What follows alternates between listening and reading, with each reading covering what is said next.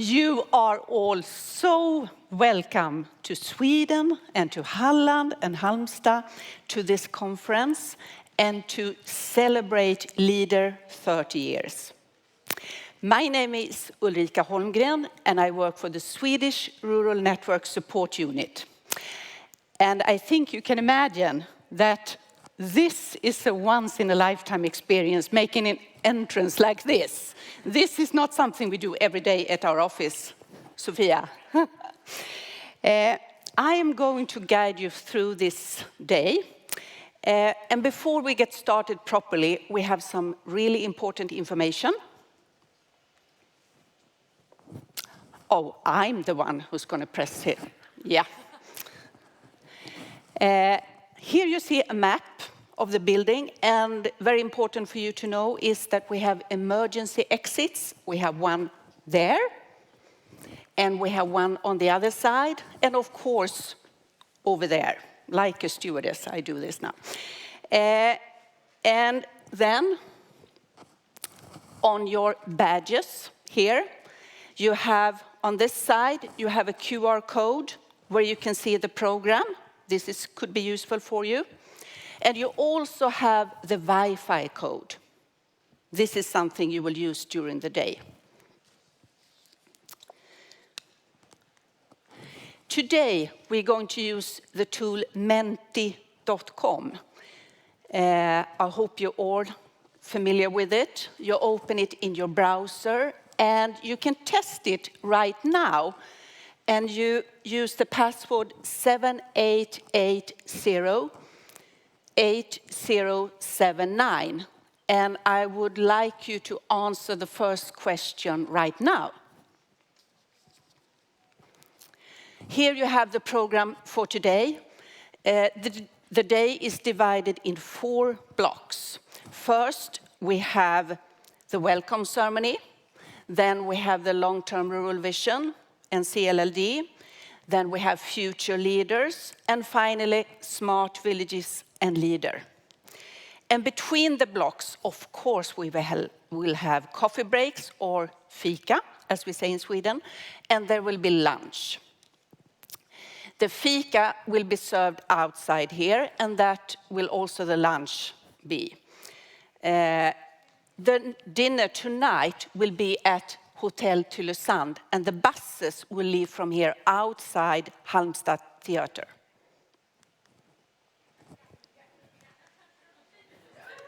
Oh!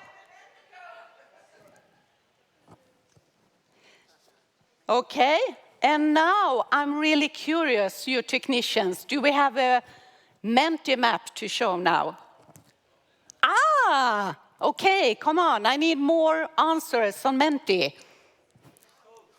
The code 78808079. Okay, we have from Portugal, we have quite a lot of people from Sweden, no surprise. I think we have quite a good selection from all over Europe. But I think actually we will look at this map in the end of the day. Don't you think so, Marion? It would be nice. That would be nice. So we will save this. So go in and answer the question and show us where you're from. Okay. So this will keep on working during the day. So we can skip the Menti map for now and go back to the PowerPoint. Now it's time for the opening ceremony. And one more thing for you to use during the day, because we really want you to be active during the day and not just sit here and listen. We have a hashtag, Leader 30 years. Please use it during the days you're here in Sweden. But now, it is a great pleasure for me to welcome Miss Marion Eckard, President of ELAD. Please welcome Marion.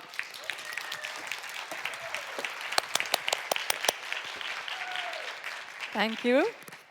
Oh, I cannot see you. I didn't imagine it would be that dark. Yeah. Hello, everybody. Welcome all guests. Welcome all LAG representatives. Welcome all leader network representatives and also the representatives of municipalities, regions, European institutions, national institutions, and everybody. I am so happy and excited to be able to welcome you to the Leader 30 Years celebration and conference. And I especially also want to welcome the part of our community that is not able to be here with us today physically. We all have a long journey behind us in so many ways, and it's not over yet. I just want to say that the ones that are not here, unfortunately, you're missing the beautiful setting we are in. We are in Halmstad, a beautiful summer town that has dressed up in winter clothes. We are also expecting today a snowstorm, and we have heard that it can come up to 40 centimeters of snow, and we look forward to it. I cross my fingers that there will be no severe problems because of it. And I am happy that I can share with all of you this favorite time of the year for myself, when the first snow comes. I love it. I absolutely love it. So the last time the international leader community came together was almost 2 years ago in January 2020. And therefore, we wanted now to make a remarkable party. But as you know, the pandemic came in between, and we will try to have a party, even if we have so many countries that have not been able to come here today because of COVID-related reasons. In 5 days, we have been reducing the participant numbers from 192 participants to 149, from 28 countries to 22 countries. So you should maybe learn from me that you should always do hybrid nowadays. And unfortunately, I didn't have the time when I realized this 5 days ago that it should have been hybrid. But at least we have a live stream, and that is why I'm also greeting everybody who is not here. And you also have the possibility to interact with us here via the Menti. But we didn't have time to set up something better. But I hope at least it's a beginning. So the content will be streamed, but the celebration is, of course, physical. Because I think we all tried to do some screen celebrations the last couple of years, and it is square and one-dimensional and not very human. So I think celebration needs presence, and I feel very sorry for the 40 participants that planned to come and could not be here. You are here with us in our hearts, at least. Because we have a reason to celebrate. Leader has become 30 years, and I think that already that is remarkable, that we have a method that has been going on for 30 years and it's still going strong. It's 30 years of bottom-up, 30 years of networking, and 30 years of cooperation and local development strategies. And if I only look at our local action group here in Halland that has been active for 14 years, we can see that we have already promoted 300 projects or more. And I still get the question, so tell me, what is the best leader project that has been promoted in your area? And tell us one project that really shows the leader spirit. But of course, that is not possible, because one single project can never tell the whole story of a local action group's work. The added value of a leader is not being done from one project. It is done from the wholeness of the local action group activities and their engagement.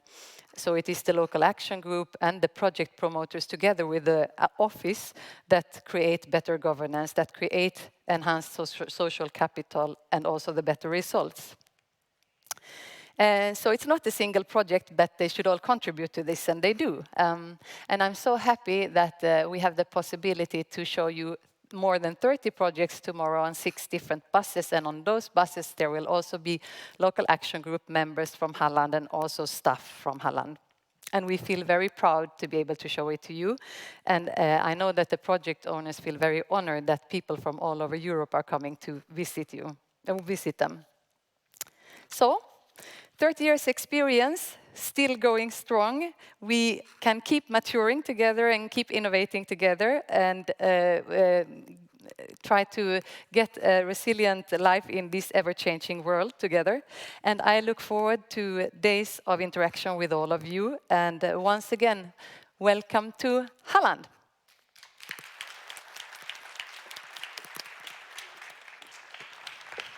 Thank you, Marion.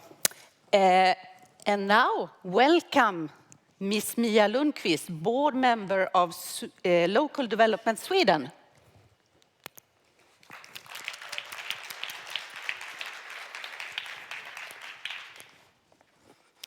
Thank you. Hello, I'm Mia Lundqvist and I work as a lag manager of one of the Swedish lags, Lider Mälardalen. And as Ulrika said, I'm also a board member of LUS, Lokal Utveckling Sverige, Local Development Sweden, that's the Swedish Leader Association. And unfortunately, our chair, Lovisa Karneland, she wasn't able to be here today, so instead I got the great honor to welcome you all on behalf of LUS to this conference and to the great celebration of Leader 30 years. I'm very happy to be able to welcome both all of you who are here in Halmstad and also you who join us digitally. I'm sure we'll have some really great days together. I would also like to welcome all of our international guests to Sweden.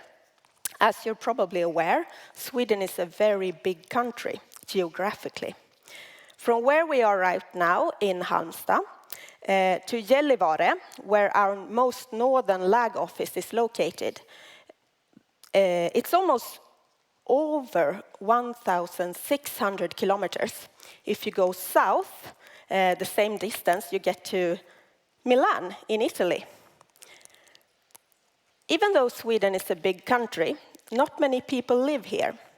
We're only about 10 million inhabitants. So compared to most other European countries, Sweden is sparsely populated. But as you can imagine, there are big differences within the country. You could say that the further north you get, the less people and the more snow you see. This is very simplified, of course, but it gives you an idea. So, as in most other countries, there are great differences also between the Swedish lags and the lag areas. In many ways, of course, not only in population and snow. Therefore, we are very happy to be able to say that almost all of the Swedish lags are members of LUS. And this, of course, makes them members of ILARD too, through LUS. LUS is an association with the purpose of strengthening and developing the leader approach. LUS works to advance and pursue issues concerning leader in a national and international perspective. We represent the Swedish lags and flags in different organizations, authorities, and decision-making bodies. We also aim to increase the exchange of knowledge between lags and flags on a regional, national, and international level. In true leader spirit, we believe that going together will take us further, and this is why we in LUS also find it very important to be members of ILARD. Through ILARD, we can take part in making the voice of rural Europe heard on a European level. And through ILARD, we get invaluable knowledge and inspiration that we can use in our own advocacy on the national level. I've been working with different aspects of rural development for more than 20 years, and my first contact with Leader was in 1999. I find that there is a great difference today in how much attention and what sort of attention that rural areas and the people who live and work in rural areas get. compared to when I started to work with local and regional development. Back then, in the end of the 1990s, rural areas were pretty much only mentioned in terms of problems, if at all. Nowadays, rural issues are spoken of in all sorts of different contexts, and a lot more is said about the opportunities and the strengths of rural people and rural areas. Urban norms are still strong, of course, but I believe rural is on the rise. You only need to look at the fact that we now have a long-term vision for rural areas at the European Union. I also believe that all of us who work with rural development, and in particular with a leader approach, have a rather special window right now due to both the pandemic and the climate crisis. A window to show the importance and the opportunities of all the different rural areas and the people who are living in rural areas, and of course of leader. And I really look forward to the next 30 years of working with leader. So, thank you for your time, and once again, welcome.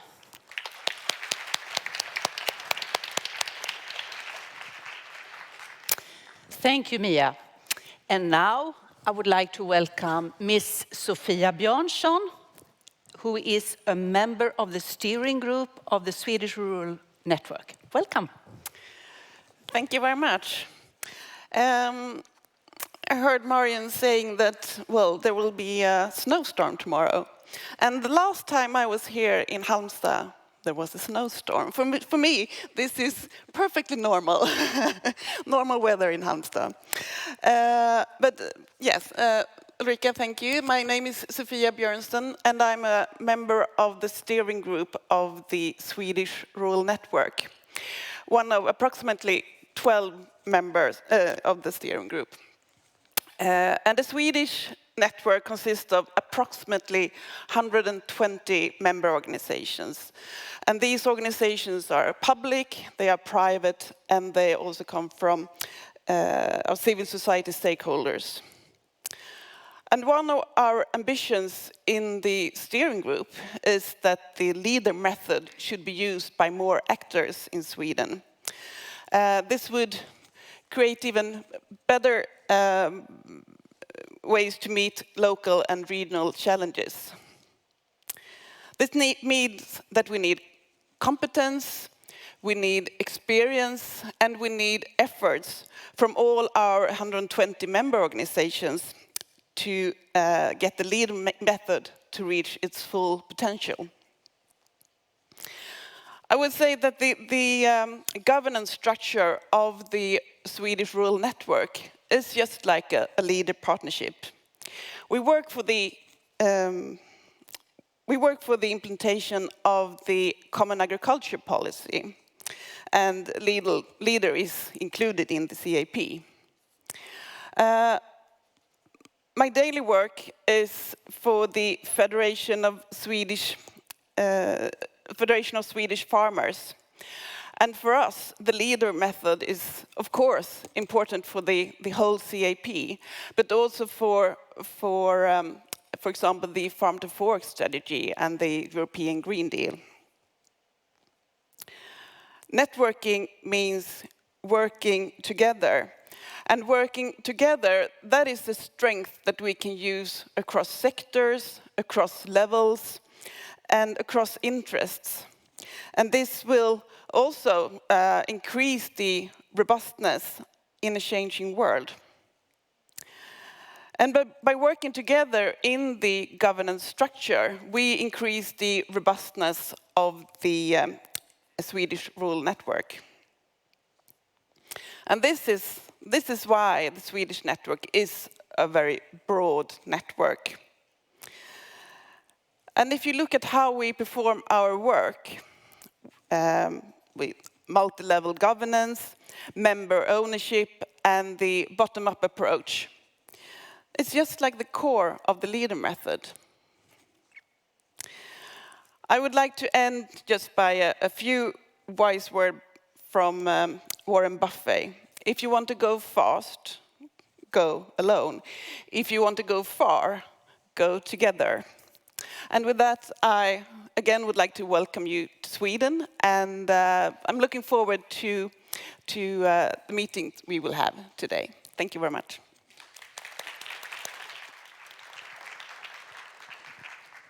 Thank you, Sofia. And now, welcome to Mr. Tore Holmefalk, board member of Community-led Local Development Halland.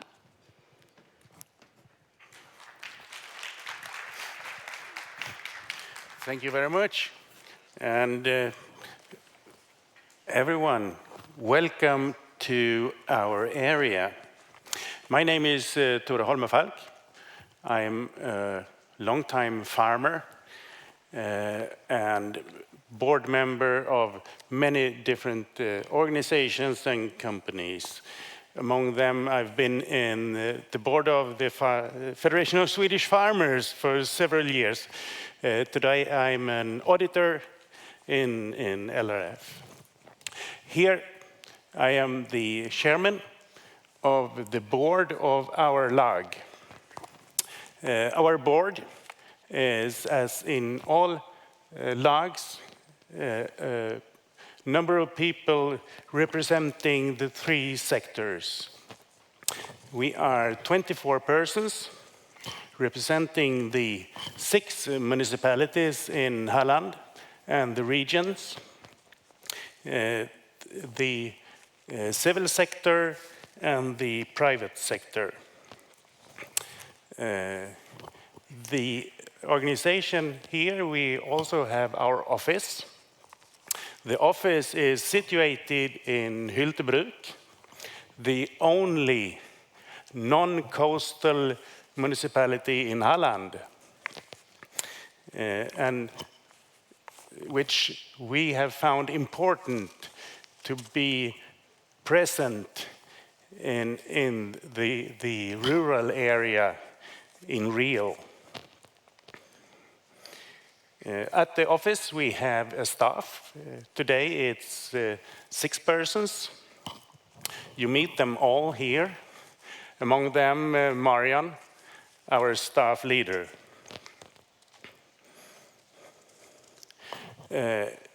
In our CLLD, we have in the time, in the last period, since 2015, we have had more than 90 projects run by many of the lag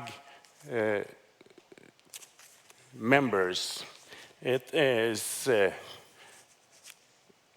organizations in the civil sectors, it's private sector represents, and it's also municipalities that has had projects. All projects has been to develop the rural areas. It's been in areas of local culture, sports, youth activities, knowledge in food sector, biogas, integration, local theater, coast and lakes fishery. As you hear, it's been a wide area, a broad area of different topics. We have had the possibility for the last years to work with all the 4 funds for our projects. We have also run our own projects in our lag. It's been, among others, youth products to promote the possibility for young people in the rural areas to fulfill their wishes. And we had the special aim to make it simple for young people to, in a smooth way, to run their projects. We also have had projects for rural entrepreneurs to develop the fishery, for crowdfunding, and for immigrant integration in rural areas. As all LUG areas, we have just finished the work to form the strategy for the next period. In the coming years, we will here have the focus on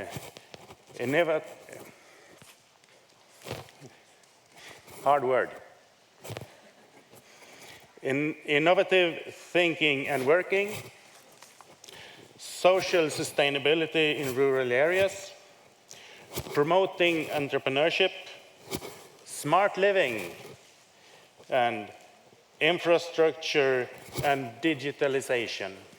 The digitalization, as we all have experienced the last 1.5 years, is one of the things that is really important and has made absolute new possibilities, maybe especially for the rural areas. In Sweden, as we now plan to go back from the pandemic era, we can see that the offices in the urban cities, in the centers of the urban cities, are not as important as they have been. A lot of people have realized that working from their home in rural areas is a possibility and will be really a future for the rural areas.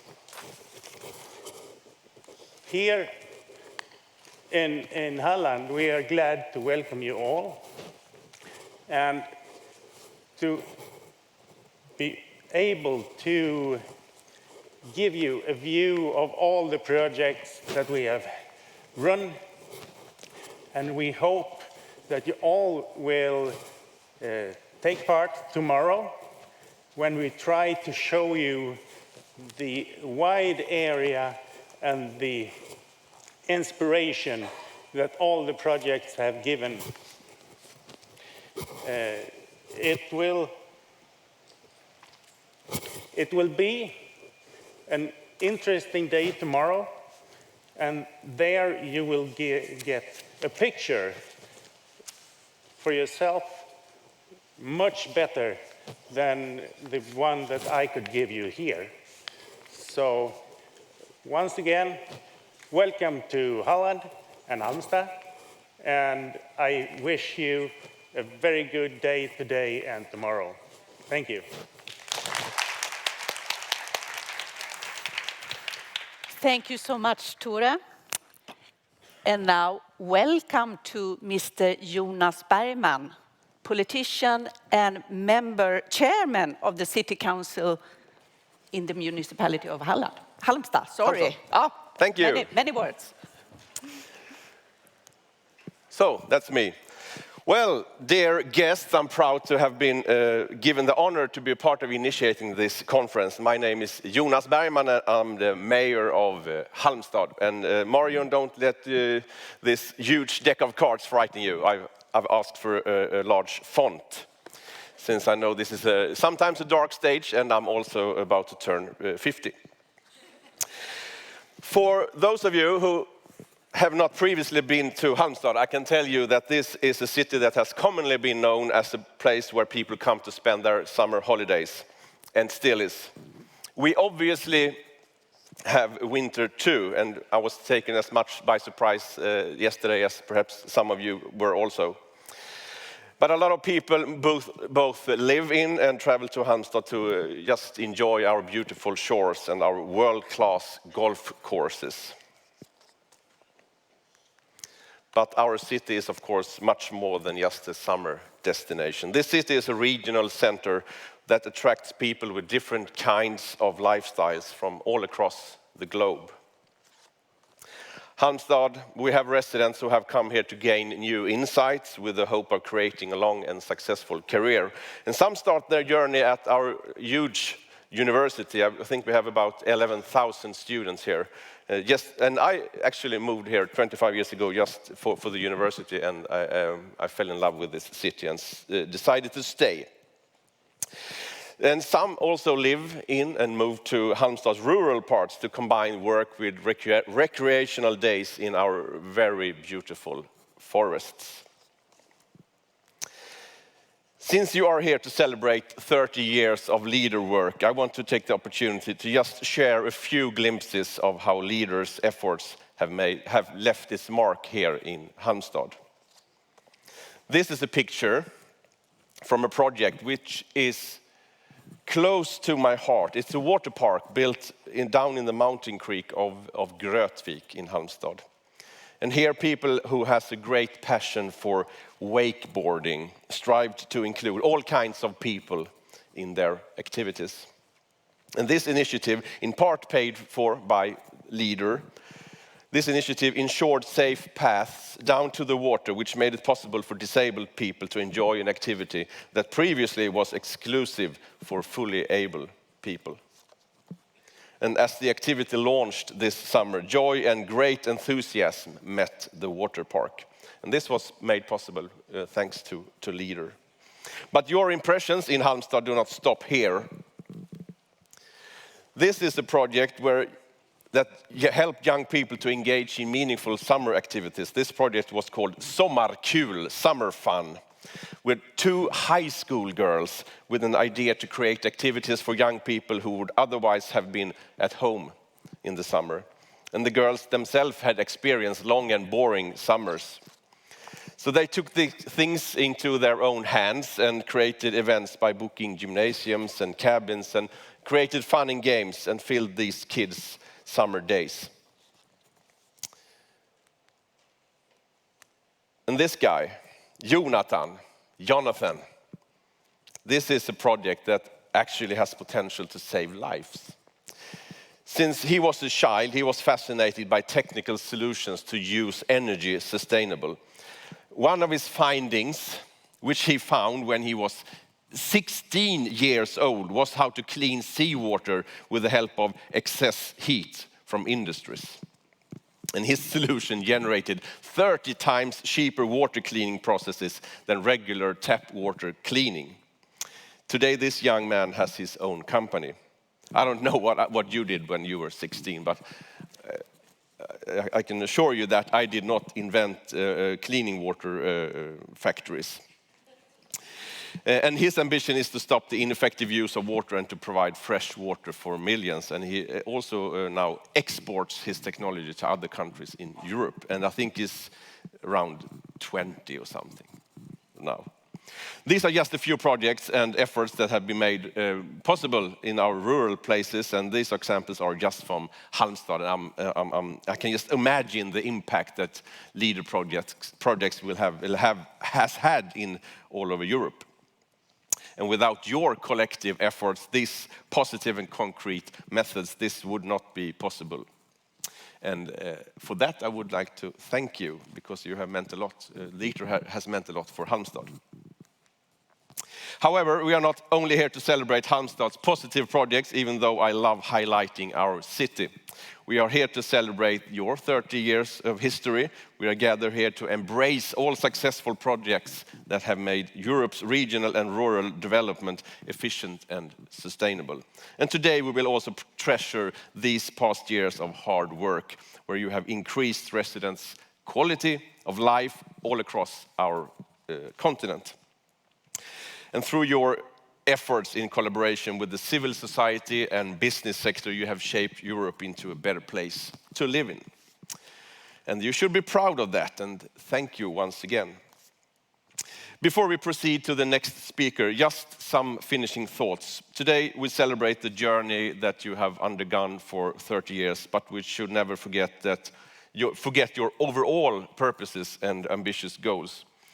The efforts and goals of Leader do not end at this conference. Of course not. there are still places where your efforts are needed, and your engagement and professionalism are vital to increasing people's possibilities in life in Europe. And all of you gathered here today should remember that these 30 years are just a moment of the long and successful journey that lies ahead. And with these words, I would like to thank you and by welcome you to Halmstad. Congratulations to 30 years of prosperity and best of luck with future challenges. Thank you for listening, and I wish you all a great conference, which I will also take part in today. At least I will try to be here a while and listen. So thank you and very welcome.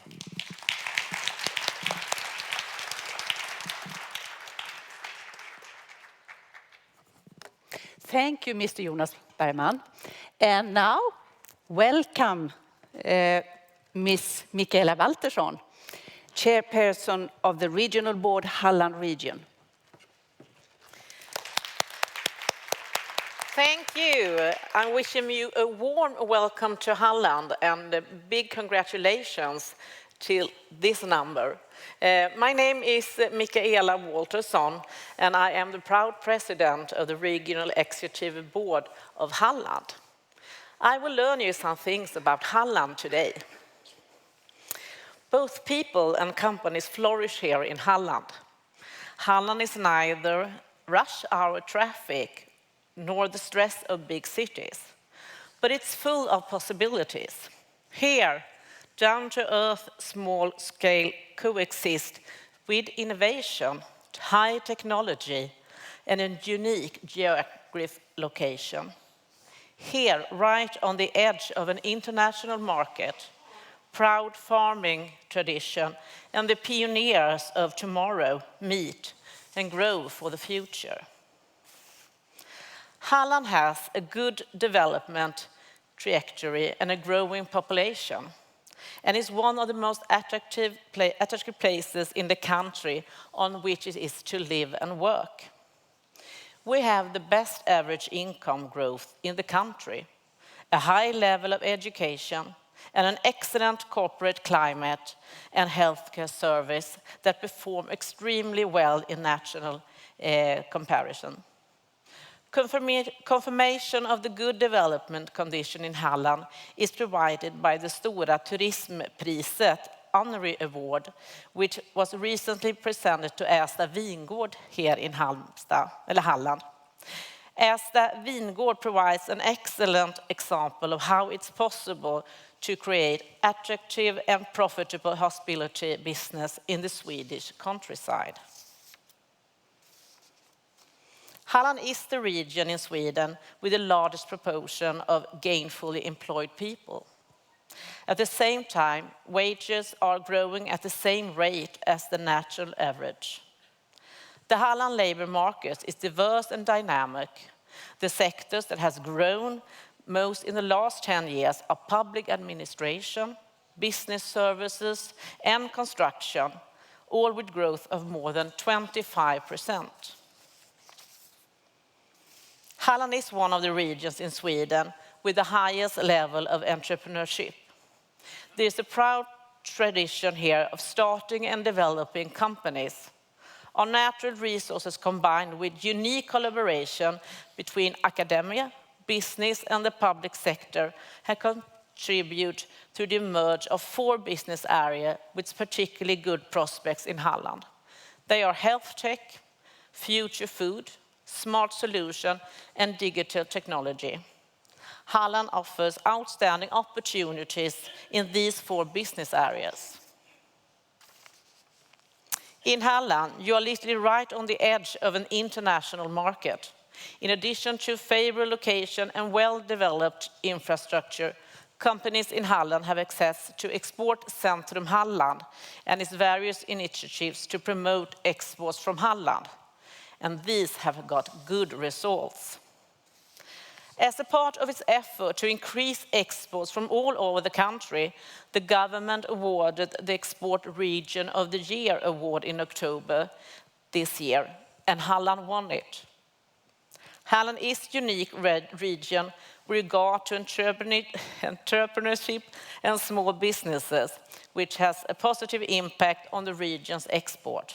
The region has numerous small and medium-sized companies in the food, technology, healthcare, hygiene, design and music sector, which have dared to expand into the international market as a result of being given the right support at the right time.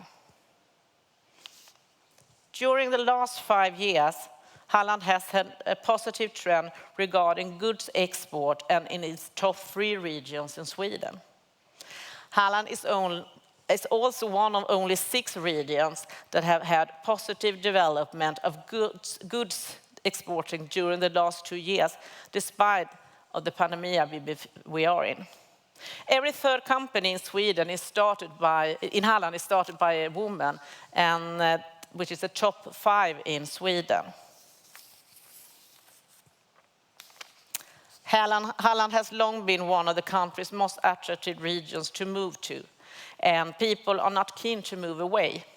We have had Sweden's highest net inflow of people for many years. Halland also has the highest life expectancy in Sweden. So you understand, I'm proud over Halland, and I'm glad that you are here today, and once again, warm welcome.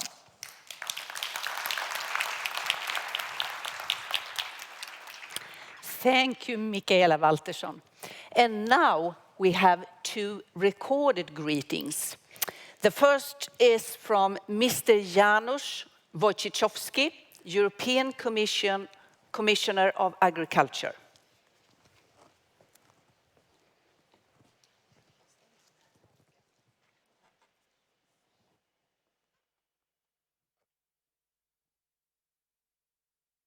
It gives me great pleasure to send you this message of congratulations on your 30th anniversary.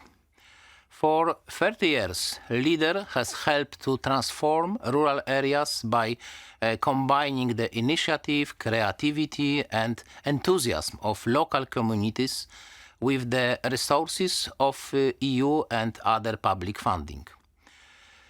The European Commission is paying closer attention to the future of its rural communities and territories as set out in the long-term vision. I want to thank Vice President Suica for introducing the structure and objectives of the long-term vision. I would like to briefly outline how the Rural Action Plan of the long-term vision can work for farmers and rural communities, and to emphasize the important role that LEADER can play. As you all know, the challenges facing rural areas are increasingly complex, and the pace of change is faster than ever. Digital and green technologies, as well as new business and service models, offer us great opportunities to match this pace of change. Capitalizing on these opportunities will require innovation and cooperation at local, regional, national and EU levels. The Rural Action Plan foresees a number of initiatives and actions in this area. We have put together a large flagship initiative, Rural Digital Futures, in the vision to help realize the infrastructure and skills needed by rural areas. The action Digitalization of Agriculture targets farming through training, advice and innovation actions, building on the resources of the CAP, Horizon 2020 and Horizon Europe. The plan also includes an action to enhance networking for leader and smart villages. We have already tested some pilot smart village approaches and are ready to make this a powerful leader tool. Resources from rural areas are also vital for the development of the bioeconomy and a sustainable food system. Only sustainable agriculture is resilient to future crises and can ensure economic development, as the COVID-19 pandemic has demonstrated. Farming families and young farmers are essential for resilient agriculture, while short supply chains, organic farming and local food systems bring added value and services back to rural communities. By focusing on these areas, the Rural Action Plan sets out to put agriculture in the path to a more sustainable and resilient future. It includes an action to promote the development of a sustainable bioeconomy, in particular innovative use of forestry resources. The Commission will highlight the role of producer organizations in rural development and strengthen producers' groups of geographical indications. Also, a flagship initiative will promote carbon farming initiatives, helping farmers to play a stronger role in the fight against climate change. I believe that Common Agricultural Policy strategic plans, in synergy with other EU policy instruments, like the cohesion policy operational programs, can provide all territories with the tools to make the long-term vision a reality. The green architecture of the CAP strategic plans is, for example, a blueprint for sustainability.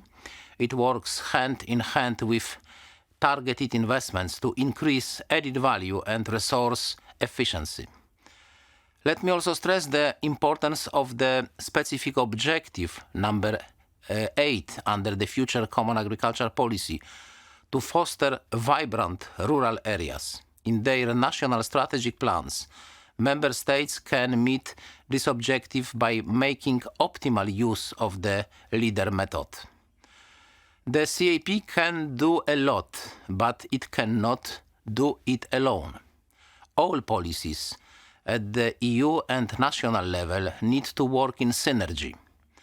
The operational programs of structural funds have a key role to ensure infrastructures taking the needs of rural areas into account.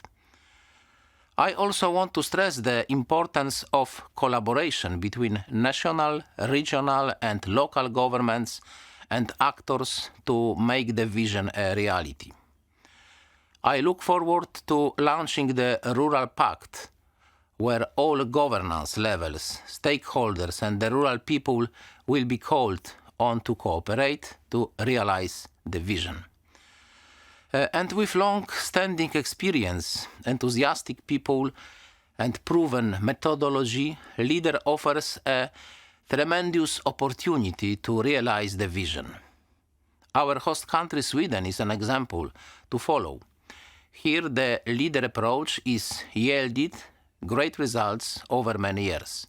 In this programming period only, the LEADER approach has contributed to the creation of 530 jobs in Swedish rural areas. Across the European Union, LEADER is an impressive force. 2,800 local action groups work in rural areas, covering 60% of the total EU rural population. The LEADER method, based on the 7 key principles, has proven very effective to deal with the challenges and opportunities of rural territories. We count on the local action groups to be the motor that drives change in local communities and to help us to further. So let me congratulate you on the 30 years of LEADER. 30 years, it is a time in life when one is mature enough to do big things. 30 years is also the start of the most productive and successful years in life. So I believe that even with all of you past success, the best years of LEADER are still ahead. Let us work together from the bottom up to build stronger, connected, resilient and prosperous rural areas across the European Union.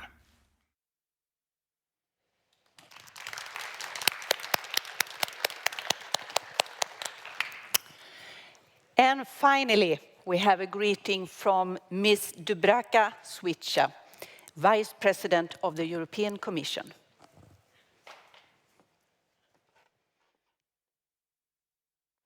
Dear ladies and gentlemen, congratulations on your 30th anniversary. What started 3 decades ago as a new community initiative is now one of the most successful methods for local development in the European Union and beyond. Leader can be proud of its bottom-up and innovative approach.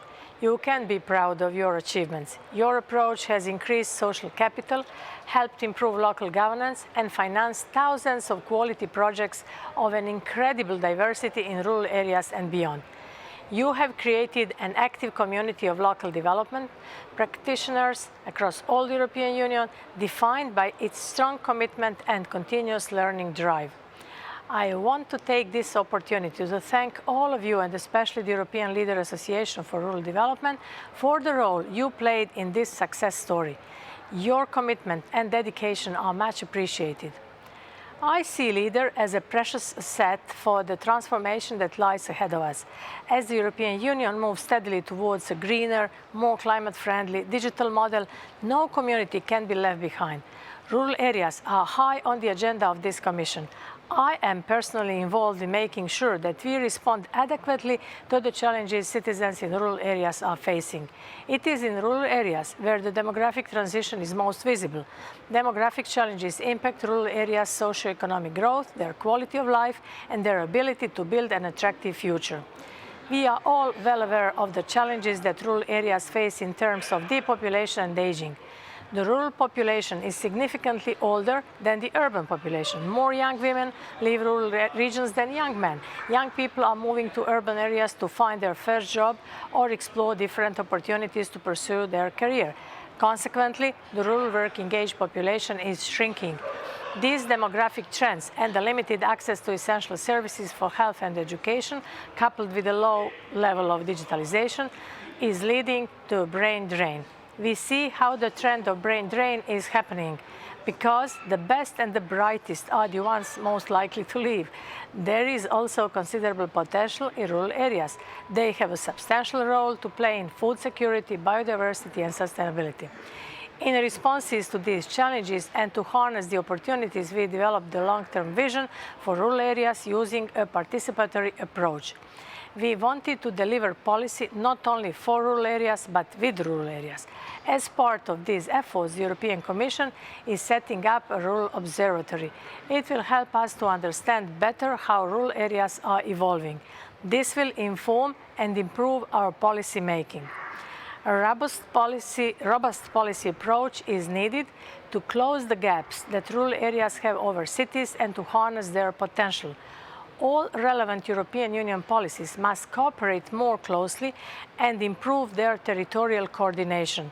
The Rural Action Plan of the Long-Term Vision proposes tangible actions to sustain rural communities in revival based on digital access, innovative services, and green economy.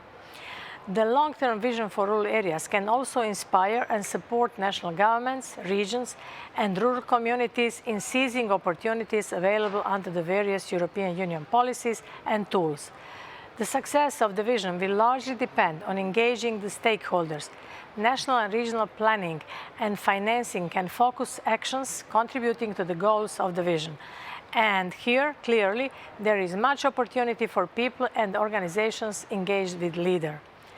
A Rural Pact will be launched next year as a framework for continuous engagement and cooperation of a wide range of actors at the European Union, national, regional, and local level. All actors will be called on to exchange ideas, experiences, and best practices to help achieve the shared goals of the vision using all the policies at their disposal. Dear ladies and gentlemen, the contribution of the LEADER members will be most welcome. I welcome the readiness of ELARD to join the Rural Pact.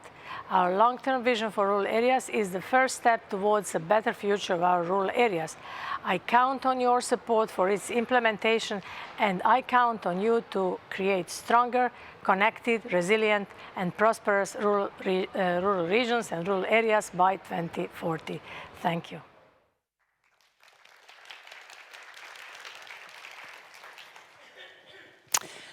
Well, I think we can say now that this conference is properly open. It is time to focus on the long-term vision of rural areas.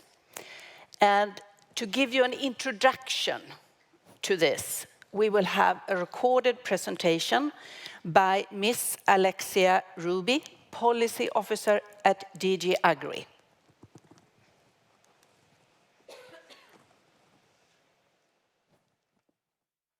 Good morning to all. I'm Alexia Ruby. I work in DG Agriculture and Rural Development of the European Commission. I am, since the 1st of November, the new coordinator of the long-term vision for rural areas. And I want to tell you the story of this vision today. I would very much have liked to be with you physically. This was foreseen, but I'm quarantined here in Brussels, and so I haven't been able to, but it would have been a real pleasure to exchange on this vision with you. So I hope to give you today a good presentation still that you can enjoy and that you can discuss among yourselves, and also with my colleagues Mihai Dumitru and Ivona Lispan, who are with you, I believe, in the conference. So let me share my screen now.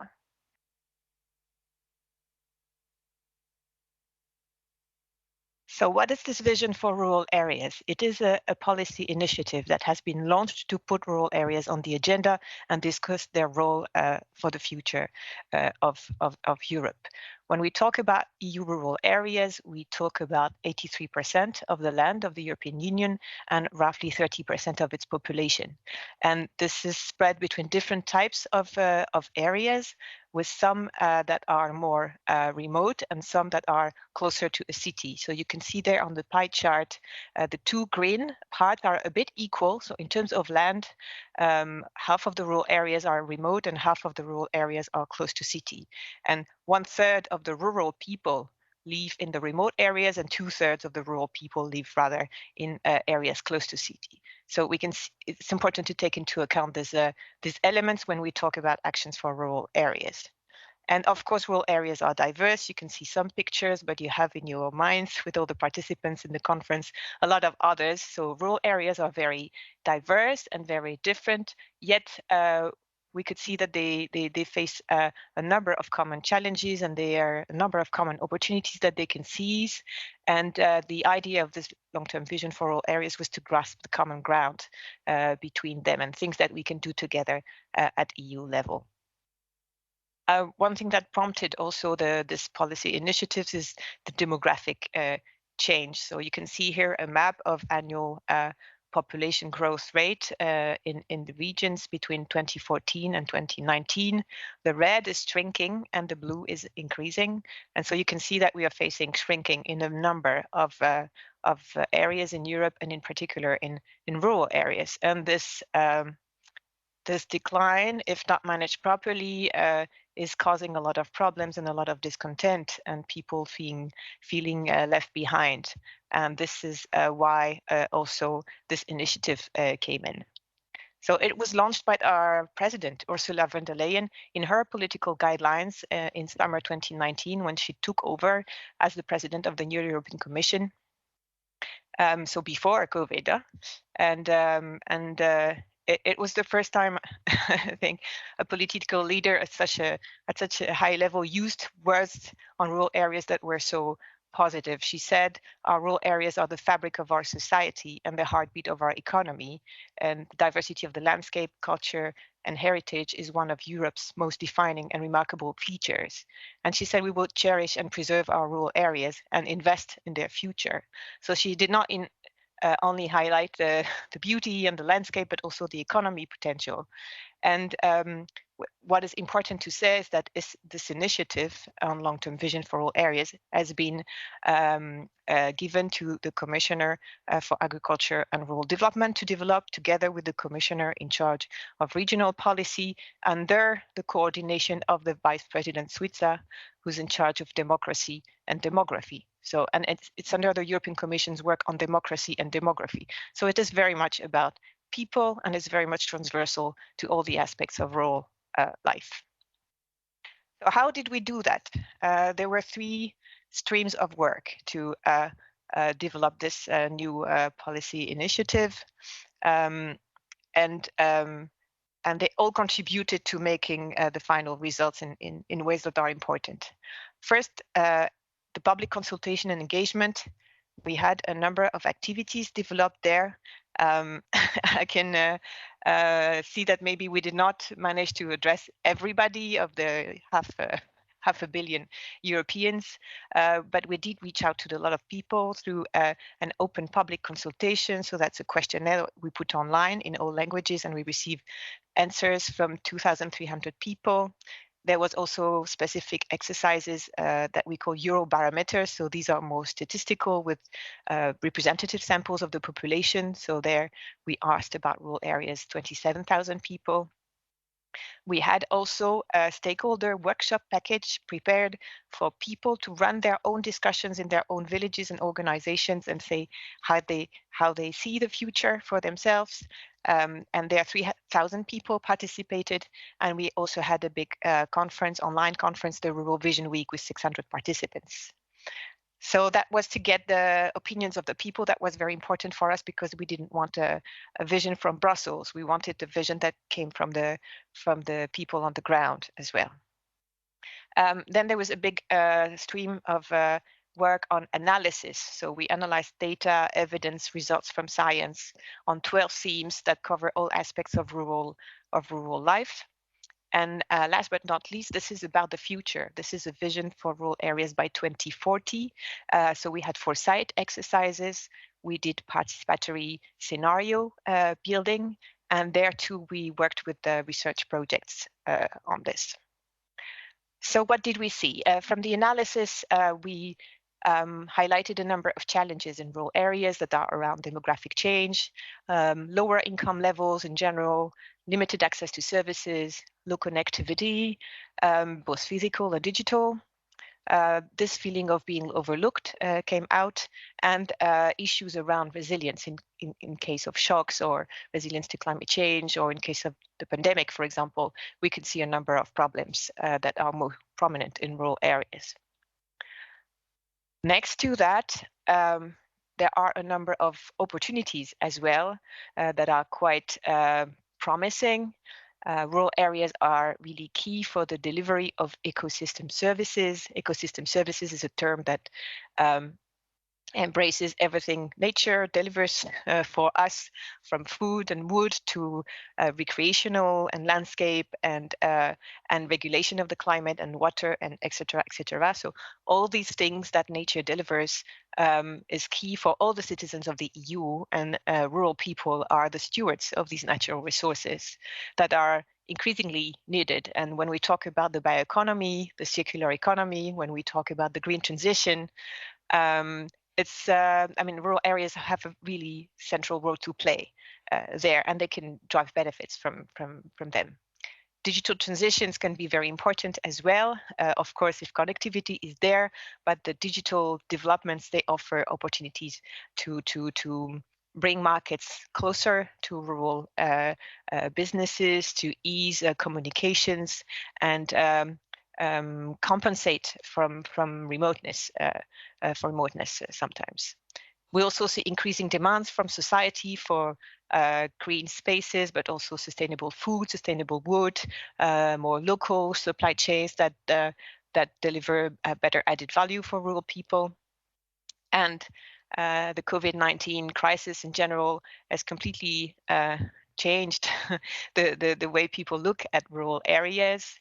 It is really highlighted how essential they are and what they can deliver. And a lot of people we can see are wondering if they would like to change their place of living or work now that it's possible to telework as well, or businesses thinking to relocate. We don't know if this is going to be long-lived or short-lived, but this is definitely an opportunity today. During the public consultation, we asked a number of questions, many. I'm going to just give you a few snapshots of what people said. So first we asked them, what is your ideal rural area? And this word cloud here is a representation of what came out. And you can see here, the ideal rural area is a lot about nature. That's very important. Sustainability, green. But it's also about connectedness, services, community, infrastructure. And above all, the ideal rural area is rural. So rural was one of the biggest word coming up. People want rural areas to stay, to keep their authenticity somehow. We also asked the questions, do you feel left behind by society? We had respondents from both rural and urban areas in this questionnaire. And roughly 40% of people said, yes, we feel left behind by society. And we can see that this is a bit more in rural areas in general. And especially in remote rural areas, we have more people feeling left behind than people not feeling left behind. And the reasons for that that are seen as most important by those who do feel left behind is deteriorated infrastructure and services, the lack of economic opportunities, and the lack of consideration for the specific needs of these areas in policy decision making. And also the impression that rural traditions and heritage are getting lost, so people feeling a bit lost in developments. So you can see that it's not all people, and maybe not all of you will recognize yourselves in as being left behind. So it's very different, but it's good to recognize that it is the case for quite a significant proportion of people who responded. We also asked them, what do you want to see? So what components should the EU's long-term strategy and action plan for the future of rural areas include? And the top three responses are they want to see things on job creation, innovation, and entrepreneurship. That the first one, we need economic opportunities in rural areas to improve. And what we can see immediately in number 2 and 3 is the enablers for that, and also the enablers for better conditions of living, access to infrastructure, access to services, improved connectivity, digital solutions. All of this is very important. But the answers that come a bit next are interesting too, like the number 4 is achieving climate, energy, and biodiversity targets. So the green transition, again, the green economy is a very big, is seen as a very big thing to work on for a bright future for rural areas, as addressing a number of challenges and ensuring access to sustainable food. Improving links between urban and rural areas, of course, is very important, especially for those rural areas that are close to cities. Strengthening rural proofing, strengthening local rural productive networks, coordination and networking of action needs to be improved. That's something that should talk to you as leader groups. And improving accessibility to quality housing. We're talking more and more about housing as a problem as well. So these were the things that came up in this public consultation. A few words on this rural voices component of the stakeholder engagement activities we did as well. So what we did, and I want to talk about that because that's a tool you can still use in your groups if you want to think about the future and you didn't have the occasion last year. I mean, this year, it was in January or end of last year. So we did this work package, this workshop package for people to use and drive discussions in their own areas. And you can see here, it was really a simple wheel where people could position their area between poor and good situation with regards to a number of dimensions, from environment to basic goods to work and jobs, etc. And we made available also some cards that explain the big trends and the drivers of change and what they could mean for rural areas. So it could open conversations between people. And these were translated in 22 languages, and we received 170 responses from 19 countries. All in all, 3,000 people involved, so more than the public consultation. And it was extremely interesting. And you can see here the number of different contributions that we received, drawings, word clouds, different forms. And there was also a common harvest sheet for people to communicate their ideas. So not only where they stand in terms of situation, but they were asked as well, what did they think they could do to improve towards the future by 2040? I just picked here some ideas for specific actions that came out as a result of these stakeholder workshops, and they include a wide variety of things, like new models for supporting entrepreneurship, changing the way we do planning, so planning for resilience instead of planning just for development, the importance of enabling conditions for local entrepreneurship. There were ideas around how we can build on the growing interest of a number of people to move to rural areas and working from home, new rurality ideas, policy incentives to encourage young people to settle in the countryside. There was also elements on commercial versus social entrepreneurs, and that we need to support both and nurture all types of new ways of working that can find a home in rural areas. So you can see it was very rich. And I think the publication of the communication I'm going to mention then is the beginning, and we can continue this conversation. And we very much welcome still the inputs of those who didn't have a chance to contribute before. A small word on foresight then, because again, this is about trying to project ourselves in the longer term future and see what is it going to mean for rural areas. So we had a thematic group, a group of 50 experts, 50 people, that was created under the European Network for Rural Development, and with the help of the Joint Research Center, so scientists of the European Commission. And they work together with participatory methods on imagining the future. So this is not a projection, but this is the idea is to build scenarios that are a bit contrasted and can help us see, okay, if we go in that direction or in this direction, what does it mean for our area? There's no good or bad scenario, but in each scenario, how can we improve the well-being of rural people? And for that, first you have to identify the main trends against which you want to structure your scenarios, and the ones that were picked here by the group as most impactful and potentially also most uncertain, so to have this contrast, is rural demography. Will the area shrink or expand? We know in general population will shrink, but we don't know how it's going to distribute itself between the different regions or areas. And then the other axis, the other dimension, was the quality of multi-level governance.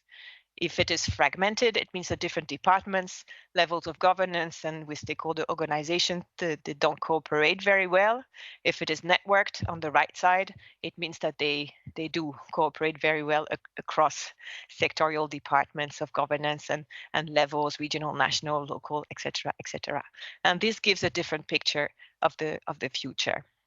I don't have time to enter into the different scenarios, but these can be an interesting read for you. And of course, they were done at EU level, but it's good to take them and down to every local area and question, which quadrant are we heading in? Are we rather in the rural renewal, where people are moving to our area to have a different lifestyle, or are we and try to have a community spirit? Or are we in the rural specialization, where our area is really depopulating and mostly oriented towards providing goods and services to the urban areas? For example, these are just two. And what would it mean? So here's the result that was adopted on the 30th of June 2021, so 5 months ago. It's a communication, so a document that describes the situation and says what we should do about it. It's not a new program. It doesn't come with additional funds. So it's just a way to better organize our action at the EU level with the tools we have already. It's accompanied by the staff working document with all the analysis and foresight elements I described, a report from the public consultation, and a 2-page fact sheet. And you have the link there to access these documents. The vision is structured around shared goals. So all this common ground that we saw between the different areas, we grouped as 10. We described as 10 shared goals that really explain what we want to see by 2040. And this is arranged in 4 areas of work. So one is stronger. This is about empowerment communities, so giving communities, making sure communities have the strength and the capacity to drive their own future. It's about improving access to services and enhancing social innovation.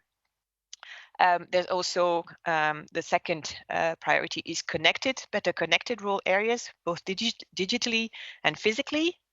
The third area of work is resilient rural areas. This is about resilience to climate change and environmental changes, but also social aspects. And finally, prosperous is about diversification of economies and sustainable value chains, food production, wood, etc., etc.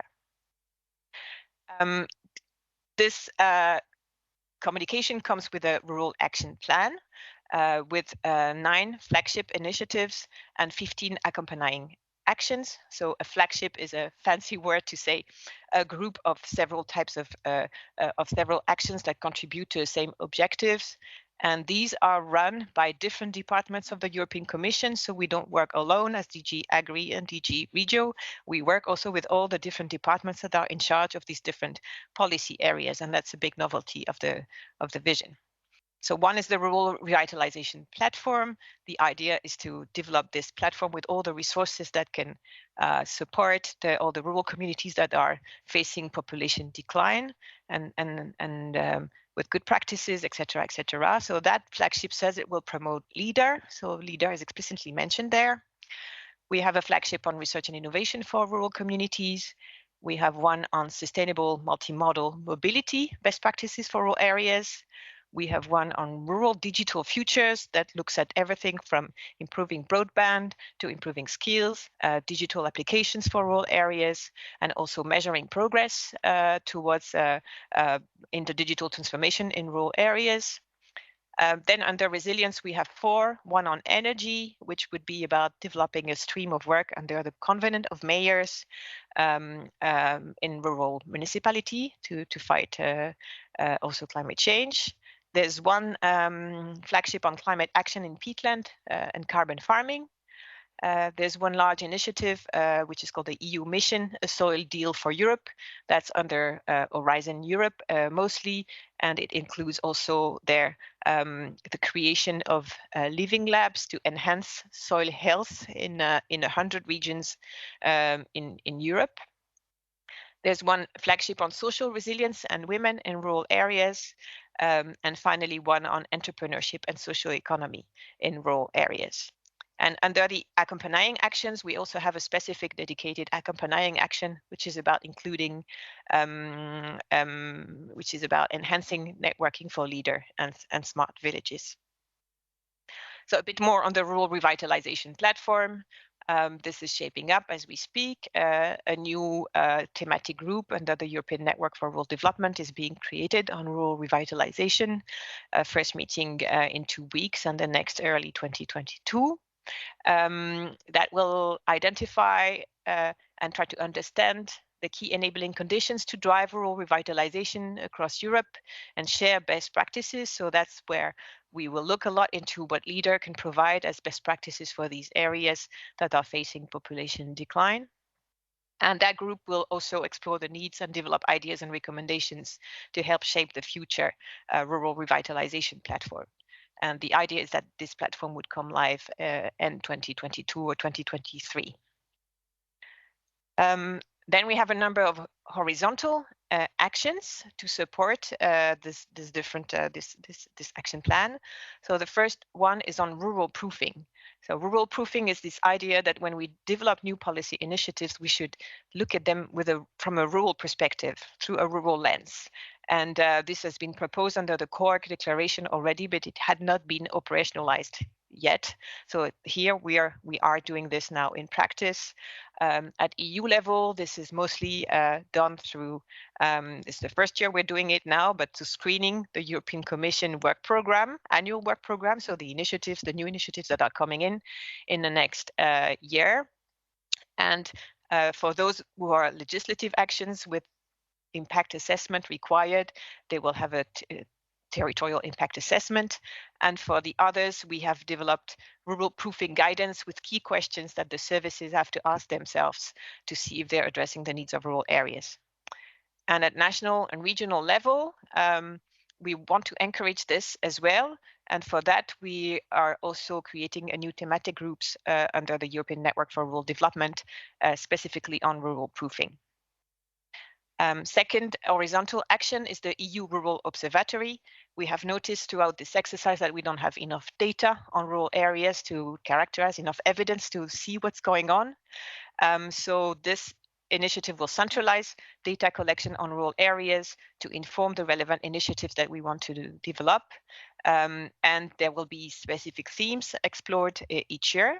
So in practice, we are working with on an administrative agreement, Agri and Regio, with the Joint Research Center, so our research service of the European Commission.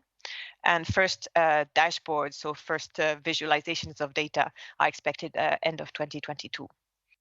And third action is on combination of EU funds. So there we're working on a toolkit to improve the access to EU funds and the combination of these EU funds for rural areas together with the development of a territorial handbook.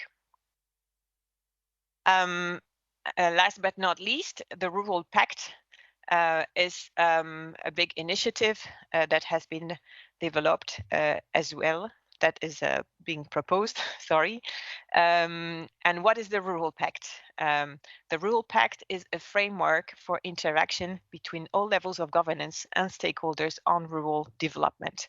So the idea is that we can do a number of things at the EU level, but we also know that a lot of things that need to be done depend on all the different levels of governance, national, regional, local, everybody has to contribute to it. And for that, we need to build a process where cooperation, knowledge exchange can happen.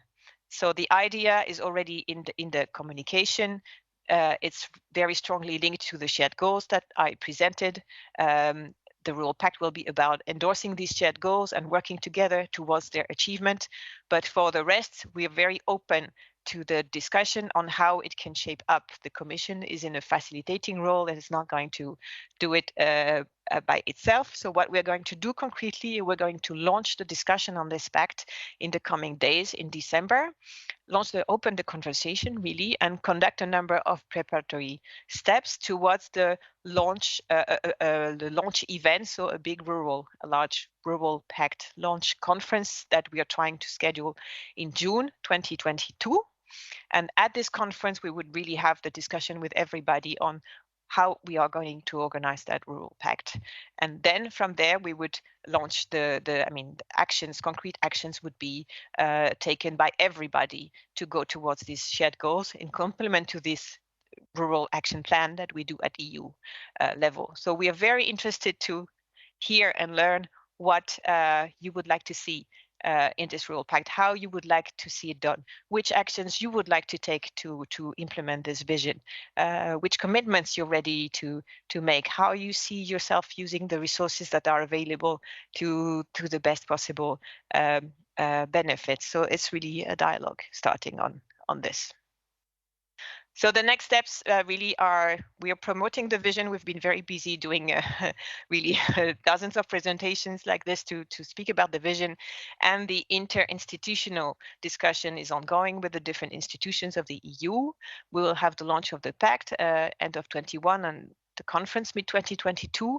And then the communication also foresees that we'll look at how we're making progress. Mid-2023, we should evaluate the actions in the 21-27 programming period, look at how the funds that have been that are there, the CAP, the cohesion policy, the recovery fund, etc., are being used to the benefit of this vision.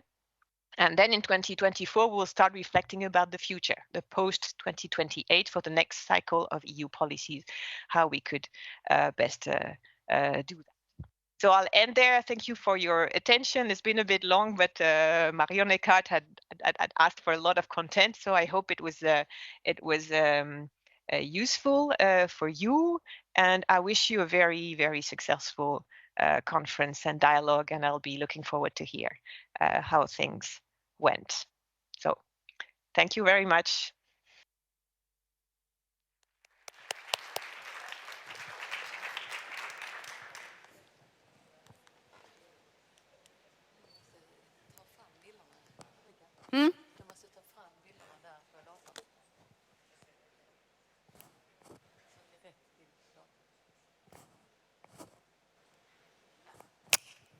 So now I am in charge again.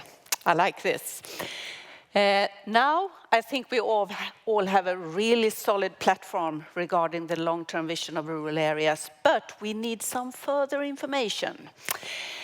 I would like to welcome once again Marion Eckard, Vice President of ELARD. And ELARD has, during the fall, performed a survey on the implementation of the long-term rural vision among the member states. And you are going to present the results. But before you can start to speak. I can start to speak. You can start because we are short on time. But I would like to show you this once again. Menti.com. If you have any questions to Marion, you write them in Menti. But just to keep you even more alert than you already are, we have a new code. Haha, you can't use the same one once again. No, no, no. You see the code? 87980323. Have you all managed to put it in? Now, Marion. Okay. Welcome. Thank you. How does this work? I just forward. Easy. Yes. We did in ELARD stakeholder survey on the long-term vision on rural areas because it has been a big process going on so far, and we wanted to find out a little bit how it looks like in the view of the stakeholders, and also about concrete funding opportunities in rural areas and implementation of community-led local development in rural areas. Oh.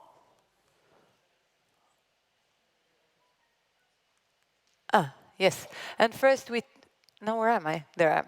Yes, so first we had the framework. We did this survey in October, and the target group was the ELARD representatives. The representatives of the leader networks, they know a lot about rural development in their countries, but of course they are not the governments.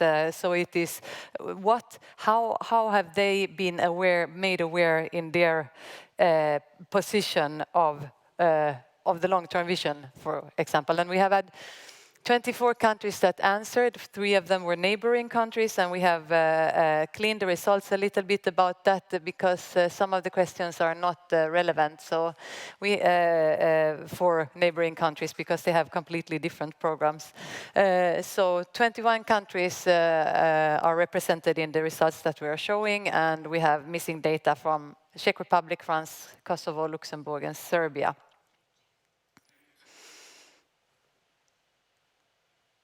So the background, like why we started asking questions on the long-term vision on rural areas, we wanted to know if there are any good examples out there on how the long-term vision on rural areas has been taken up on different member states. Here. I can see it here now. Therefore, we asked the question if the governments took an active role in giving input to the long-term vision on rural areas, or if they have been communicating the process of developing the long-term vision on rural areas, or if they communicated the final results even. And then also what measures have been taken now when it has been finally communicated from the Commission. Sorry.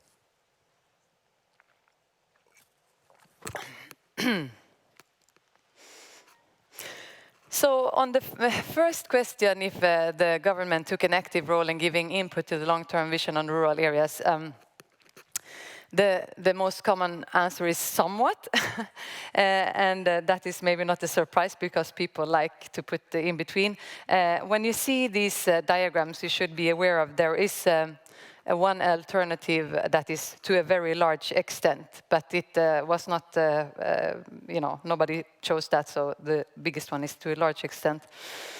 And we can see that Austria was one of the countries where they answered to a large extent, and we can see throughout the presentation that they have been very active in this. They have been informing and encouraging their stakeholders, the local action groups and the general public to take part in this. And they have been hosting a fringe workshop during the Rural Vision Week. They have been hosting seminars for LAGs on how to do this. So they have gotten a lot of input from rural areas in Austria to this long-term vision, and they have been taking responsibility for it. And also Greece are saying a lot. They had also somebody in the thematic working group on the European level. But I mean, very little and not at all is almost, what is it, 30, 40, 43%, and that is maybe not such a good grade. And if there was any communication at least, and it's again Austria very good, they communicated a lot to the National Monitoring Committee and also to the public, and this was especially made via internet, direct mailings, social media, and newsletter. And also the National Rural Network was involved in communicating the long-term vision to stakeholders via their website, via newsletter, magazine, and especially encouraging LAGs to actively participate. But here we also have somewhat 38%. It's not so good, and it's more than 50% that feel that there has been maybe very little communication or not at all. And the final result has been even less communicated from the governments to local stakeholders.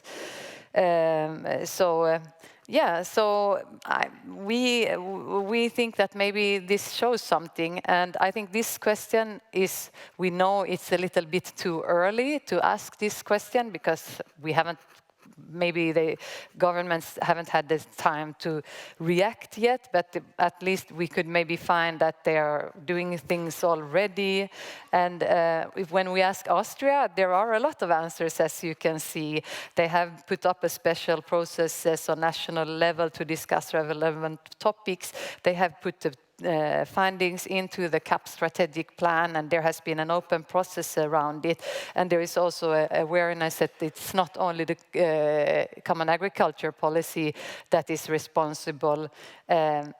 I can say that in Sweden we have gotten answers from people working with the ESF that is the colleagues at the DG Agri's task. So, you know, it has not trickled down in the institutions yet, and it is still a long way to go. And Austria we could learn from, I think. That is the point here. And then if we look at okay, because the vision is a vision, but then we need to be concrete, and I think we need funding to become concrete. So we have been asking about how we put funding in rural areas and how the implementation of the community-led local development is working in rural areas in Europe.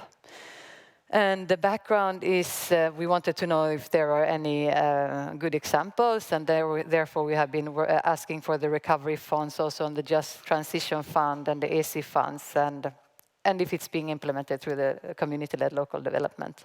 And also because we were asking, then we said we also need to know what is the status of the local development strategies in our countries, because we want to start on the 1st of January 2023. That should be the plan.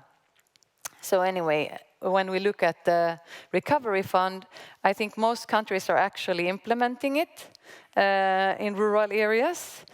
6 do not, and I'm not sure, because this is, we asked the stakeholders, so we have not verified this data. This is what they think.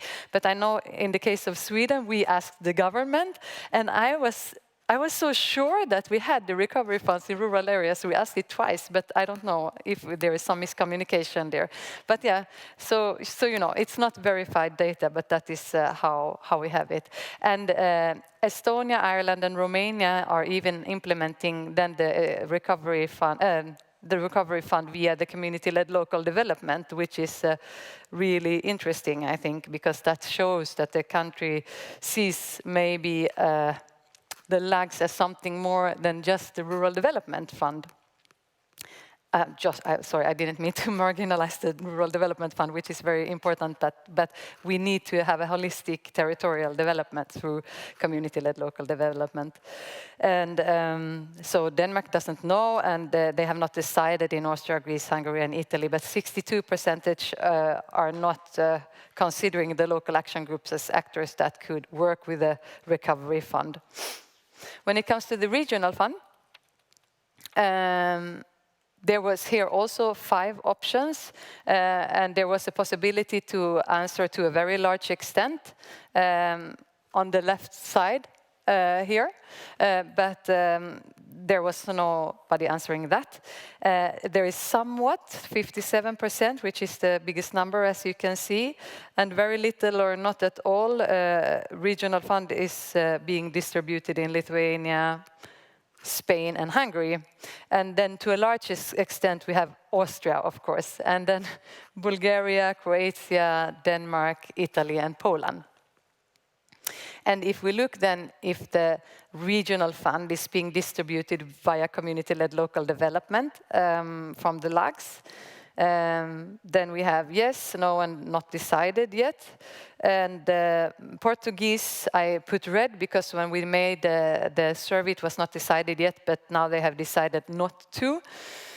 And together with Sweden, that is sad, you know, because those were like the 2 countries that were really implementing community-led local development on a big scale last programming period, and they are both backing now, and I think it's disaster.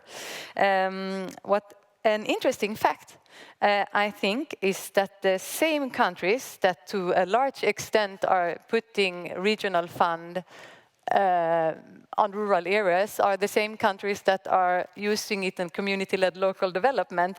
So I think we can have 2 theories about that, that either it's very biased people that are answering it, which could be the case, that if you see a regional fund to community-led local development, you have a feeling that it's a lot to a large extent. But I think also that if there is a serious investment in rural development in a country, then you see too that it's all that you're using the existing actors on rural areas, which are the local action groups, and then you will be sure to have a distribution of these funds in all over the country.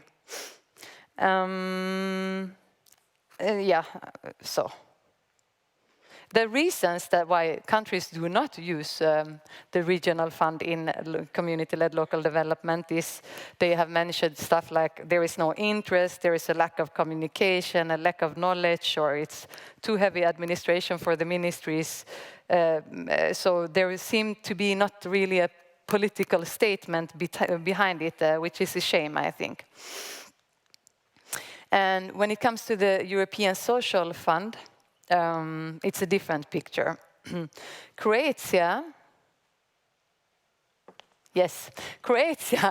has to a very large extent, finally this answer was put, because they have a social program for elderly that is being implemented obviously a lot in rural areas.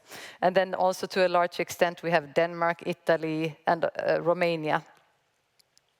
But then in Greece, Spain, Lithuania, Slovakia and Slovenia, there we don't see that ESF is important for rural areas. And then are using community-led local development in the ESF. We have here again the 3 alternatives, or the 4, and Portugal is red again because they are also down at the no. I'm sorry for that. And Austria is of course implementing, and then it's Bulgaria, Estonia, Poland, Romania and Slovenia. And the amount is not clear yet for many of those, but Estonia is having around 1% of the fund, and Bulgaria and Hungary, and also Romania and Bulgaria is having around 2%.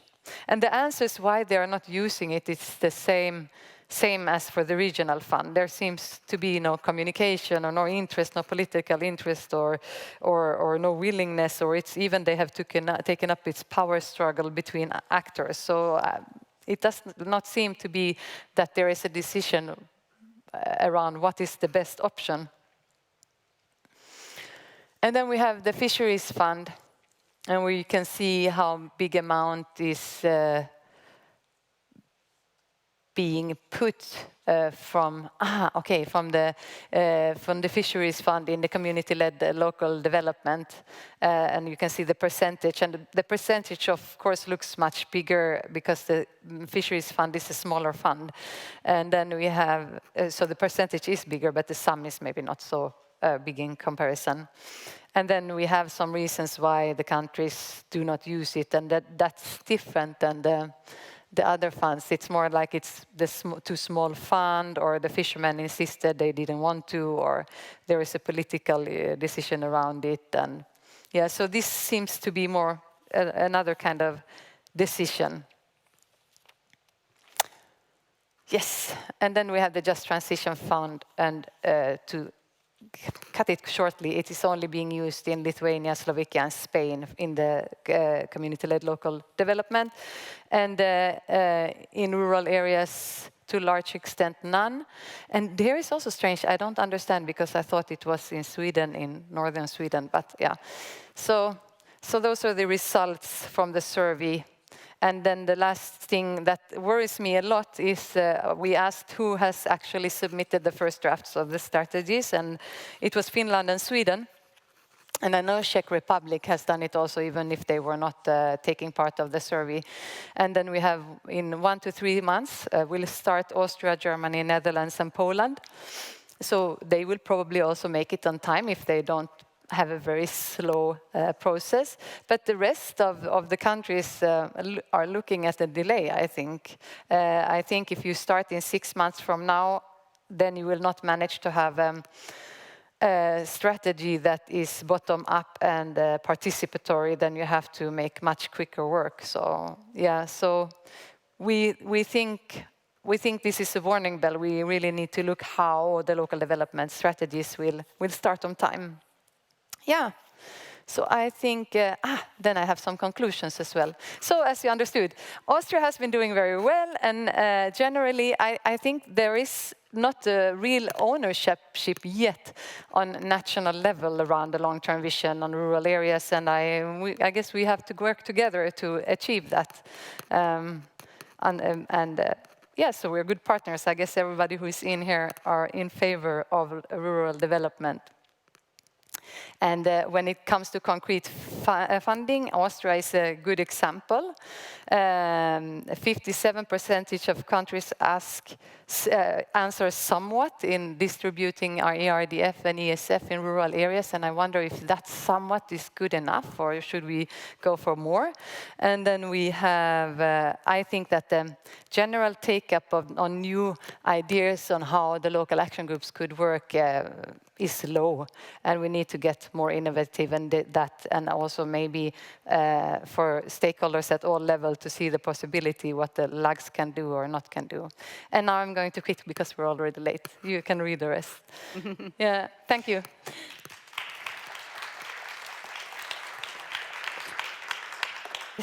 Thank you, Marianne, but you're not allowed to leave yet. Okay. Yeah. One question. What are the criteria of becoming an ELAD member? Oh, you have to be a leader network from a country. You can also, if there is not a leader network in that country, then you can be a local action group before you get, start a leader network. So all our members are actually leader networks, and through that the LAGs are our members. So we have more than 2,200 local action groups affiliated with us, and now we're 29 countries that are members in our organization. Thank you. Second question, and I read it. If I understood the diagram on the use of the ERDF through CLLD correctly, then Denmark is a new entrant in using CLLD for CP funding. Yeah, that's what I understand as well. Yeah. Unless somebody answered wrongly, we can, Yeah. Okay. Yeah. And then actually there was a third question, but that question we are saving for the panel later on, because I think they are better equipped to answer that question. So now it is time for a coffee break. Yeah.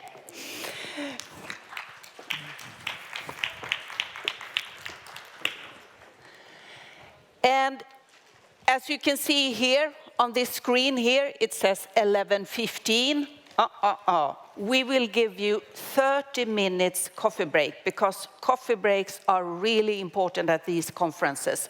But I really need you to be here in your chairs at 11:30. Back here, 11:30. Thank you.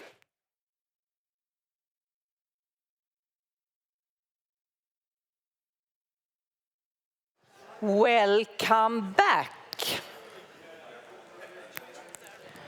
I hope you all had a really nice coffee break with plenty of opportunity to talk to each other and get to know new people. Before we head on, first I have to say a big apology to Marion, because apparently I had some kind of, I don't know, brain collapse earlier today, and I called you vice president. I mean, I know you're the president, so apologies for that. Now it's time for the panel discussion, stock taking on the implementation of the long-term vision of rural areas. And it is a great pleasure for me to welcome Miss Christina Tamets. There you are, Christina. Head of a large knowledge exchange platform, who will be moderating this discussion. Welcome, Christina. Thank you, Ulrika. But mind you, before I leave it all to you, once again, we have the Menti presentation, and we have a new code. Wow! The new code is 54921313. I repeat, 54921313. So now, use this opportunity to ask the panel all the questions you have. Okay. So it's your turn, Christina. Thank you, dear participants and dear Swedish colleagues. Thank you so much for organizing this event. It's a great pleasure to be here and see you all face to face and celebrate together the birthday of leader. Happy birthday to all of you. And welcome back from coffee break. We continue our program with a very interesting session about the long-term vision of rural areas and CLLD, how CLLD can contribute to this. And now I'm happy to invite to the stage our panelists. And I start with the ladies. Kristina Jangve, member of Swedish Parliament, please come to the stage and take a seat.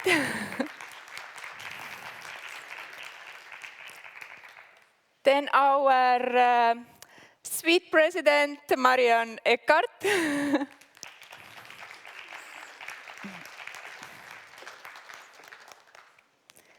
Thomas Schutik, European Commission Cabinet of the Vice President Dubravka-Suica.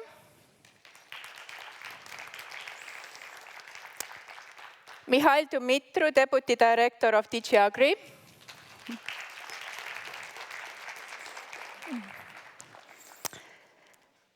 Joseph Stahl, European Commission Directorate General for Regional and Urban Policy.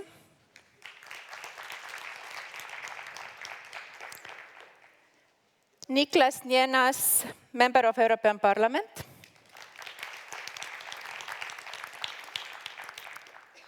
Thibaut Guinard, President of Leader France.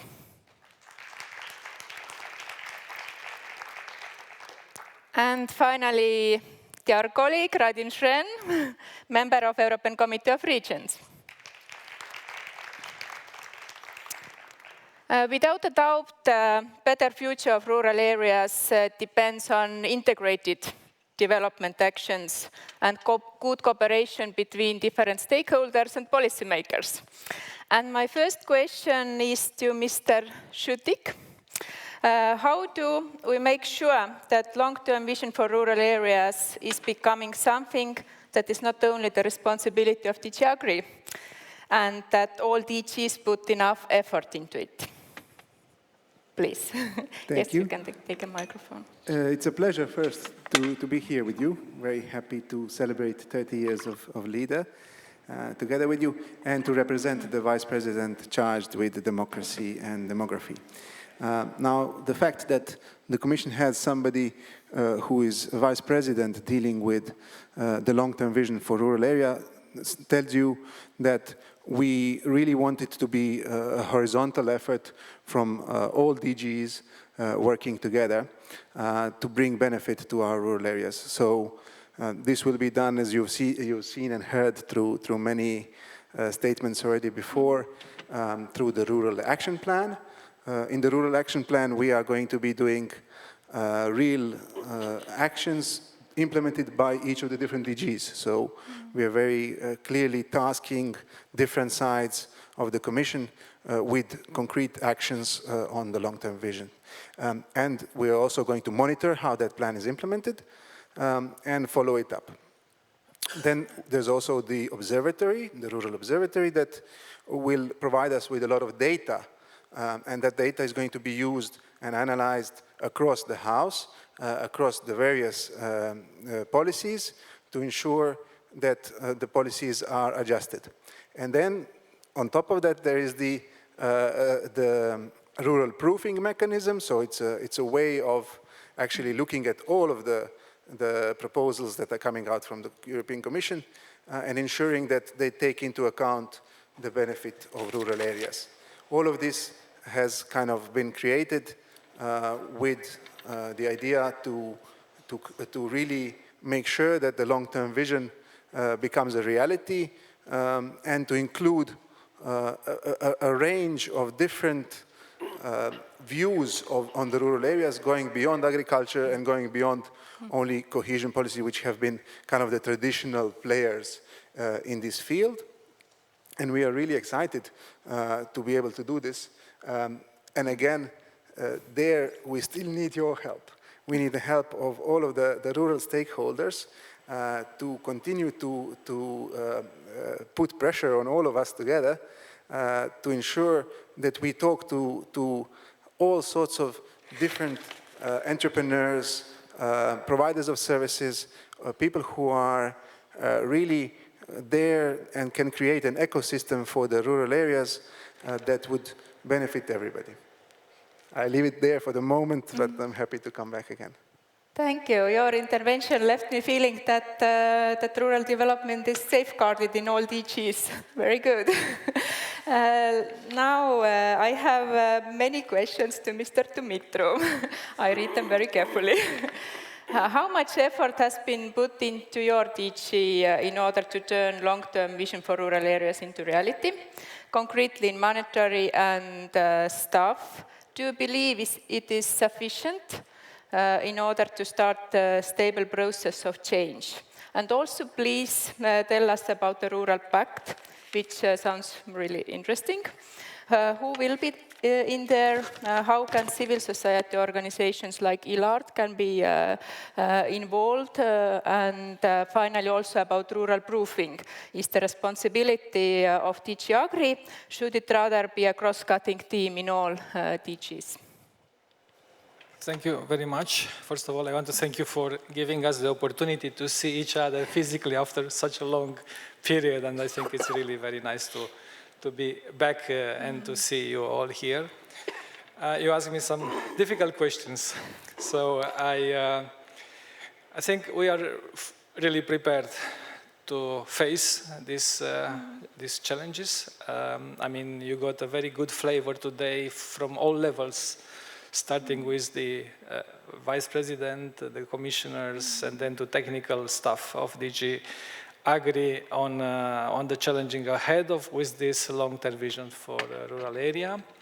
First of all, I think it's very important that we have the top political commitment, which has been demonstrated even through the President of the Commission mentioning the importance of our rural area.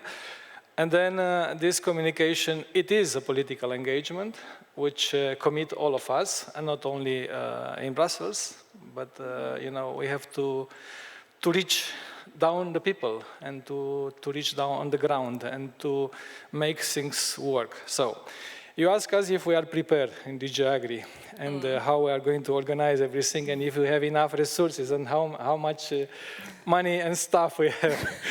I mean, I can say from the beginning that, you know, and I think this is valuable everywhere in HR administration, that probably you will never get all the stuff and all the resources you would like to have. But we are used to organize ourselves in a way to be effective. I think from the beginning we've been in this process, in a collaborative process inside the Commission. So it's true that my commissioner and the commissioner for the regional development, under the coordination of the vice president, they've been tasked in a mission letter to deal with this political priority. So therefore, the two line DGs, I would say, Agri and Regio, work on this initiative, but we had the contribution of 18 other services, DGs and services of the Commission. And we would like to continue to have all these inputs for all these services. Of course, we are in the lead, and we are organizing this process, and we have prepared ourselves to deal with this task. So you have seen we have an action plan, we have 9 flagship and 15 actions.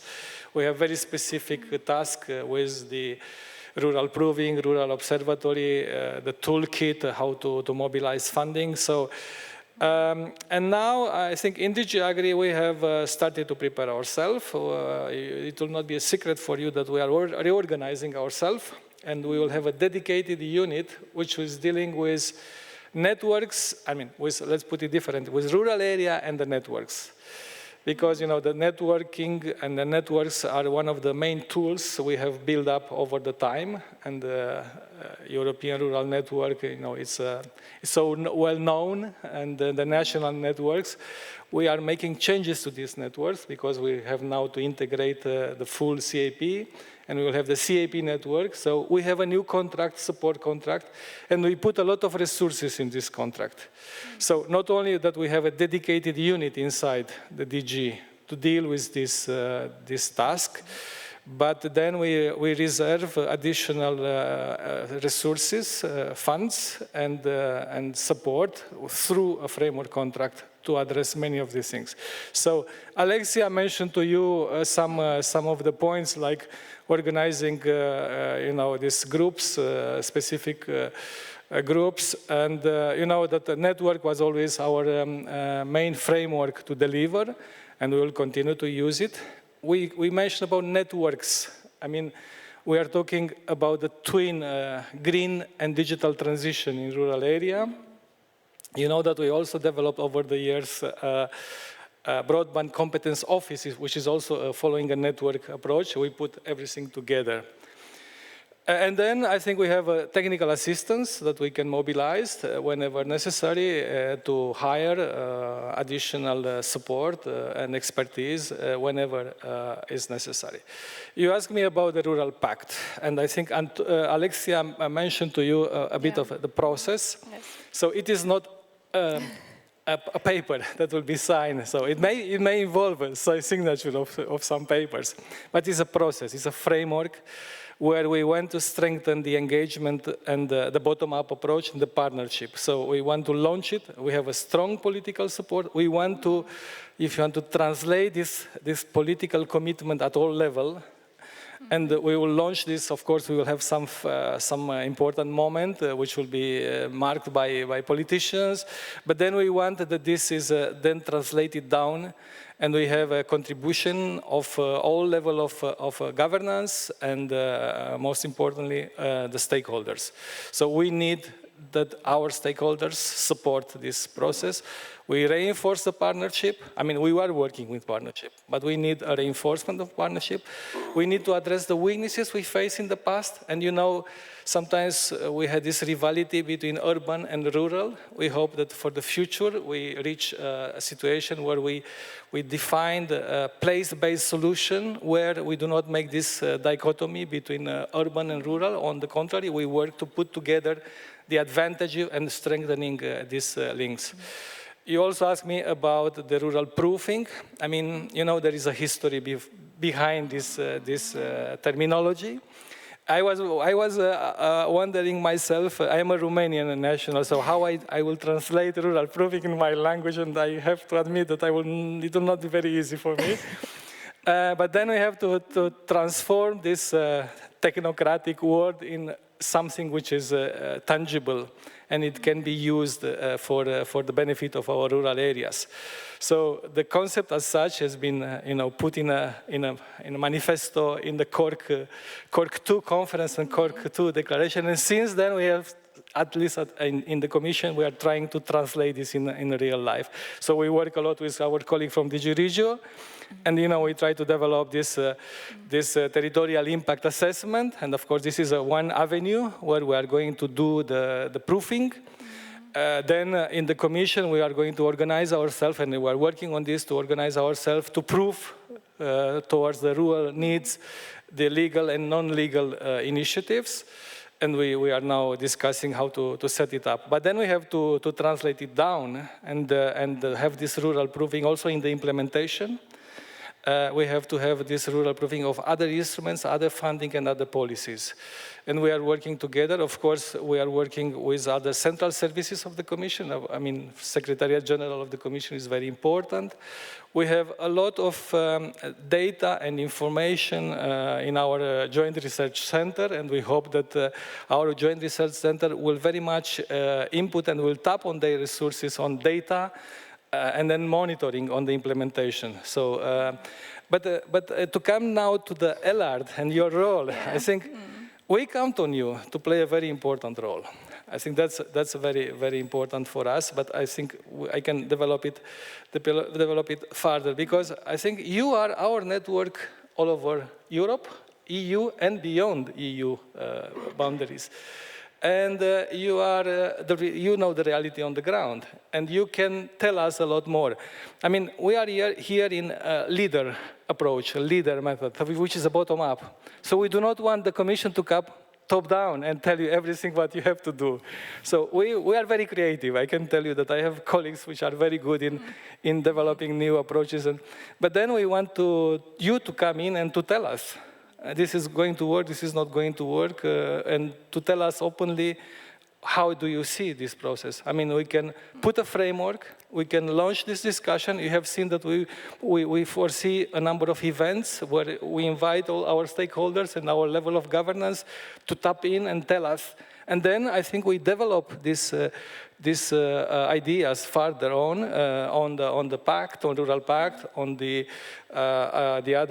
flagships, on the other initiatives, and we count a lot on you to come. So I will stop here, but I'm ready to answer other questions and participate in the discussion. Thank you. Thank you very much, Mr. Dumitru, and it's good to know that DG Agri is well equipped for a long-term rural vision, and also leader community is very much looking forward to collaborate to the Rural Pact. Thank you. Now similar questions goes to Mr. Stahl from DG Regio. How much effort has been put into your organization in order to turn long-term vision for rural areas into reality? Also, please open up a little bit what are the resources for that and stuff, and do you believe it's sufficient in order to achieve those processes and change? And what are the next steps also concretely that the DG Regio is planning to realize long-term vision for rural areas? The cohesion policy is often criticized not to being distributed enough in rural areas. Please open that side as well. Thank you, and thank you for opportunity to be here. It's a lot of questions, so I take it one by one. Yes, the vision is a part of mandate of Commissioner Ferreira, so of course we are fully committed, and I will just complement what my colleagues said about the cooperation across the Commission, and we feel very confident that we will go forward. We allocated all the resources necessary. As Mihail said, we are efficient in reorganizations and reallocation of resources to new priorities. I'm not going to repeat all the tasks which are ahead of us. I can just tell that we have set aside the technical assistance to finance those tasks, to bring in experts from outside who can help us to do the observatory, analyze data, bringing the examples from practice. So we are working on this. So these are for next steps. I would maybe a bit touch upon this criticism about the about the cohesion policy and rural areas. I believe that cohesion policy is investing heavily in rural areas. It's a bit of misperception maybe. And when I looked at the data from period 2014-2020, it's 25% of money were invested directly in rural areas. Then we have another projects which obviously benefit people in rural areas. As an example, for example, all investments in digital technologies, e-services, what we do, everybody can benefit from it. We also know that, for example, investments in local infrastructures in small towns are investments which benefit not only people living in those towns, but also people living in surrounding areas. This is why we are really promoting the notion of functional urban areas. It means that looking beyond the municipalities' borders and trying to encourage municipalities and in small towns and in the villages around to create joint development plans. We know that people are living in rural, traveling to cities for work, for health services, for schools. So we are looking at this not as a split between urban and rural, but more as seeing linkages and how to support it. So yes, it means that we are prepared to finance the rural areas further. We believe that we have the tools for it. We believe in the territorial instruments. The cohesion policy at the end is about the territorial instruments. We are very focused on financing the, I would say, integrated territorial plans, and which are prepared with inclusion of local municipalities, local partners, stakeholders. And we, in the new policy, we have the tools, whether it's a new policy objective 5, which is called Europe Closer to Citizens, but which is basically about the financing small or smaller territorial development plans and to finance the wide range of activities. But these plans, there are conditions, they must be done in participatory way. The local communities or regional communities must be involved, and they must be also able to participate in implementation of these plans. Mm-hmm. I forgot to ask one more question about Regional Development Fund. How do you see the Regional Development Fund concerning LEADER and CLLD? I was indeed, and I was aware about such a question, so I looked a bit on the statistics from the previous period. We have a nice tool which is called Stratboard. It's prepared by our expert scientist on a Joint Research Center, which we referred to a couple of times today. And there we see the overview. I think that there is around 800 CLLDs financed also from cohesion policy. So we are financing them. We have the tools in the new cohesion policy to do it, and we are happy to promote it further. Mm-hmm. And your reflection back to Marian's presentation when we saw that the Regional Development Fund is quite less used for CLLD. Do you foresee some kind of, I don't know, tools or how to promote it further? Yes, there were political signals, of course, from our commissioner who informed the national authorities about importance of supporting rural areas, and obviously CLLD is one of the tools. We are clear, like, of course, there are other possibilities and territorial tools, but we are really putting importance on using the territorial development funds, which are participatory. I know that I'm repeating, but this is something what we are used to do it.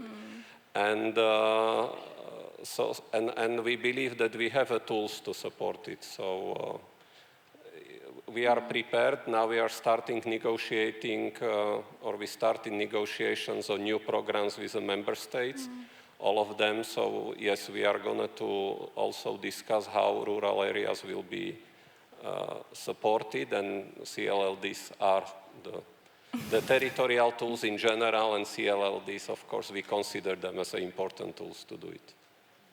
Yes, thank you. We hope very much that it will happen so that we are getting more means for CLLD also from Regional Development Fund. And also, meanwhile, I remind the audience that you have possibility to ask questions. Ulrika, have you already received some questions? Not yet, but very soon. Okay, you have already. Okay, please ask your questions from all the panelists. Now I have a question to Mr. Nianas. What is your reflection from European Parliament side on the long-term vision of rural areas? Does this document have the potential to create better balance between rural and urban areas? And what do you think is really good about it, and what would be your proposals to put more effort into it? Well, the first proposal to put more effort in it, and I want to address the elephant there in the room, and then being done with it, is how about some funding? I mean, we have a great strategy that has, it has its ups and downs, I believe, but the major downside is that there's no additional funding for this strategy. So apart from what we have already distributed to the rural development funding, there is no additional funding. Of course, we can use, you're right, we can, for example, use the ERDF to support rural development in general, but that's more like a shifting, and that's something that would have happened anyway, because it already is true that we are using cohesion funds and the social funds and the regional development fund for, depending on the region, for rural development as well. Now there could be a little bit more of a focus, but there's no new funding, and I think that is a pity, and that is something that needs to change, and where the Commission really needs to reevaluate whether they can find additional sources of funding for it. In general, I think it's good that we first of all have a strategy and a long-term vision, and to go along with it, not just to have it as an appendix from the agricultural side, but really to have it something independent, relevant, also not just to think it alongside with cities, but really to take a focus on rural areas in general. And I think that happened quite well. And also in the preparation, I think, maybe you can also elaborate on that a little bit further, because you were directly involved. We are never involved as Parliament, but I heard that the citizen societies were involved quite heavily, and also not just farmers, which is also a very good trend. On the proposals, there's a lot of positive notes, I would say. It's not focusing on agriculture, which is also some new development, to be honest, especially if we look at the history of this CAP, where the agricultural lobby even asked for that every cent that is being spent in rural development only benefits the agriculture, which we thankfully stopped. But those used to be the trend of development when we were talking about rural development, and that has been stopped. So I'm happy about that. For the proposals, we have to go into the details much more. There's, for example, the idea to extend on Erasmus and the European Solidarity Corps in rural areas, which in general I would support, but it's a very thin line where you could also make it worse for rural areas, because if the problem with that is what we need in rural areas is the locations where people can come to. And so if you want to strengthen European Erasmus programs, we need to ensure that there are locations where people from cities can end up in rural areas. So we need schools in rural areas that can participate. We need cultural institutions where people can come to. We need educational areas in rural areas where people can come to and therefore then learn and see, oh, this is rural areas that are very interesting and that's an additional benefit. If we do it the other way around, we would just increase migration from rural areas into urban areas, and I think then it's a negative side. So we definitely have to look into the details, and for that, it is very important that we continue the instance from the start in which stakeholders were included, and continue that in the future. Because I don't want to have this discussion solemnly in Parliament and solemnly in the Commission and solemnly in the Council, meaning that everything that is being discussed will only be discussed in Brussels, a giant metropole with 3.5 million people, but we should have this discussion in the rural areas and especially with the people living in the rural areas and actually being engaged in that. And so for that, I'm happy to announce that with the Green Group, we have met together with Agri Committee and the Regional Development Committee and the Committee of the Regions, our colleagues from that, to decide on that we will continue to work on it, but also that we will have a big conference, bringing together all the stakeholders. So all of you, I'll keep you informed when it exactly will be, but to have that and have that discussion and go through every proposal from the strategy one by one and say, okay, what is the upside, what is the downside, what are we afraid of, what could happen, and what is missing? In general, it's money, by the way, and how can we improve it? And so this is something that I don't just want to see being done by single political groups and parties, but it has to be done by the Commission, which is a commission of all European people and therefore should act in their regard. So I'm calling for you to follow in this spirit and really involve the people in the strategy itself and not just, think it from top down, but really from bottom up.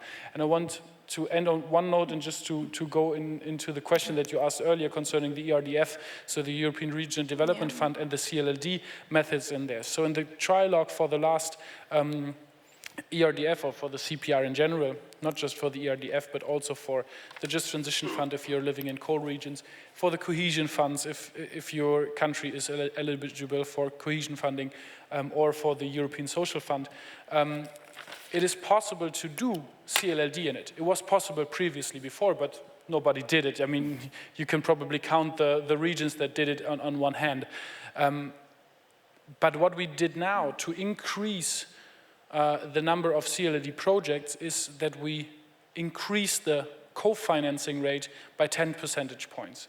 Meaning that if you're, for example, in Sweden, where you have a co-financing of 40%, you would then get a co-financing of 50%. That's a 25% increase of the co-financing rate. If you're in Eastern Europe, for example, in Romania, where we have a co-financing of 85%, you would get a 95% co-financing rate, which means it's almost for free for the member states and for the regions. And this has to be done on the national and regional level. So this is the moment where we, speaking as Europeans here, like the Commission and I, as parliamentarian, have to, I would have hoped for more, I have to be honest, but this is the moment where we have to step out and we really need to see an additional, I think that the Commission can help and inform our member states that this is possible and that they should include it. I hope that you will do that in the coordination with it, but it's really the responsibility from national side, from, for example, the parliamentarians from the member states, but also on the regions, and of course, if you can do it as well, to lobby for that it is being implemented in the region. It is helpful because you save money. I mean, money saving is always good for anybody, so there's a good argument behind it, and we know that it works. But of course, it's more difficult to build up the structures, to enable it, and there has to be the political will to have bottom-up approaches. But if they're going to do it. You can, of course, combine it with the leader projects that we have because they are CLLD anyway, and so you could get additional funding for that and increase the funding for the rural development in general. So I think it's something where we definitely have to look deeper into and where we have to pressure the managing authorities, so also the parliaments that are responsible for them, into considering them in their programming for the upcoming period. Thank you. There is enough money, I understand, but maybe the matter is in priorities and also on national level how to allocate this money and how to contribute to the long-term vision for rural areas. And now let's move to the national level, and Mr. Guinard from Leader France, President of Leader France. Next year is the French presidency of European Union. How will long-term vision for rural areas will be addressed in the French presidency program? Yes, thank you, Christina. Thank you, Marion, for this opportunity to speak with you about the European Rural Agenda. As you know, in 2022, the French presidency of the European Union will take place, and we work since several months with the French government and all the partners of the French rural parliaments about a project of European Rural Agenda. Because it's, I think, the good moment to speak about this rural agenda for European Union, because the French government have his own French rural agenda, and the Commission work about the long-term vision for the rural area. So it's I think the good moment to work about it. The French rural agenda is organized around 181 various measures: mobility, health, education, access to services, small business, digital. And if the majority of these measures already existed, with the rural agenda, they have been reinforced financially and are more focused on rurality with quantified objectives. And the French government heard our call for European rural agenda and supported now this project. It's supported by several ministries. And next January, we will organize two major events in France during this French presidency. We invite you to this event. It's last week of January, and in the first day of February, they will have events, especially on leader in the more beautiful town of France. It's the town where I am the mayor. And after a day to work about the European Rural Agenda in Strasbourg. So it's very important for us to work to ruralize all European policies and to have a real policy like the one of the urban agenda. So we need, for the success of this ambition, we need your help. You need the help of everybody, of every local action groups, of LRs, and because we need to have the same message in all the member states to have this European rural agenda. Yes, thank you very much, Thibault, and we have great possibility indeed during French presidency to address all those important issues for leader community as well. We continue with national view. Ms. Ingve, you were a part of the Committee on Rural Affairs in Sweden in 2017 in order to develop rural bill or rural agenda. What new opportunities do you believe arise from the long-term vision for rural areas? Thank you very much for letting me be here, and welcome to Sweden. Yes, I was one of the members of a Swedish parliamentary committee that were working with the rural affairs to form a bill, and it was decided on in the parliament in 2018, and we have long-term vision to 2030 when it comes to rural areas.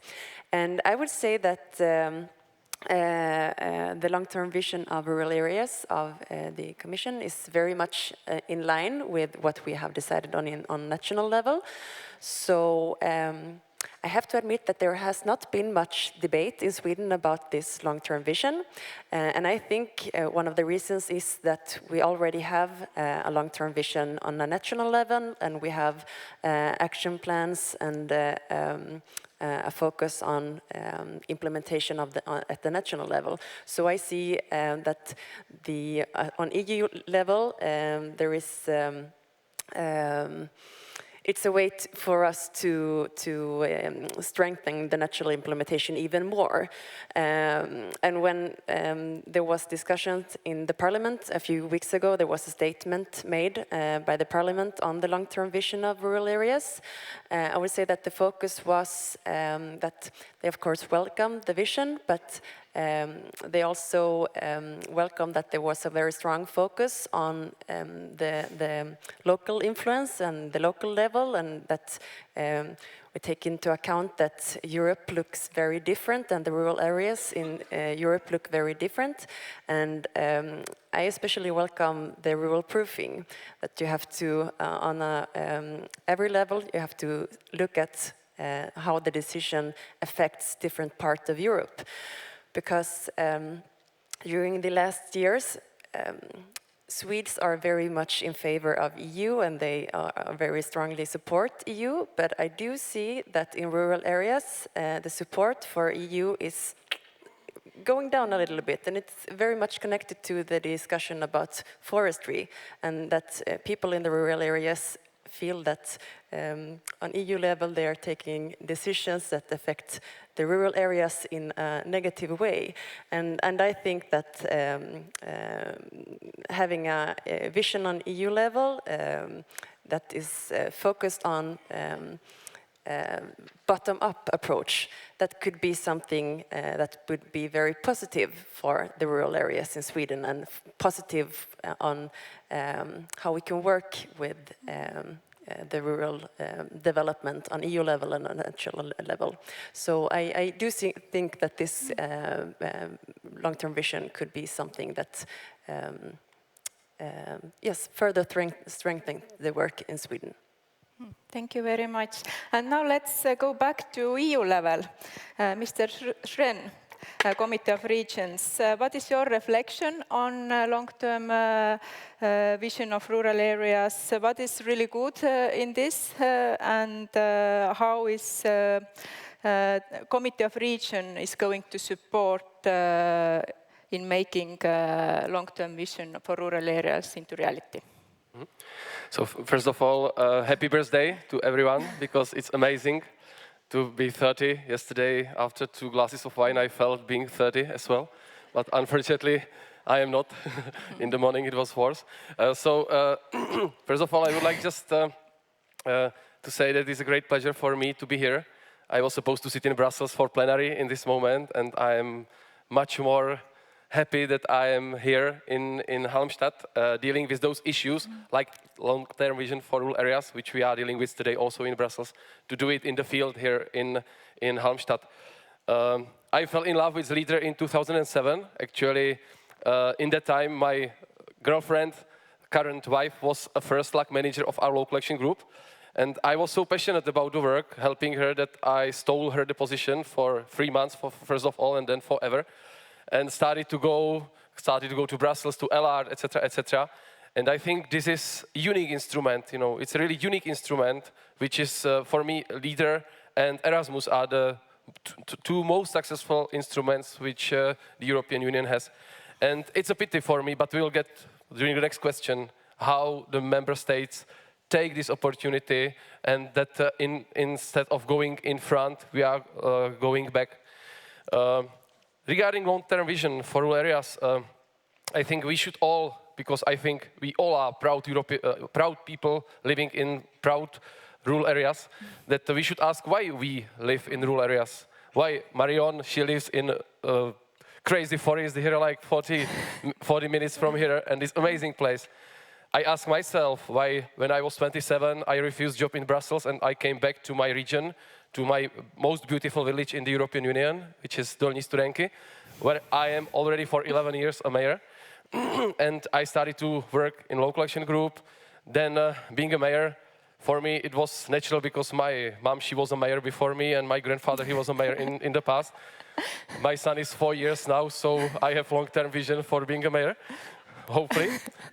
So we should ask ourselves why we live in the rural areas. In that time, all my friends said, okay, I'm also teaching at university, so everyone was asking, why you are going to rural areas? It's like, I felt like animal going to zoo, you know. Everyone was saying, okay, you will be, oh, crazy, you are crazy. But I am here, I'm in Halmstad. Last week I was in Brussels. So it's not that you are closed in a cage, but it's a great opportunity. And the Committee of the Regions, it's the institution we feel ourselves to be very important, of course, because it's the body which represents the local and regional governments, so mostly mayors and governors of the regions. We are 312. The abbreviation is COR, so I saw it already during one of the presentations from DG Agri, that we are very important during this long-term vision for rural areas process. And we are mostly practitioners. We feel that the local dimension is kind of foundations of the house. Member states are the walls of the house, and the European level is the roof. And you need all the levels to cooperate together, in fact, to be successful in building a house which is surviving. My colleague José Manuel Bonillo, who is the president of Andalusia region, he's now a rapporteur on opinion, which is dedicated to the long-term vision for rural areas. It will be approved in February. But I can tell you some basic points which are already sure that there will be in this opinion. So first of all, the long-term vision is an amazing document. It's nice to read it, you know, but it's necessary to make action to fulfill it, because there are so many strategies, there's so many nice documents on the European, national, regional level. But we are used as LAC managers and LAC chairmen that if we have a strategy, we do fulfill it. Yeah, and this is one of the crucial points. So even in the Rural Pact, I hope that we will be included, engaged in the process as local governments, as local action groups and local people, because it's important. Because you cannot make a plan which is not tailor-made for the region, because each region is different in the European Union. It's the unity in diversity, so it should be done by bottom-up process, and all the measures which are done should be tailor-made. It is not about impression that rural areas are behind or something like that. It's about data. So we need to be data-based. We should do the rural proofing, territorial impact assessment. It should be part of European semester that, you know, the rural development is taken as a measure, how the progress is done, because otherwise it's no use. Third thing is that rural development as a part of agricultural policy, it's the history, it's the past. Really, we should all feel that rural development is a part of regional development. There is important linkage between urban, rural areas, and we shouldn't just feel ourselves to be separated somewhere. And it's also about funding. Of course, agricultural policy will have less and less money. 5% from less money is less money, and finally there will be no money. Yeah? So I think this is important to combine the resources. Yeah? Actually, Czech Republic, but I will come to that later, is the example. For us, agricultural policy in the LACs is just a small benefit, but we are mostly funded through the regional fund, yeah, and social fund. So this is something which we need to use new resources. So it means also the recovery resilience instruments, yeah, Green Deal instruments, etc. So this is important. We should use all kinds of resources for the development. And I'm happy that for the cohesion in the Czech Republic, I think more than 50% went to the rural areas, not just 25. So I'm very proud about it, because cohesion is especially about rural areas, yeah, because we need to, Europe starts in the rural areas, and we need to be included in that. Another point, we need to, and this is my inspiration from South Korea, and is also in the opinion, we need to make basic standards of life in the rural areas. although it costs a lot of money to make broadband to the last house in Sweden, we should invest it because it's a human right to have internet connection. It's a human right to have kindergarten. Yeah? It's a human right to have transportation. Yeah? So this is something which should be taken into account. And this is the way in which South Korea went. And this is the only country in the world where in percentage, but also in the numbers, the people are coming back to the rural areas and not just around the big cities, but everywhere around. So this is really needed. Yeah? Another thing is that for securing the standards, we should change our mindset. There wouldn't be a big bus going to a local area. You know, we should change. We have new technologies. You know, for me, some colleagues always say that cohesion and Green Deal are going against each other. No, it's not going against each other. This is a synergy we should use. We have technologies, so thanks to the technologies, we can secure standards of living in the rural areas. That's how I'm feeling that. It's also teleworking, for example. We should start from ourselves, from the public authorities, from local action groups. We should give space to the people to work from homes, yeah, because I think this is something which during COVID, we saw that it's possible and it's working. So the change of mindset is important also. And we did not speak about the border regions, for example, which are also some kind of regions which are left behind, and we are very much try to dedicate our work to the border regions. And last but not least, I think everything is about the pride. I think if the kids from the small age were like grown up in the rural areas, and we say, okay, it's cool to live in the rural areas, you know, and it's a privilege, it's an honor to live in the rural areas. We cannot keep them in the rural areas for the studies. Go away, study, get experience. But if you are proud, and this is the Austrian case, yeah, they come back to the rural area because they are proud that they come from the rural area, and it's a privilege for them. One of my friends, she is working for the Czech Ministry of Regional Development, and she feels shame to say to her friends that she is living in Prague, because she feels to be a person from rural area, and Prague is something bad, you know, for those. So I think this pride, and we always having LR meeting, everyone is saying how it's bad, and you know, the neglected, we are felt behind, you know, and it's not zoo. I think rural areas are not a museum, but we should really be persuaded about it, and I think this is the point which gives the long-term vision to the rural areas. Those are the people, and we should start from the people.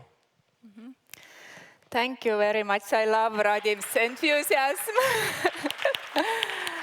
And I do hope that you can include all those good thoughts into the opinion to be delivered to the European Commission, so that the European Commission can take all those good thoughts into account designing policies. Now I turn to our president, Marion Eckart. What are your thoughts about long-term vision of rural areas, and what are the next steps ILARD is planning to take? Yes, you hear me? Yeah, okay, sorry. Yeah, I really like the long-term vision. I'm really happy that something like this has been created, and the support that is there from the European Commission, starting with Ms. von der Leyen, talking about the rural areas at all. And I think that is a great thing. Like Radim said, it's a really nice document, and we have been very much involved from ILARD in creating it. We have been asking the question all the time, but how do we go into activity? And we are still asking this question. And I guess who lives will find out, but I think it is really important to tie measures to it. It is important to tie dedicated funding to it. And this is why we will for sure support the idea of the rural agenda from France, and we will for sure also support other possibilities to put this into activities. However, we also we have a rural agenda in Sweden as well, and there are many things that are not put into activity. For example, it says in that paper from 2017, I think it is, that we should have community-led local development all over the country. But we're not having it. We're having leader all over the country, which is also good, but not good enough. I think it's really important that leader goes into becoming a territorial development instrument, not staying in the agricultural corner where the funding is growing less and less, just as Radim said. Yeah, and our next steps is actually this conference. So to bring it a little bit into knowledge in our own community, what the long-term vision is for, and that it's for us, and it is for us to push for having more resources and having more activities from our national governments in that respect. And we will continue working with it. And I will stay there because my good colleagues from Thibaut and Radim, they said all the things that I wanted to say. Thank you, Marianne. Now we have time for questions from audience. Do you have some? Yes.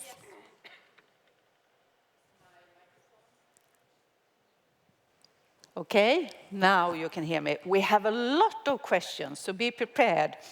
And my colleague Mia and I, we have tried to sort them out. So first we have a bunch of questions regarding the long-term vision. And the first one came before the coffee break, actually. If member states are not active promoting and implementing the long-term rural vision, is the Commission available to do it in partnership with LAGs or other networks? Yes, the question goes most probably to Commission people. maybe Mr. Dumitru or Mr. Stahl.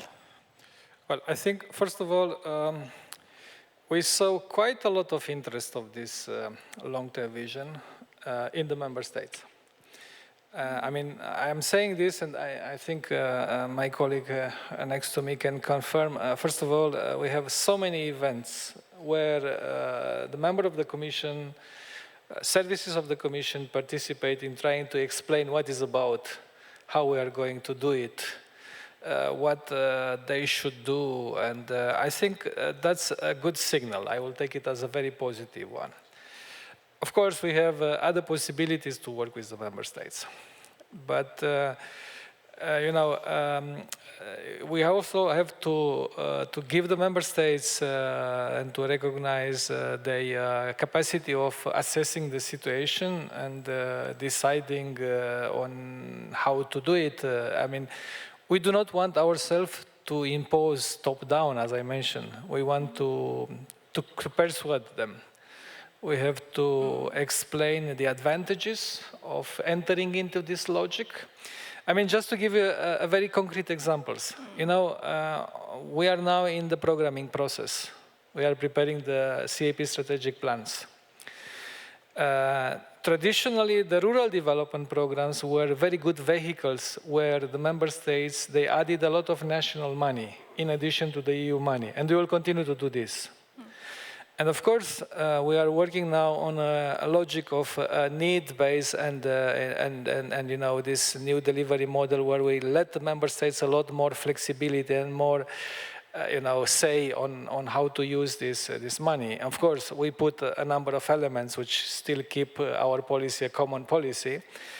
But we have to judge the pertinence of the strategy proposed by the member states in these programming documents.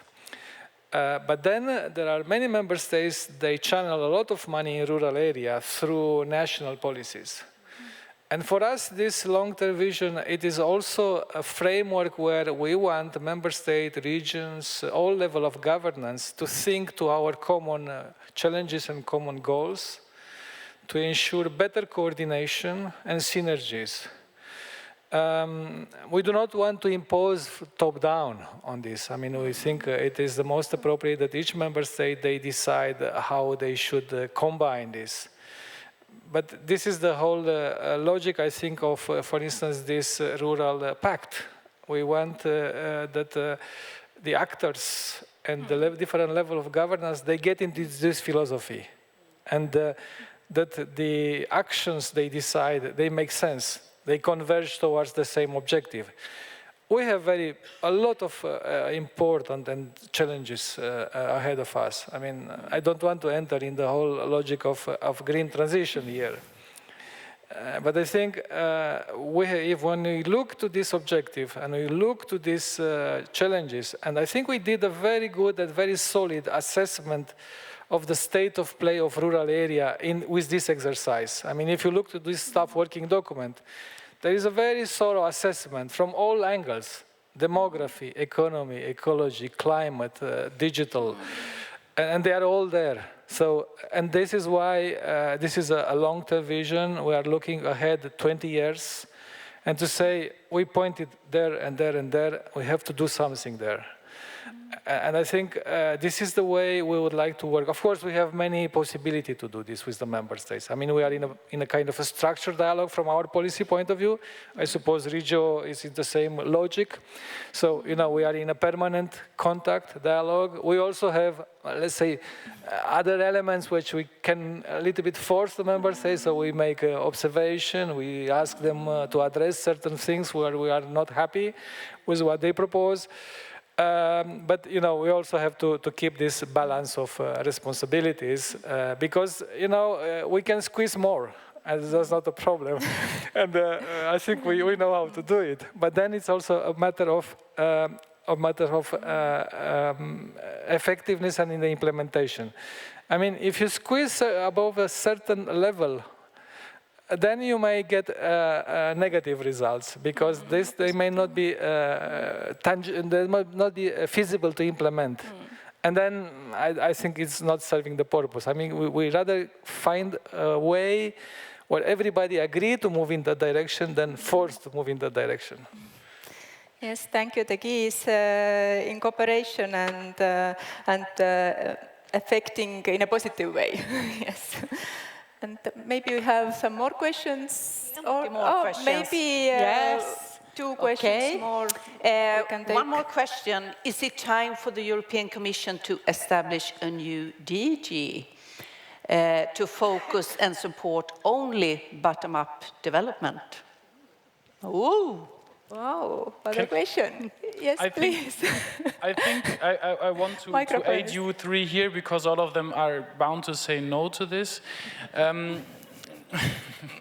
But I think the fact that we already saw that it's not the Agricultural Commission that is responsible, nor the Region Development Commission, or Commissioner, is responsible, but somebody completely different, Ms. Sucha, who's responsible for democracy, already shows a shift of perception. And I think that is a very good question to ask. Something that, by the way, we are discussing in Parliament as well, not on this concrete proposal to have like 1 DG, because we're not talking about, we'll see what the Commission does about it, but for us the discussion, for example, is do we want to have agriculture dealing with the business of rural development, whereas every other development and regional development is in the Regional Development Committee. Doesn't make any sense for us. Do we want to fight to take it back? And we already had the discussion with the Commissioner Ferreira, who also said it doesn't seem useful for her that everything that is considered development is in her portfolio, whereas the rural areas are excluded and then in this appendix with agriculture, where they sometimes fall under the radar. If we need a new focus, it could be. To be honest, I like the fact that it got a new nuance with Ms. Sucha getting in there, but I don't think that it is quite useful to have now 3 people involved with it, you know, too many cooks try to salten the, how do you say that in English? I don't know. spill the food, whatever. But I think the idea of having 1 DG maybe in the or under the DG Regio or something like that could be useful and could be something that we could look into, but that's really something that only the new commission, I mean, if there's any talks in the commission right now about that, it would be surprising me, but only a new commission could really evaluate, and we have to see whether this strategy that we're working on right now develops for that. Yes, thank you. So you see that this could be beneficial. Maybe I can ask the same question also, the reflection from Commission side. Yes, Mr. Schüttig. Can I? It's working now, yeah. So I can take or give you another perspective, and that is the one of the Vice President of the Commission. Vice Presidents in the Commission are actually tasked to coordinate the work of different departments, of different DGs. And this is exactly why we have a Vice President coordinating this work, because it is work that needs to happen in the different DGs. And this is we really want to step out of the traditional thinking. And I hope you are understanding the gravity or the intensity of this situation, which is reflected a little bit in what one could call hesitancy or a slow pickup along the line of the stakeholders, sometimes in the member states, sometimes even in the local side, and sometimes at the EU level. This is why we have the Vice President coordinating this work, because it needs to go across different policies, and perhaps putting it in only one would actually be limiting to the whole idea. Because we really want to step out. For example, we don't have representatives here today of our colleague, Commissioner Gabriel, who is charged with innovation. We have too many representatives of the Commission anyway, so there's no need. But the point that I want to make is that we also really want to bring innovation to our rural areas. And we are working closely as the Vice President together with our colleagues on innovation to bring innovation and ecosystems, innovative ecosystems in the rural areas to solve some of the problems. I think I want to go back a little bit to the discussion of what are the key elements that we have as problems in rural areas, and how we can bring the different stakeholders together. How can we ensure that we have the services that we need to have in the rural areas? How can we ensure that we have the jobs? And those jobs, if we look for the next 30 years of ILARD, it's not going to be most probably in agriculture only. Those jobs will be in services, those jobs will be in financial services. Some of the digital nomads will be living in the rural areas. This is what we wanted to achieve when we launched this in a way distant or not only related to the agriculture or cohesion policy. Mm-hmm. We wanted to ensure that we can have a creation of ecosystems that will be built together. And that's where I also wanted to invite you to actually reflect on how can you in your networks include people who you are not traditionally in contact with when you are talking about the welfare of the rural areas and of your societies. How can you have the startup communities work together with you? How can you have the people who are there to solve problems in perhaps creative ways? Radim was talking about, having empty buses, moving people from one place to another, but not moving anybody because they're not interested. But perhaps that can be solved by a small, smart app that would have people connect on demand. There are different ways in which we can engage. And it's a process, and it's not easy. But what would be good, what we would look forward to, is to really get your inputs on concrete projects that you see can be brought across and can include these non-traditional stakeholders and people who will create a new reality for rural areas for the next 30 years. Thank you so much.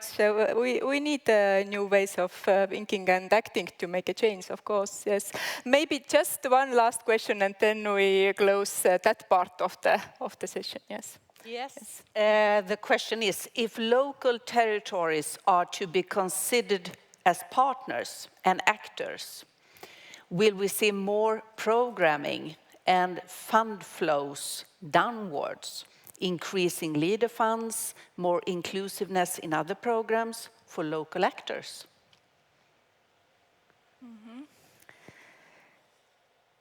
Yes. Yeah, I think this is a little bit a long question. Can you once again maybe a little bit shorten? If I shorten it, Yes. just, will we see more programming and fund flows downwards to local actors? If, and the pre-sentence is, if local territories are to be considered as partners and actors. That is the question. I hope that they are already partners and actors by definition. Maybe more. And for every EU policy, you know, the stakeholder engagement is compulsory. So it's a pity that it's not working in some countries. But I think this is a necessity because otherwise we cannot build a house, as I spoke about it. So it should start in the local areas, but by engaging the stakeholders. And as I mentioned, every development strategy and every vision should be tailor-made for the region. So I cannot imagine that they are not included. But I know that they are, in some countries, included just formally and should be included more. And I think this should be the question for the Commission, to just really follow and press on the national governments to include the stakeholders, not just on paper, but really. Yes. Short comment. Yeah, no, the inclusion of more actors is not something that would increase the funds. The increasement of funds would increase the funds. If the member states are willing to pay more for the European side, then we have more funding. But of course, it's true that we have to find ways, and we're trying to do that, or we're trying to pressure the Commission to find more decisive ways away, you know, from the member states. Whether we ensure that there's more funding directly for the municipalities, for the cities, and for the stakeholders, something that currently is not possible to the extent that we were hoping for, and also something that that is not worked out as well as we would like to see, as you mentioned, but also, for example, in Germany, where we have a very strong federal structure, where really the municipalities are involved in a lot of decisions. Still there, it really is dependent. If you have a mayor who is active and who wants to do something and who wants to improve their town or village, or if you have somebody who's just, you know, there because he's always been there for 20 years and doesn't want to improve anything anymore, and then you see a difference of spending. And that's why I think it's not just the municipalities, but also direct involvement of stakeholders from the ground, like we do with LEADER, and that is also, I think, a very important thing we need to include, and where we need to shift politics from the European Commission side as well in the future. Yes, thank you so much. And now I close this part of the session, but we're going to have another session ahead. But before that, I would like to invite the audience to small practice or attention practice. Please stand up.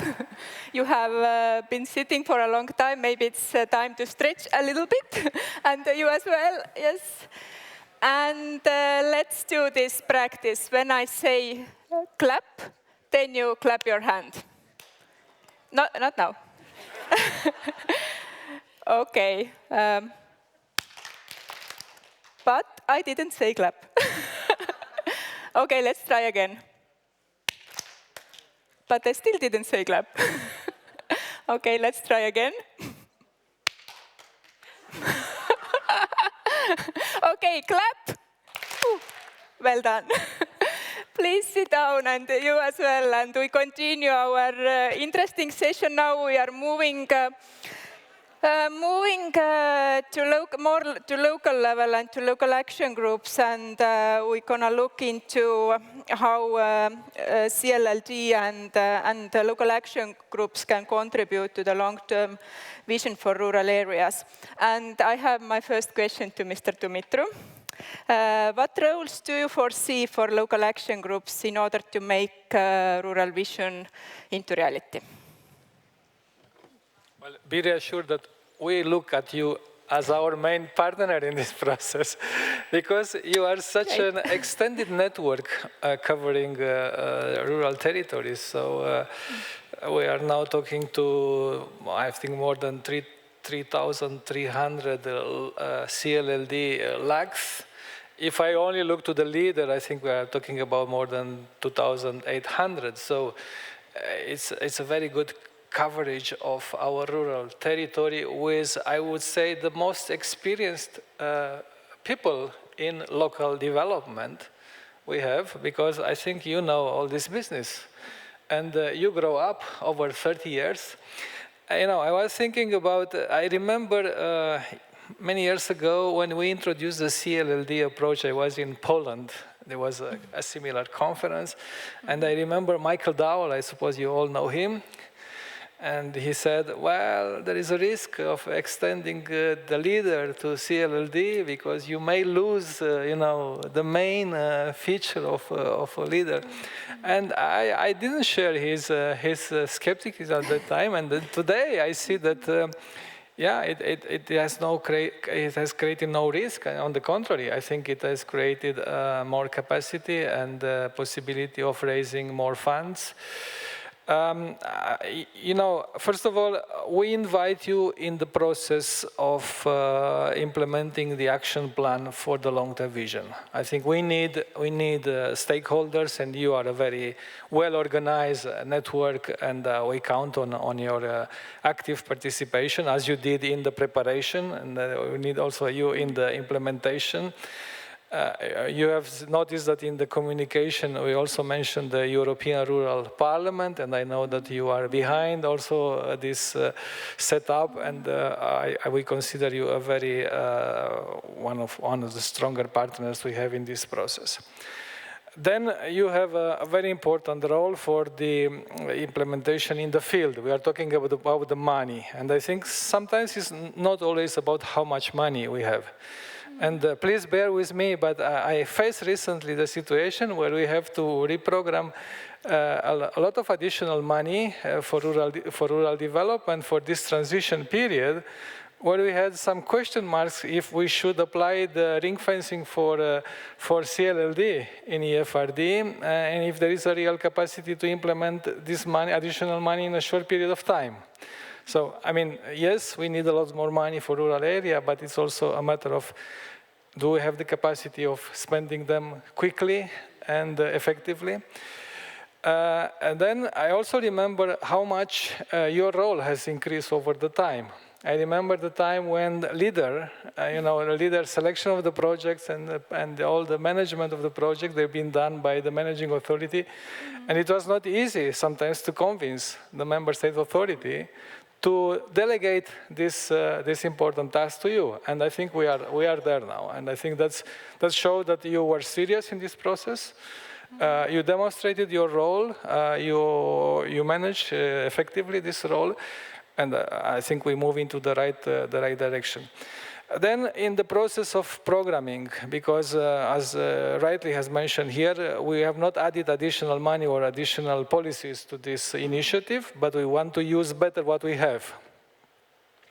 And here I think you also have a very important role to play in the partnership principle in the preparation of the operational program and the CAP strategic plans. We have very important challenges ahead of us. We want to pass these messages, and we want to capacitate all the actors in the field to embark in these challenges. I mean, if we talk about the Green Deal, we talk about the green transition, we talk about every member of society has to participate and to convince them to participate to this effort. I mean, we are talking about farm to fork and biodiversity strategy. We are talking about changing radically the way we produce and consume food and manage the resources. And you are an actor that we also count on you to pass these messages and to embark in this difficult and ambitious process. And it's the right moment now. It is the right moment because we are at the phase where member states will finalize their planning. And you are called to participate in this process and steer and influence. So I think it's a moment when you have to play an important role. And I keep repeating this to all our stakeholders, and especially to you, and be reassured that we count on you to participate actively in this process. Thank you, Mr. Dumitru, for the trust, and we are looking forward to work with you. And now I turn to, I have also one plea to you that let's keep interventions 2 minutes, otherwise we run out of time. And I have a question to Mr. Šutik. How can the long-term vision support local action groups to get better connected to different development actors on all levels? And what is your advice to local action groups? Thank you. So, yeah, I alluded to this already with the expansion of the way of thinking, right? The long-term vision is there. It's been designed to be rather comprehensive, to reach multiple areas, to tap into a number of different funds.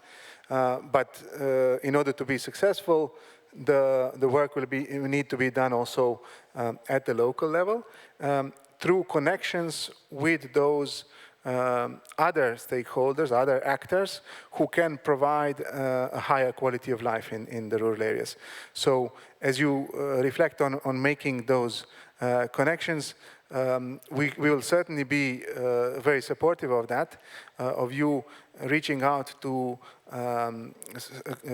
your municipalities, creating space for startups that will come up with solutions for your unique challenges. Because again, we know that you are talking about unique challenges in different areas. We don't want to put one-size-fits-all approach. So do reach out to the different actors in this space. There are also other networks at the European level that we have.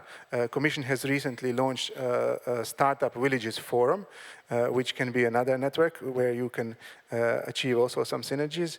So the invitation is rather to create these bonds beyond agriculture, beyond just the standard stakeholders, and bring joint solutions that can then also find, of course, funding from funds that you wouldn't think that would be applicable here. Thank you. Now back to Radim and Committee of Regions. Why is it important to work with local action groups in order to make rural vision into reality? And are there any positions from Committee of Regions concerning this? Of course, we know there are. Please open up a little bit and please talk about also smart villages, CLLD and ITI. Okay, so first of all, I want to say that leadership is mentioned in the new opinion. It's paragraph 39, which is saying that for the long-term vision, like the method is very important, and it's not just leader, but leader CLLD, and it's combination to smart villages. So that's also in this opinion. Actually, I am the one who is kind of the leader CLLD agent in the Committee of the Region. Unfortunately, some of the colleagues already realized that. So I had my first opinion on leader CLLD, and the recommendations in this opinion, which was actually approved by unanimity, which is quite exceptional within the Committee of the Regions, was that there should be 8% compulsory earmarking from all funds for leader CLLD. Yeah, so it is, of course, a recommendation, but I think it's a very, very strong signal which is given to the member states. Actually, another thing is that I feel it like a human right for local action groups or for people living in rural areas to have possibility to implement all the funds. If some area and the people do not want to implement, they do not need to implement. But they should have right to implement all the funds. It means agriculture fund, fisheries fund, regional fund, and social fund. What I feel, because Czech Republic is a country, I'm sorry for not having the results from the Czech Republic in your survey. My colleague unfortunately did not send it, so I am very angry about it. But Czech Republic is now probably one of the countries mostly implementing CLLD, and we are going to continue. We will have a little bit more money. And for me, for example, social fund, it's the most obvious fund for CLLD is social fund, yeah? because the combination with the small investments, with the hard soft project, it's really amazing and it works very well. I don't understand why in some countries they do not want to hear about using social fund. Although we have very good supporters in the Commission, for example, Marianne Doyen, we are cooperating with her, but the member states say, okay, no, we won't use this, yeah, that's a pity. And also with regard to the principles, it is also mentioned in the opinion, we should really come back to the roots of leader because the process is like the selection, bottom-up process. Simplification, it's like yet everyone is speaking about simplification and everything is more and more bureaucratic. We call it bureaucracy. I think in LART it was invented 5 years ago in Tartu at the conference. So I think this is also important for the process. Smart villages. We are sometimes, I see that some of the colleagues are jealous about smart villages, that it's new, nice, sexy policy, leader is old already, 30 years. But I feel it like opportunity because we need to combine, because the role of LUX can be, should be, must be in the smart villages because it's the partnership platform which should be there. So there is a space for that. It's also in this new opinion mentioned that there should be connection between leader and smart villages. We cannot compete between smart villages and leader. It's out of the box. Another thing which is important is that even in the opinion I mentioned that it's lost opportunity for this programming period, that such a small amount of regions and such a small amount of money is given to CLLD.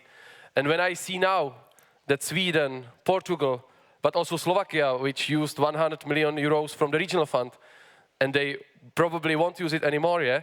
So for me, it's really a warning that we should do something, because it's impossible if even in countries where it was working, the member states say, okay, no, we won't go. It's not because of European Commission. Commission is really supporting it. Yeah? It's about the decision of member states. So you have to fight really on the national level, because I think there are results. There are results, for example, in the Czech Republic, we are already, almost all the strategies are approved for the new period. We are starting in June to have first call from the new period. And we are using 3 funds and 5 operational programs. It's easy to do it, the process. If you know how to do it, you know the lessons learned from the last period, so it's working. And all the managing authorities are very satisfied with implementation, because to touch the small project, which are binded to the region. So I don't understand why in those countries, and I hope we can, as LR, can do something for that, and as a committee of the regions, of course, because this is really crazy that finally there will be 2 real CLD countries, I think, and those being the pilot examples, not continuing.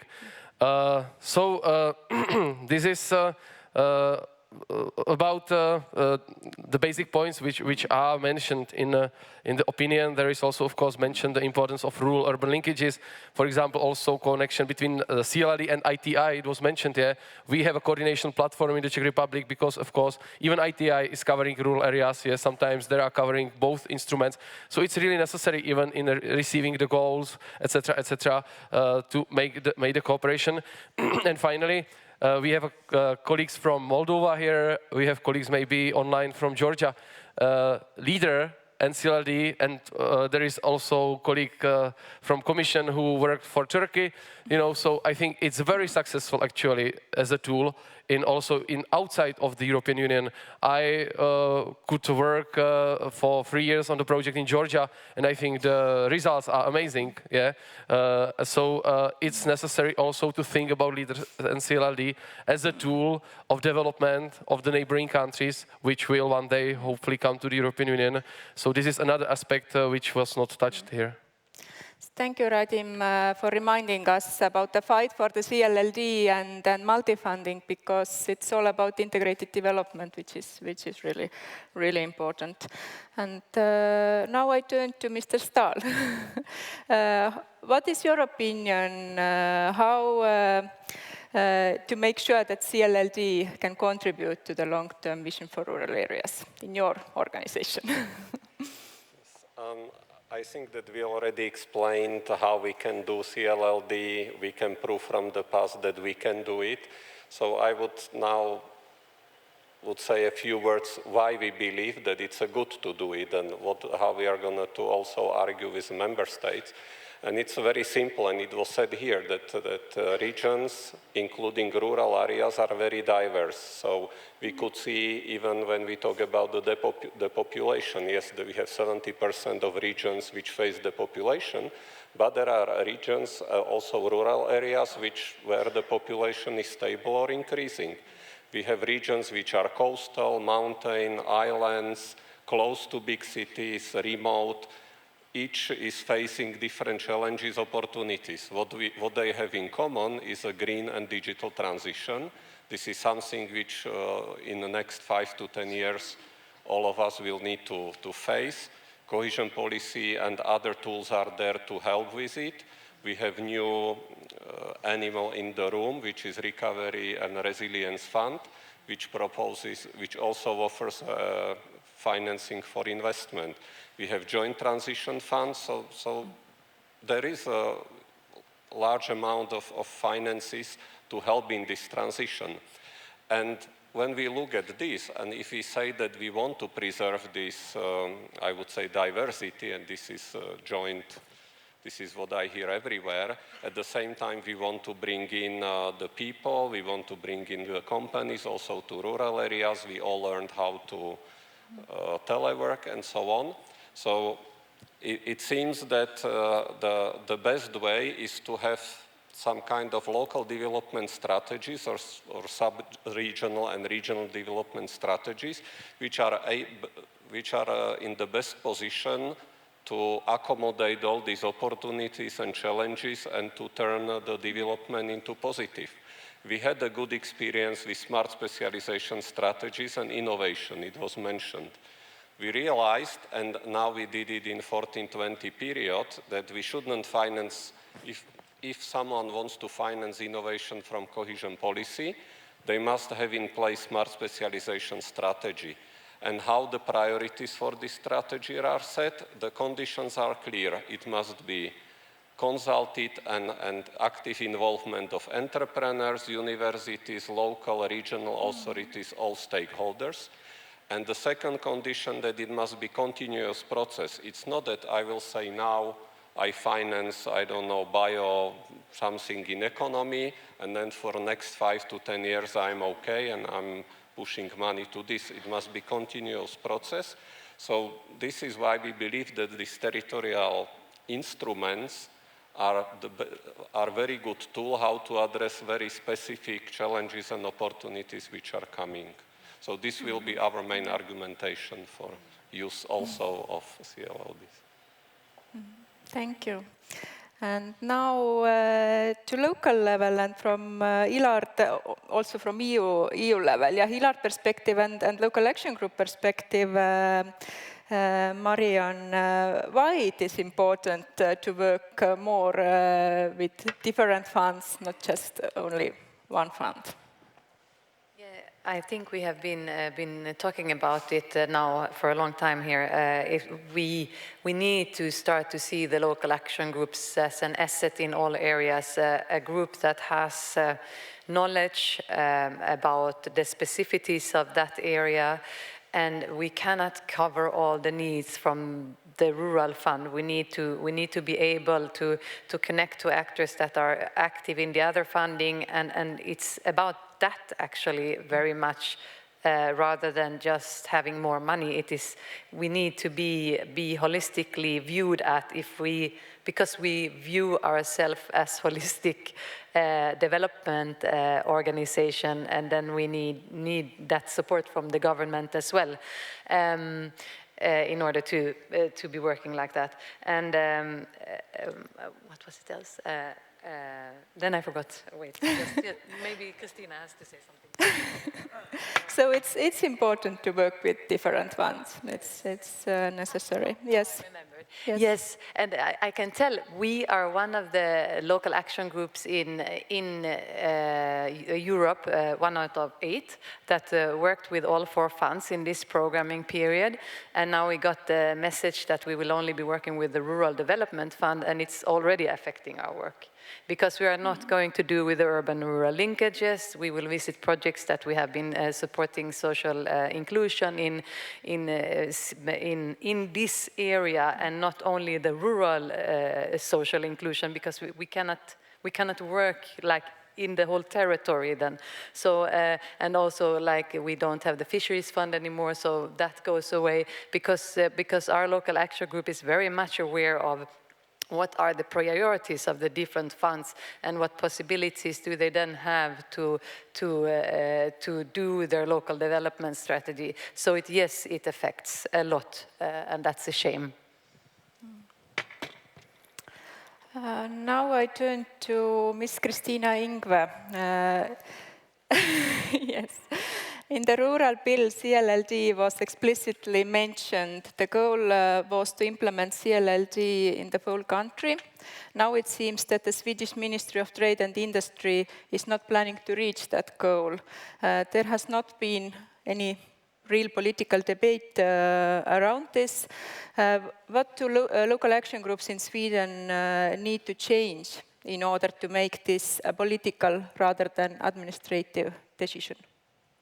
Yes, so the decision that you've been talking about with the 4 funds and only using one, that's you have to ask the government why it's been done, because like you said, there has been no political debate, and I think that the system is too complex, and the political system has been built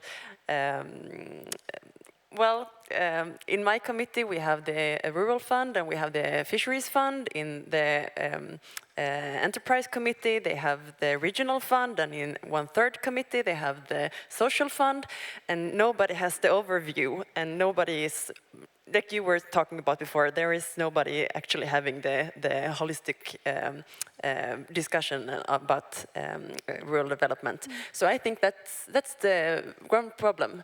Nobody is actually talking about, and it makes it difficult for you to know who to talk to.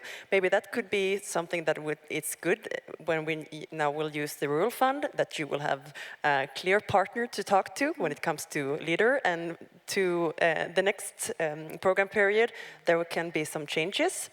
Yeah. But is it possible still to bring it up and start dialogue and include CLLD? Of course, but I think we are really in the end of the process now. So I think, but of course we will have discussions, well, yeah. So fingers crossed that you're going to have discussion, and maybe there is still then door open for CLLD. Yes, maybe in Sweden. Let's hope for that.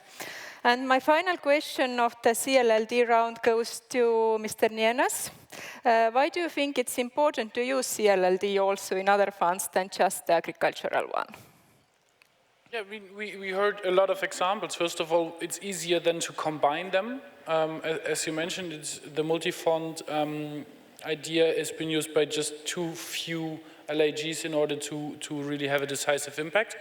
But also, and that's something that Rita mentioned earlier, I think there's so much interesting development possible if you think CLLD in the ESF, for example, in the social fund.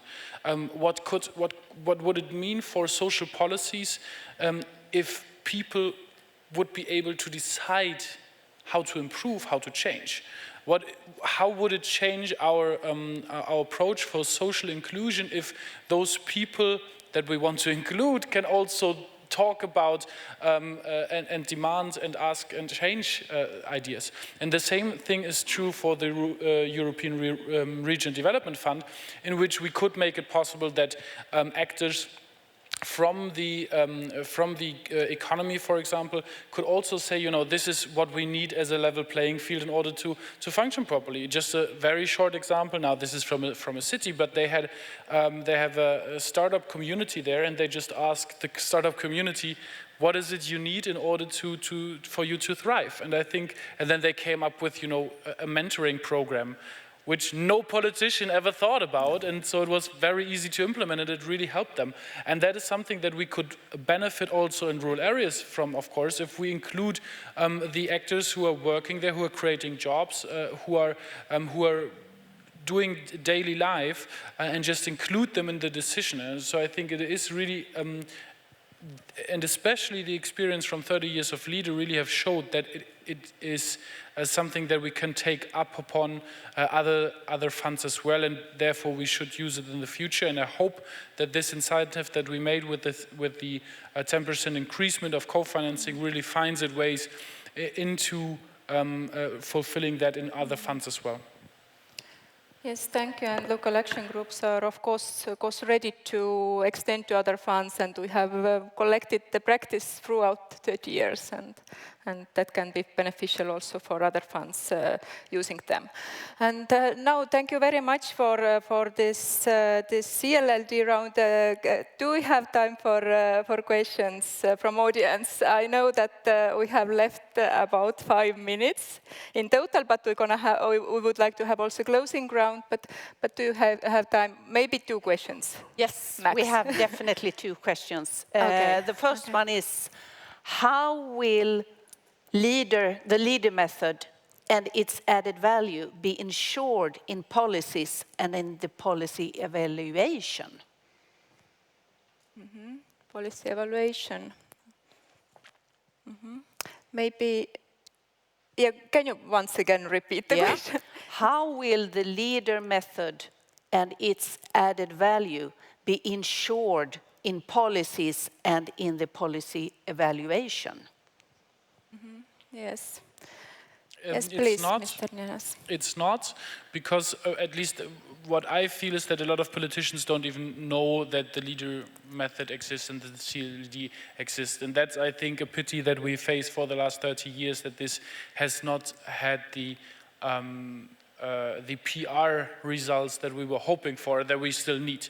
But I think that is something that the Commission could take up upon, that we make sure that in developing of the strategy for rural areas, that the reflection is not just done by research institutes, but also by bringing leader groups into the discussion and bringing the people and the stakeholders into the discussion. And I think that's something very important that we need to take into account when we're drafting this long-term vision.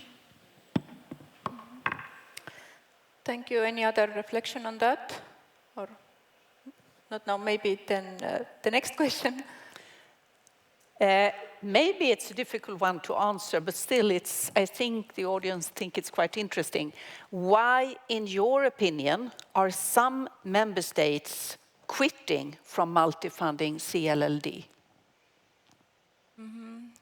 Because this period we have had multi-funding, but not any longer.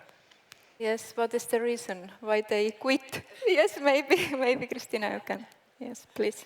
Well, since the government is not here to respond, from what I have understood, the motivation is that they want to make a simplification of the funds, and these last few years, many of the projects has been used in the agricultural fund, and then they decided that it would be less administrative to use only one fund instead of using all the funds. That is what I have understood. I'm not sure if that's the correct answer. Okay, any other comments? Yeah, Radim? I would like just once again repeat that the argument that it's complicated is not valid, and if someone says that, send him to the Czech Republic, to the managing authorities to ask. We are the first country approved the strategies, although we have 3 funds and 5 operational programs, So it's not valid argument that it's complicated, If there is a system, it's working. So this is just an excuse, maybe, of politicians who do not want to give power to the people to select the projects and to use the money how they want, And this is the argument. We have a new rural minister now, so I will send her directly to... Yes, I'm also a politician, and so I can explain it to them. So, Radim, your advice will be very welcome. Yes, Niklas. This is the secret real reason. it's the giving up power from the national side towards the people themselves. And that's the main reason, because if you make it harder for them to access funding, if you involve less people, of course you have concentrated more power to single persons. And I know it from my constituency, for example, our ministers love to go in the campaign, go around and hand out big checks. You know, it's not sustainable, it's not useful, it's not helping anybody on the long term, but they can, you know, it's helping them for their campaign because they can run around and hand out the big checks for like single projects. And I think that's the real reason to concentrate the power. And other than that, that's all the reasoning can only be, yeah.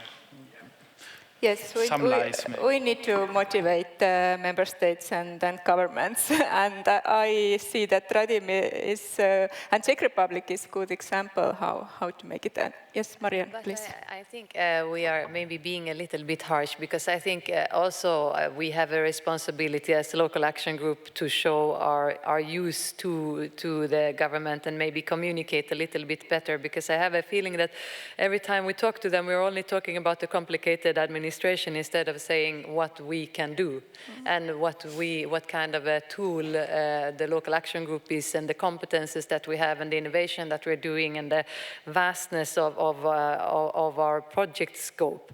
So I think that really needs to be done. And then there is always power struggle, not only between the government and other people, but between actors in general. And yeah.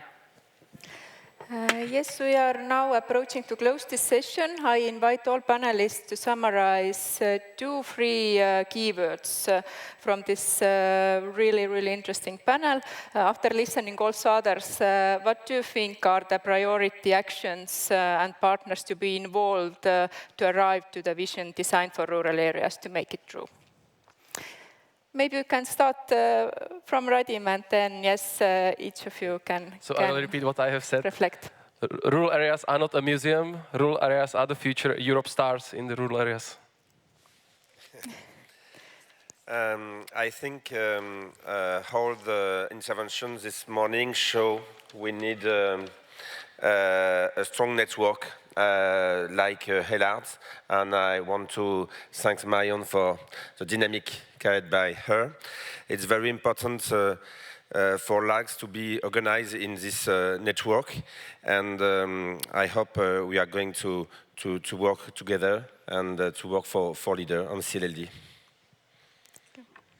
Yes, I think that the time for CLLD is coming and will continue to come, but we still have to fight for it. But we still have probably the best situation, or that we ever had. But it's still not over, and we need to continue to go for it from all sides. By the way, be it on the stage with the Commission. I'm completely hoping for your help in convincing the member states to include CLLD in their programs, as well as everybody from national parliaments to the whole regions, and of course everybody working as stakeholders and doing their best. Just try to lobby your governments and your politicians that they include it in the programs. And if we set that in stone, we would see so much change in the next 7 years. I think that would be incredible.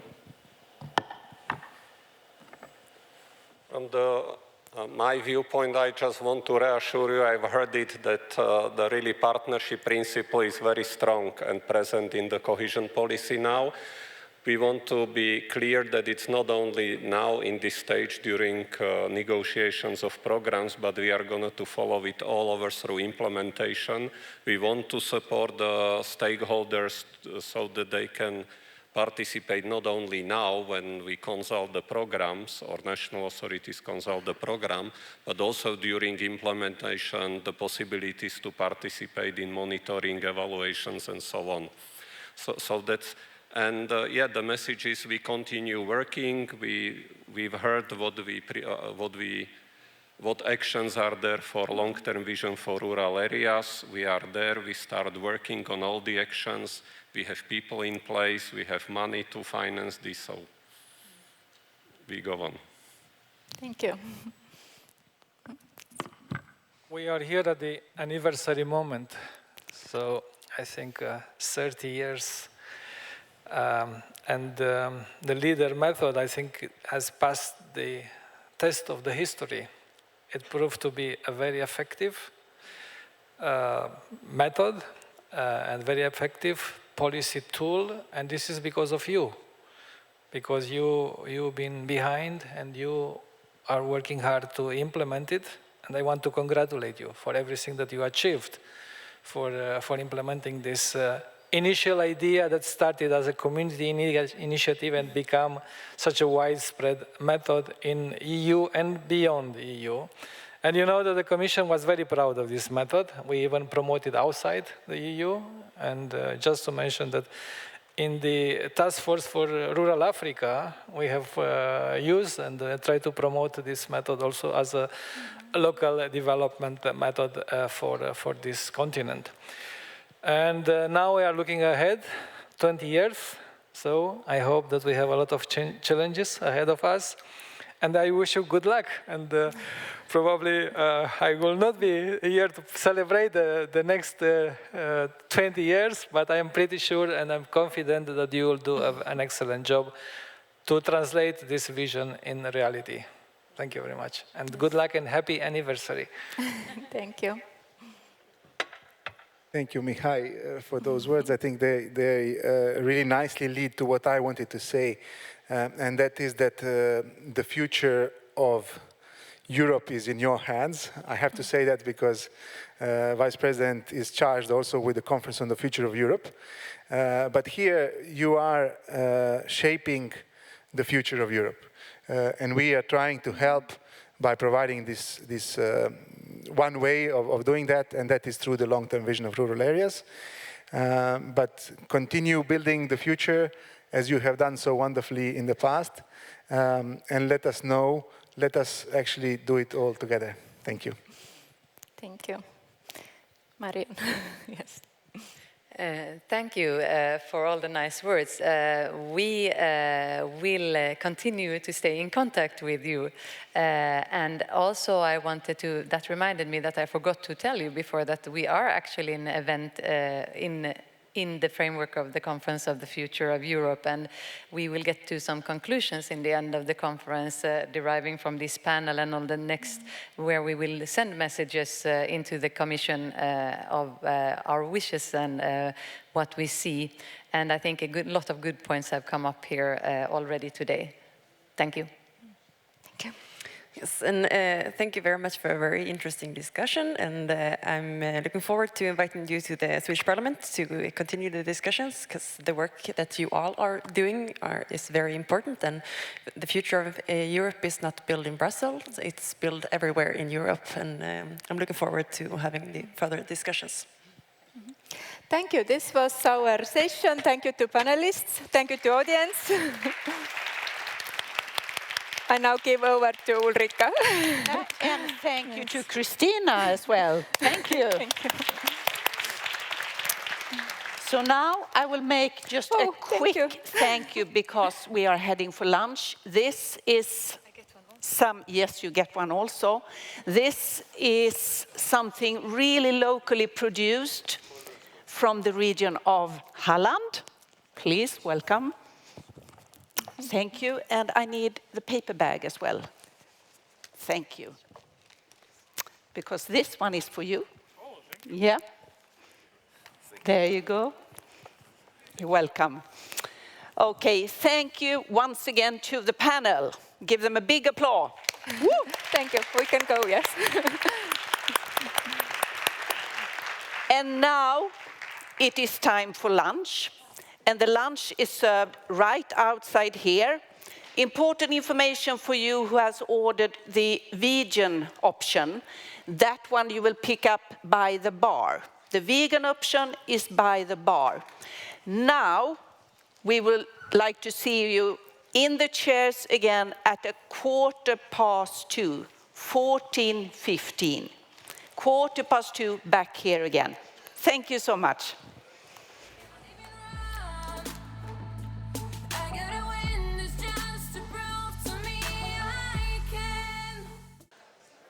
Welcome back.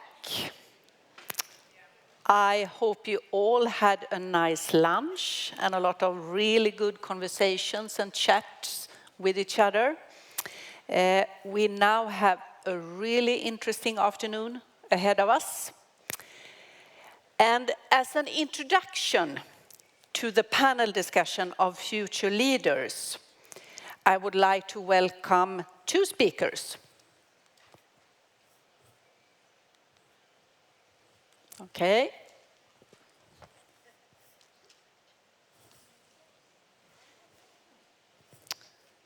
Technicians, can you do something for me?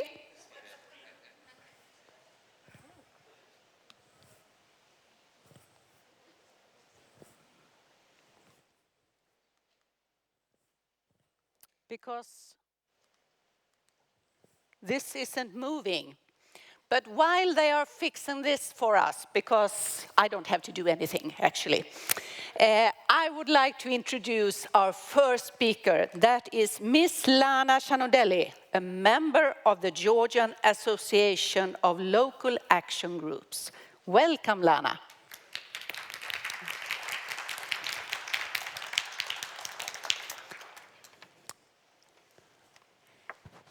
Is my voice okay?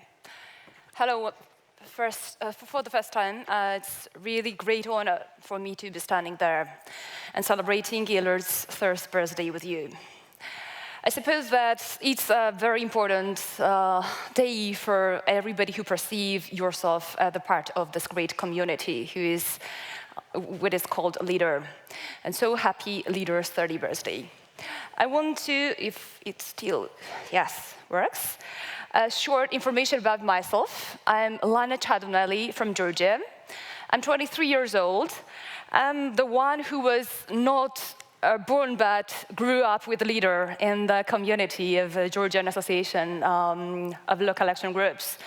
And to tell you the truth, I'm really loving this fact that I'm mentioning that I'm the part of the leader from the first time that it was created in Georgia.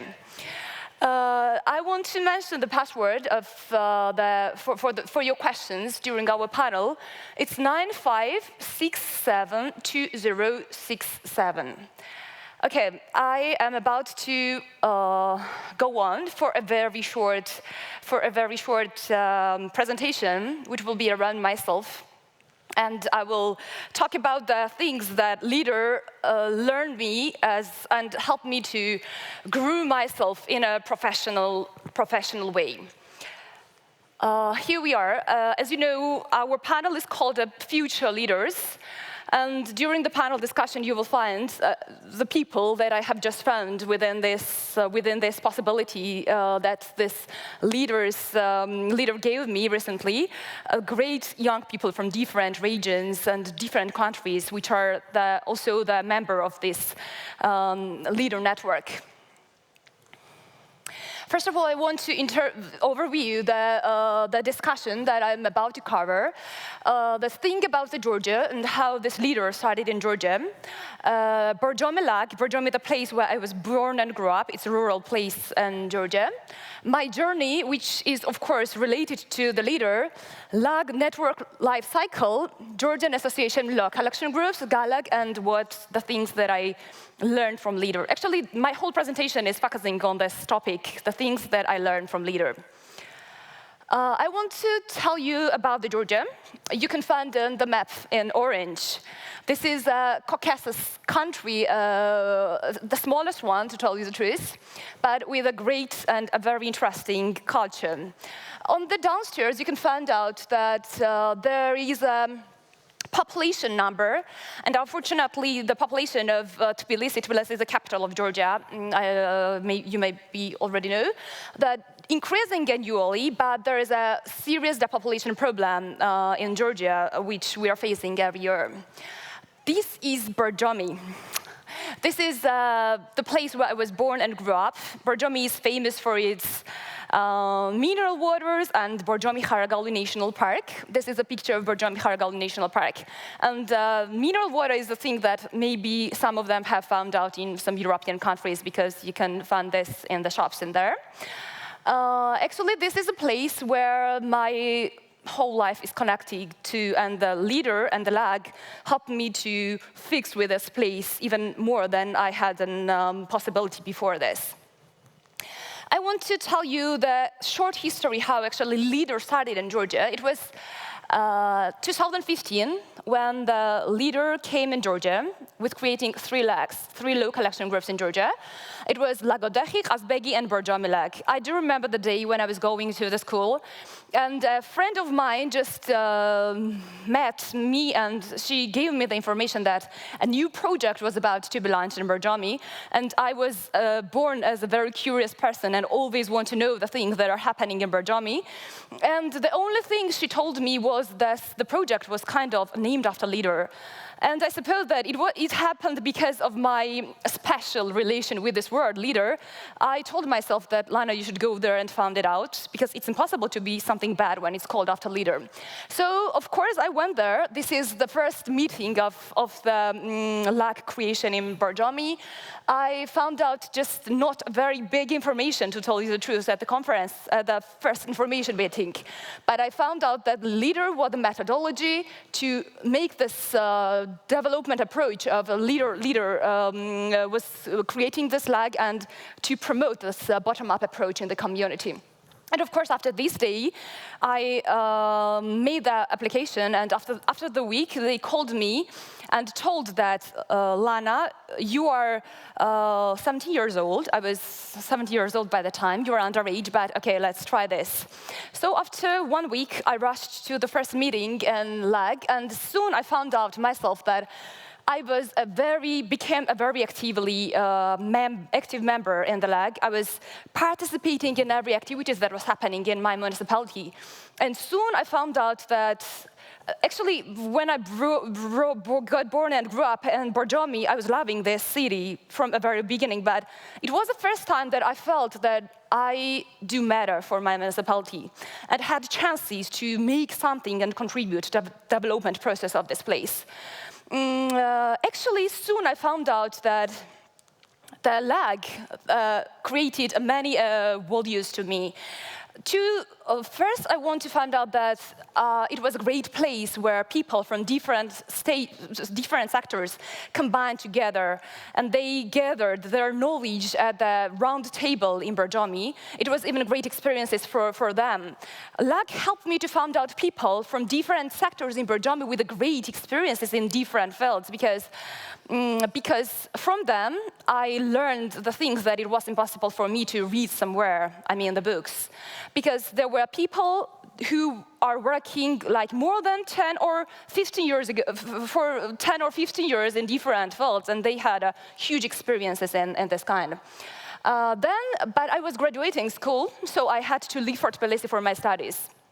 And according to the LAG legislation, when you are having 3 missings of the LAG meetings, you are no longer have the status of a LAG member.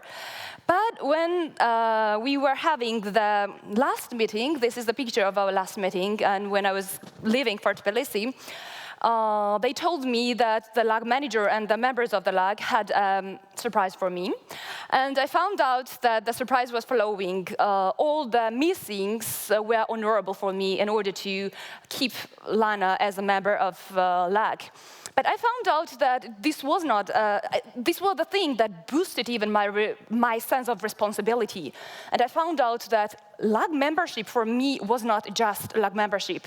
I should have done even more than I was doing before, because I was feeling the confidence from the members of the LAG. And actually I found out that this was trust and confidence what really saved me in Borjomi. I'm not sure it works. Okay, I will go back to there. Yeah, thanks.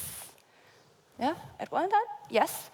So this is the way I was saved to my municipality, and since the day I found out that when I went to Tbilisi for my studies, I was learning everything to just pay forward to Borjomi, the place where I was from, because everything that I was learning in Tbilisi, in the capital, I mean, I was looking forward to go to my place and share with youth people or for the different people that I was knowing them. Now I want to mention the journey that is related to the leader in my life. There is a huge leader community in my life. The people that I got known with them within this leader. Actually, with another project manager of the LAG, I was recommended within the USAID Zerda activity as the trainer. We were selected just 16 trainers throughout Georgia, and this was a great opportunity for me to be among them. And then I held the trainings in Borjomi and was learning these children and young people from 18 to 28 years old, entrepreneurship and leadership skills. And I found out that there were people with great ideas, with a great drive in Borjomi that I have never idea that they were a part of my community. Actually, one of the biggest benefits of having this member of the leader was to find out people in the same community, but the members who I don't have no idea where they were before.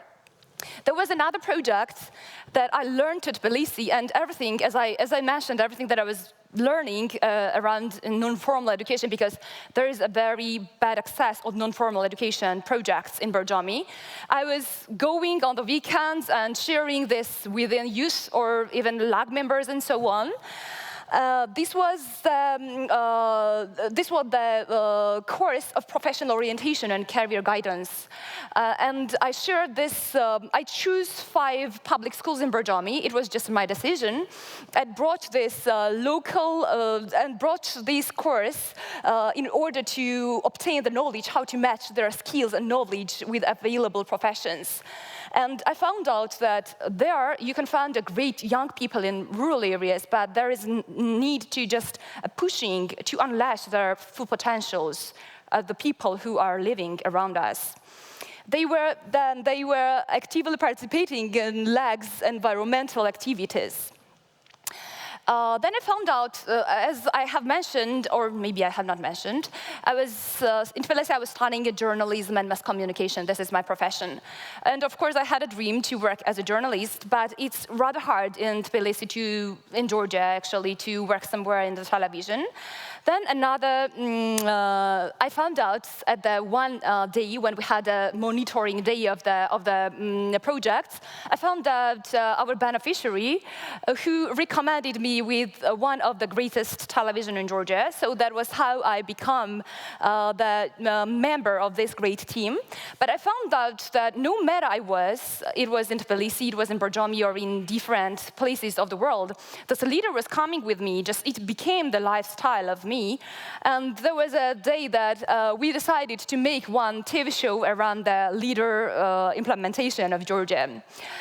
Because it was all the same, the community there was just part of the thing that was talking about was how was leader happening in Borjomi and what was the local action groups in Georgia. Then we create a Georgian Association of Local Action Groups. It's a place where I was selected selected by the LAG members as a chairperson of GALAG.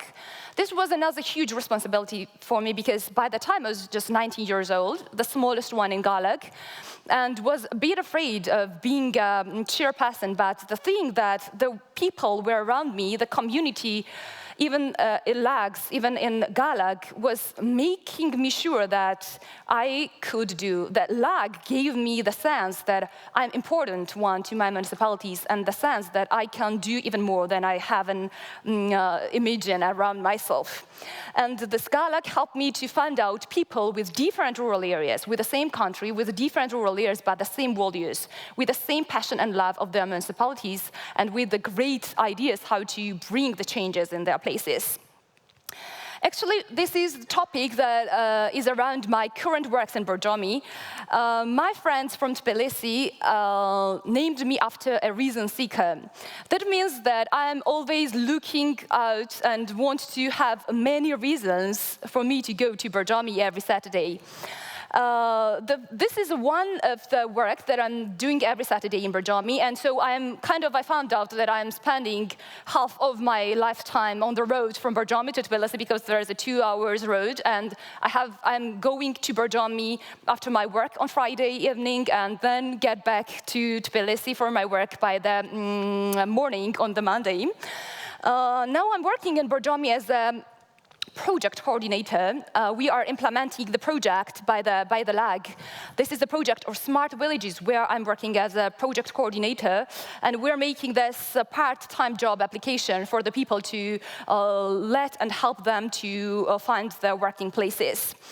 And there is another thing that really saves me in Borjomi, and this is my volunteering thing, that during one of our projects that is implemented by the LAG, I found out the young people, there is one non-formal educational school, a great one. I don't know if there is a similar one even in Georgia or even in Caucasus maybe.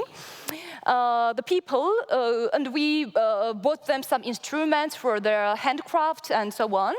And I found out that children were very interested in improving themselves, and they had a huge potentials, but there was some things they need some kind of pushing to help to realize. Then I decided to make a course for them. This is course, the name Education for Development, which I'm holding it every Saturday. And in the emotions and even the attitude, the way they wait for me to come for this course every Saturday in Borjomi is quite enough for me to have enough reasons for going there at every Saturday. And I found out, this is what the selfie that we got about 2 days ago on the last Saturday. The people that I had attached within this LAG and leader, I found out that they become sure that this is youth who can make great changes in Georgia and in Borjomi and in their communities. Because when I was facing kind of problems, I was somebody to have come to solve this problem. And then the luck helped me to find out that it might be me, Lana, who can make some decisions how to solve this problem. And I want also to touch upon, in very shortly, the things that a leader helped me to find out. It was discovering promising human resources and potentials within Borjomi. This is the huge that explored and had no idea that people of this great thing, potentials, was living just next to me, was studying in the same schools and so on, and was loving Borjomi the same way I do. Supporting and empowering youth people with local communities. This is the thing that is happening annually, and still, if I'm learning something, I'm looking forward to go there to share the people who are living in Borjomi. It's contributing to the development of my local community and the civil society. I was calling it as an opportunity, but then I found out that it's not opportunity, but it's a great honor for me to be contributing and the contributor to the development process. And I found out that it's not opportunity, but it became a hobby of me to making something from the place where I was born and grew up.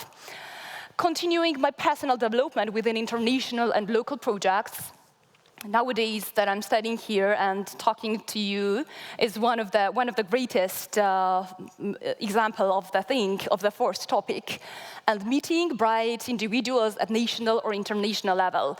I suppose that leader is the thing of the networking. It's the most important part of, and the most significant added value that lets you to find out people around the world, you here, or the people from the Georgia at different towns of my country, and people that I found out in the region and had no idea that they were living in the same country. And this is a great and huge potential that leader brought to me, and it's a really great honor to be a member of this great network, which is called Leader. Thank you so much.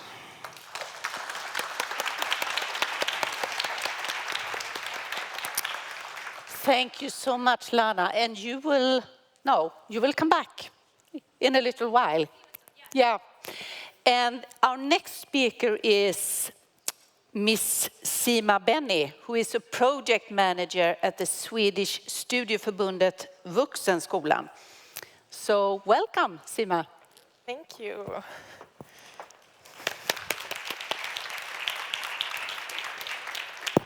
Thank you so much. I would like to say, I would begin and say, like, what a great feeling to be standing here. I'm so happy to be here today and to be part of Leader and this conference. Happy anniversary for Leader. And I'm also so happy to be talking about how running projects changed my life. I would like to start with introducing myself. My name is Sima, and I'm 20 years old, probably the youngest one here. Yeah. I'm originally from Syria. I was born and raised in Aleppo. And when I was about 11 years old, when the war started in Syria, I moved to Turkey, lived about 3 years. And then in September 2014, I came here with my beautiful family to Sweden. Here's a picture when we were in the airport. It's like my whole life I used to live in a bigger cities, like only in cities that has so many population. Like in Aleppo, it was at the time around 4 million population, and then in Turkey I was like in Mersin about 1 million population. And then when I came to Sweden, that was pretty interesting. I ended up in a countryside out of a countryside, like in a very, very, very small village with only about 300 population. And that was quite interesting, in the middle of the forest, coming to a new country. You don't know the language, you don't know the culture or anything. So I just learned a lot about that. I got a new perspective of a lot of things. And I'm going to talk about it later in my presentation. But right now, I have 4 different jobs. Crazy. It doesn't feel that much, actually, because I'm so passionate about all the things that I do. I'm passionate about entrepreneurship, leadership, and giving technology and giving opportunities to teens to do what they want in their leisure and free time. So I work as a project manager. My main job is as project manager, where I help teens who live in rural areas to start their own association, to run their own project, or to start a study circle. I really enjoy my job, and but yeah, let me tell you about how it all started. So when I was about 16, 15 years old, I used to hang out in a youth recreation center. And one day someone came to me and asked me, Sima, do you want to be in a group of teens who want to organize a local festival? And do you think Sima, who is 16 years old, know how to organize anything? Of course not.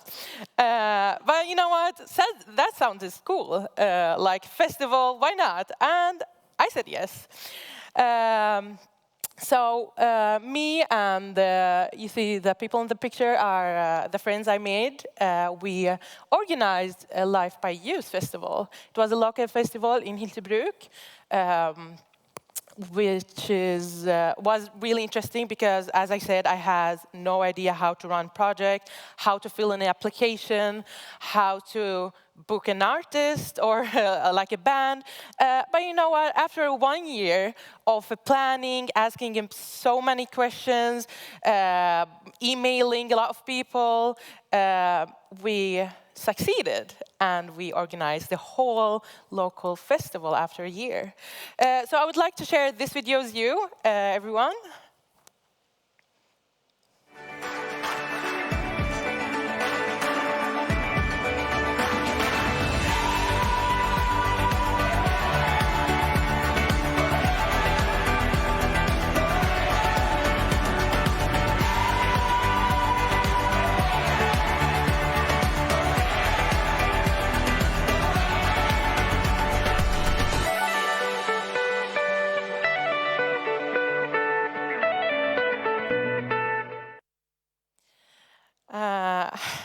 I feel so overwhelmed after looking and watching the video again.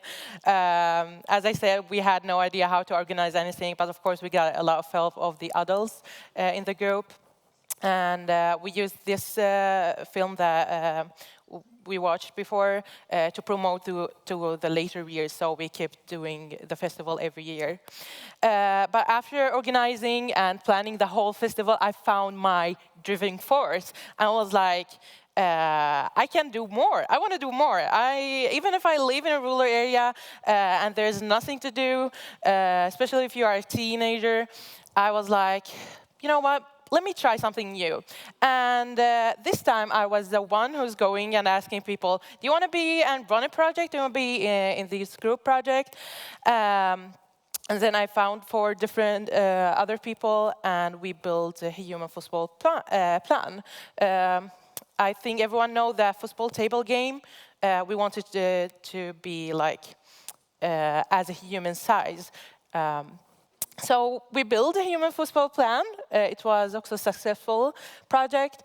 So proud of it. And I have also a video that I want to show you.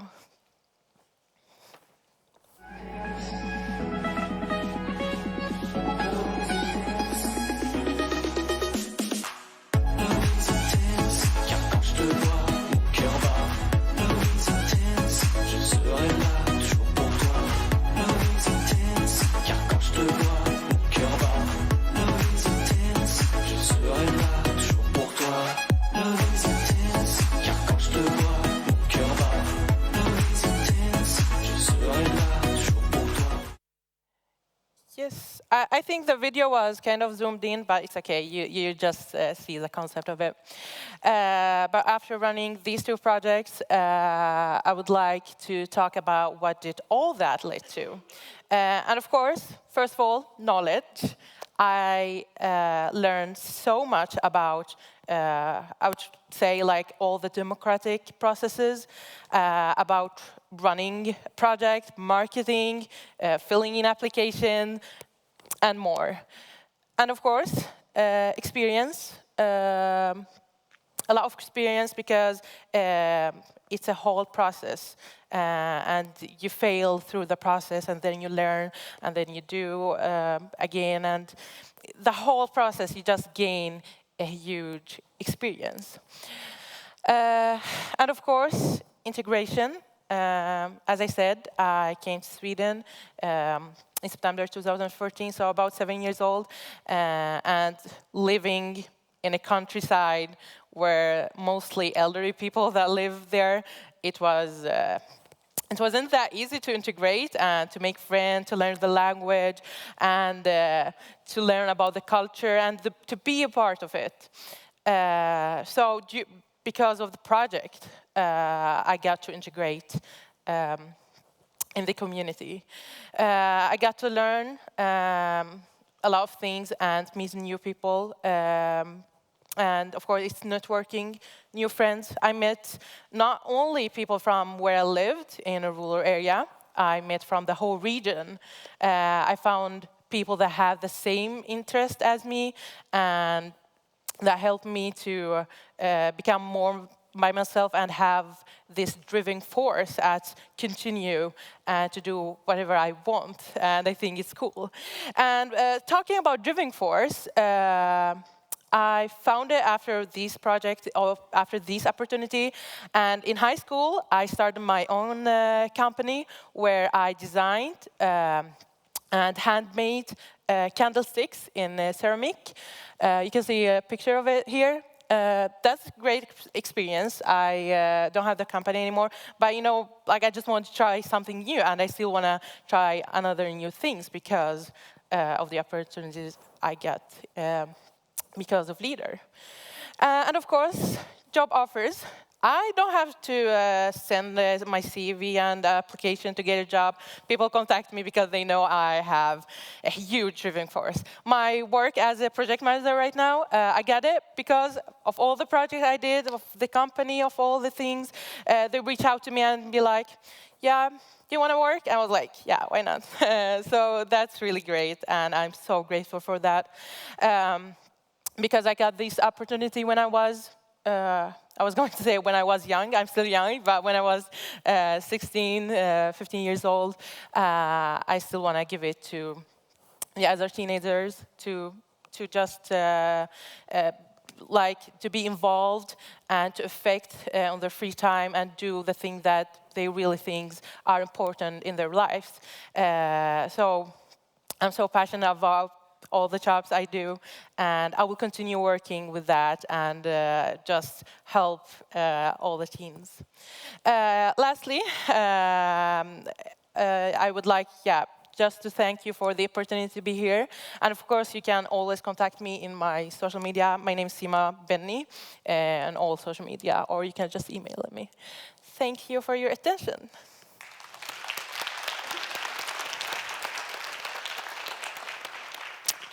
Wow, I have to say, what inspiring stories from both Lana and Sima, and what really, really interesting introductions to the panel now coming up, Future Leaders. And it will actually be Lana who will be moderating this panel. Welcome, Lana. And this is exciting. Will it work now?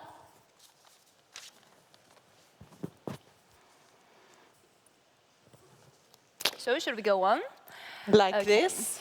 No, I would like to have this one again, because you can ask questions to the panel, and you have the password here, and you will take it afterwards. Yes, sure. Okay, yes, you're welcome. Okay. Now we are about to have a very interesting panel discussion with the youth people who are waiting downstairs with a great passion and interest, and the great jobs from their own communities. Okay, let me introduce them with you. Aiva Kishanuta from Latvia, a very active member for her community and a very active mother as well. Amelie Krug, a council member of Ecolize team.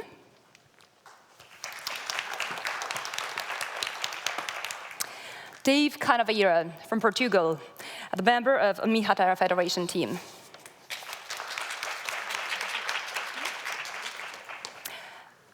Eleonora Takala from Finland, leader of Safari Rural Development Association. Niklas Dines, a member of European Parliament. And Sima Bani, youth worker, please get back to the stage.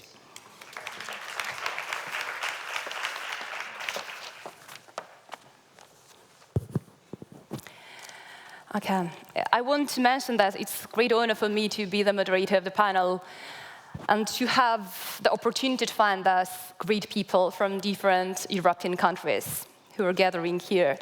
Okay, let me go on to the first question, not to burn in our time, so we are very limited. Aiva, please be the first one who will get my question. I know that you get back to your municipality of a rural place. I want to find out what was the biggest impact on your decision to stay in the rural place and grow up and make your family life there. Okay, thank you. First of all, it's a great honor to be here, and very happy birthday. And about myself, I was born and raised in a small village with a very intense cultural heritage and traditions and very close community. And I thought that it's like that everywhere. And you know, in these small villages, everybody knows about everybody, sometimes more than you know about yourself, which is fine. And we had choirs and dance groups and all the cultural activities. And when I went to university, to the capital, of course I was active. I was an active member of an environmental organization where I worked for 7 years. And I felt a bit tired and felt that I need some break and downsizing. So I was ready to move back to a small town called Saldus. It has about 9,000 inhabitants at the moment. And funny thing about downsizing, when you think about it, it's as a calm life and yeah, funny because it wasn't calm at all. Suddenly I realized that it is up to me and up to my friends and classmates to make this community where I live now active and interesting for myself, for my children. And now I can say that I am happy what I see, really. Like my children can climb up the trees, they have an art school, they are so busy in everything just like me, probably because they are my children. Yeah, and I am very, very lucky with my community and fortunate to do the job there. Thank you for your answer. I want to expand a little bit because I know that you had a chance to be a part of Leader, and want to mention how did this Leader help you to contribute in developing of your place? So when I moved back to Saldus, my first job was working for a local municipality as a project manager. And my first impression with and job with a leader was when we had to work on the area next to the lake, which was a little bit outside the town. Quite not very pleasant place for people to relax, with a lot of bushes and things like that. So we got a project and fundings from Leader to improve this place. So we didn't do much, actually. We put up, we built a parking place, bonfire places, and we put some sand to make it more accessible and nice for children. And even now, after 7 years, when I bring my child there, he said, "Hey, Mommy, you built this so great." So it warms my heart, really. And the other thing, which I'm really proud of, I was a member of the big national level project where we were 12 people involved, overall from whole Latvia, from whole regions. We were trained as community leaders, yeah, let's say so. And together we worked on a community development plan, and it was 7 years ago. And now looking back with my colleague and friend, when we see the benefits this plan gave for the local community, I know at least 3 leader projects which were created after this plan was created. And I see now that the place is for people, and even more and more people in my age would like to come back to this small city called Brotēni, which is next to Saldus, and would like to spend their lives there and to be a part of this great community I come from. Thank you. Thank you for your comprehensive answer and for highlighting a leader spirit in your answer. Okay, I want to move to David from Portugal. He actually lives in Lisbon, but he's from a small rural place from central Portugal where he returned during the pandemic. I suppose we have found one advantages of the COVID-19. Okay, my question is about the brain drain from rural areas. The proportion of the young people in rural areas declines annually. What is the Minhatera work and how you contribute in order to mitigate this problem of youth migration from rural areas? Good afternoon, thank you, Lena. So I would like to start by talking a little bit about Minhatera. So we are the national national network of rural legs. We have 58 members and 60 rural legs. We have 2 associations, 2 members that are running 2 legs each one. So a fundamental part of what we do is lobbying and advocacy. We want to improve leader in our country. We try to adapt it to the new challenges that the territories face, new and old challenges. So a big part of what we do is also capacity building, training, qualifying our members to respond properly to the challenges in their territories.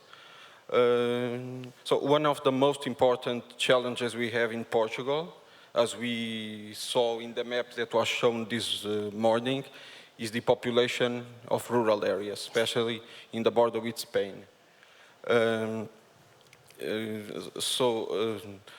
Let me tell you a little bit about my story, my experience, because although, just like you said, although I live in the outskirts of Lisbon, my origins are in a very small town in the border with Spain, in the mountains in central Portugal, called Sabugal, very beautiful place. And depopulation in that area, especially an exodus of young people, started in the 60s during the dictatorship. People were fleeing for poverty. So my mother and her family, like thousands of people did on those times, crossed illegally the border with Spain to go to France. Some people went to Switzerland or Luxembourg or even Germany. And those who did not go in the 60s went in 70s and 80s, especially to Lisbon at that time. And that's a problem that still continues today, because young people continue to move to the big cities where they have more opportunities, educational opportunities and job opportunities, so they end up staying in big cities, not returning to rural areas. Just to say that in recent years, a new interest in rural areas has been growing, especially among young people. There have been some support from the LEGs, at least until the end of this of the current framework. The CLLD, in a plurifund way, in a multi-fund way, will much probably end. So we will lose some of the support to small businesses. They are small, but they are important, and young people use them. So, but there are young people with new ideas that want to create new businesses, and we have also this new opportunity that I've used, that is teleworking. I've been for months in my hometown, and I think it's a good opportunity to explore. Unfortunately, without the same amount of funding that we had, it's going to be difficult for the LEGs to explore that, and I think Yeah, thank you. I suppose that one of the reasons of our work is to, not only in case of our private stories, but in case of the people from rural areas, I mean youth people, to make them sure that rural area is something interesting and part of their identity, and it would be great that to become an active members, and to realize that this is a place where they can their full potential, the place of realization. Thank you, David. Okay, our next participant is Amelie. Okay, I will draw the question to you straight, okay?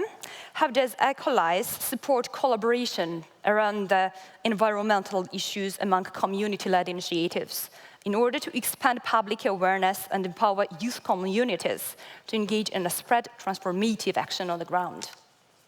Thank you, Lana. Firstly, I want to express my sincere gratitude to be invited to speak at this very important conference on behalf of Ecolise as a former council member and recent policy intern.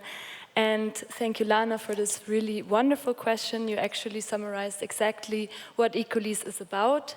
It's about supporting transformative action towards greater sustainability among community-led initiatives in Europe.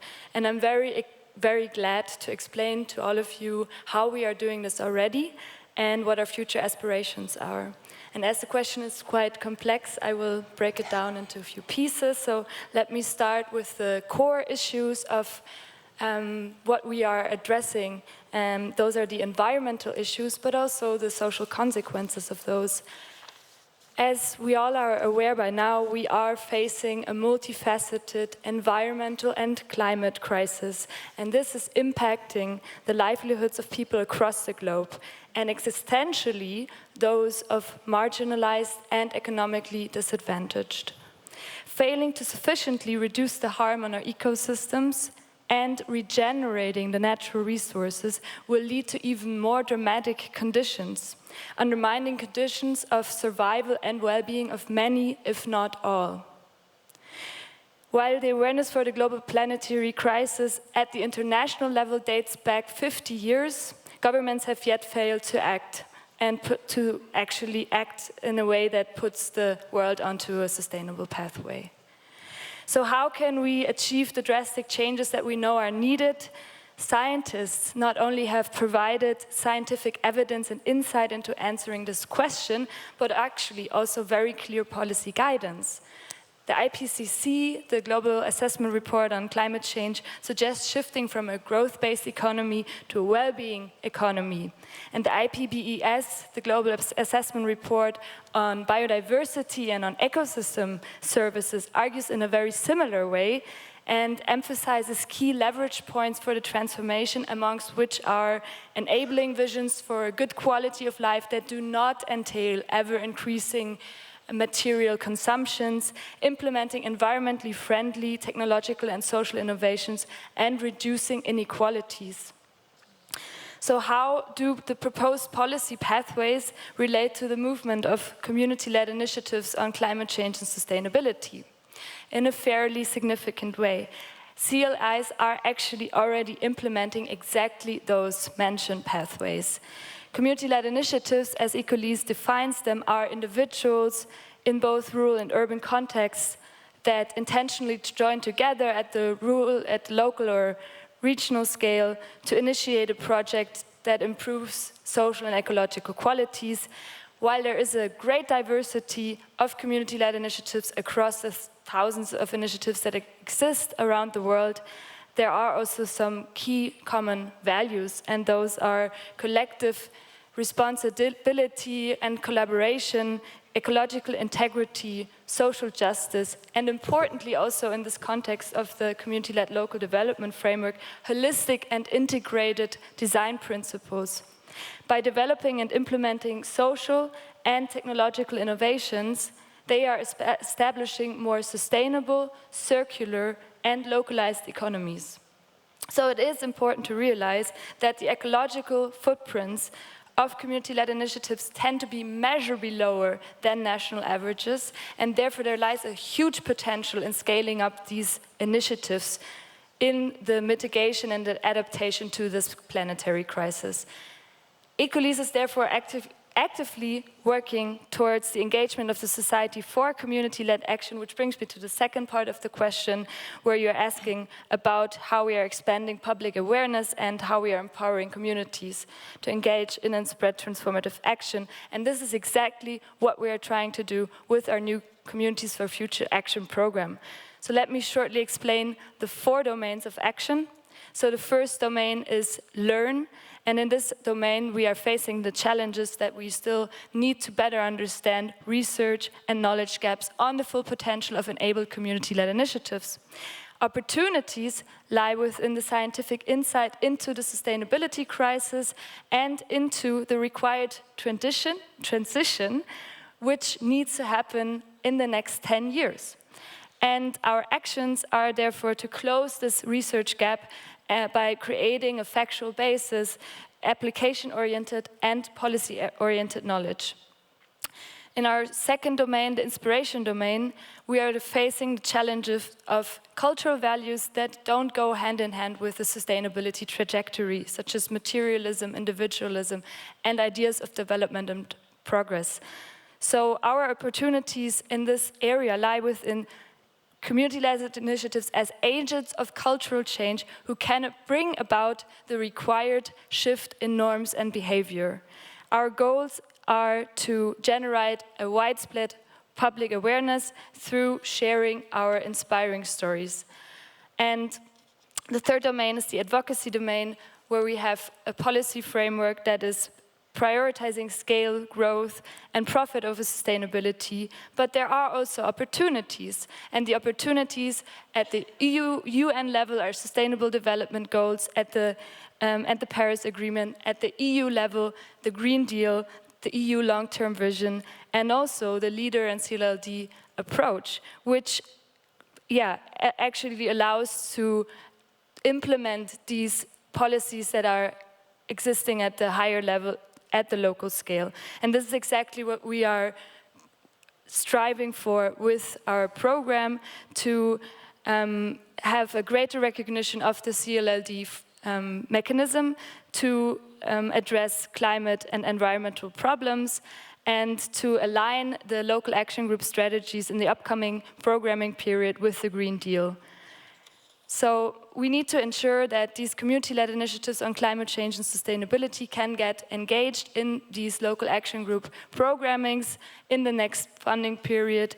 And those are the actors that have been called for recently on the former panel, when you were calling for new actors that need to be engaged to bring the transformation that's necessary. Finally, the fourth domain is the enable domain. We are facing the challenges of a capacity and resource gap.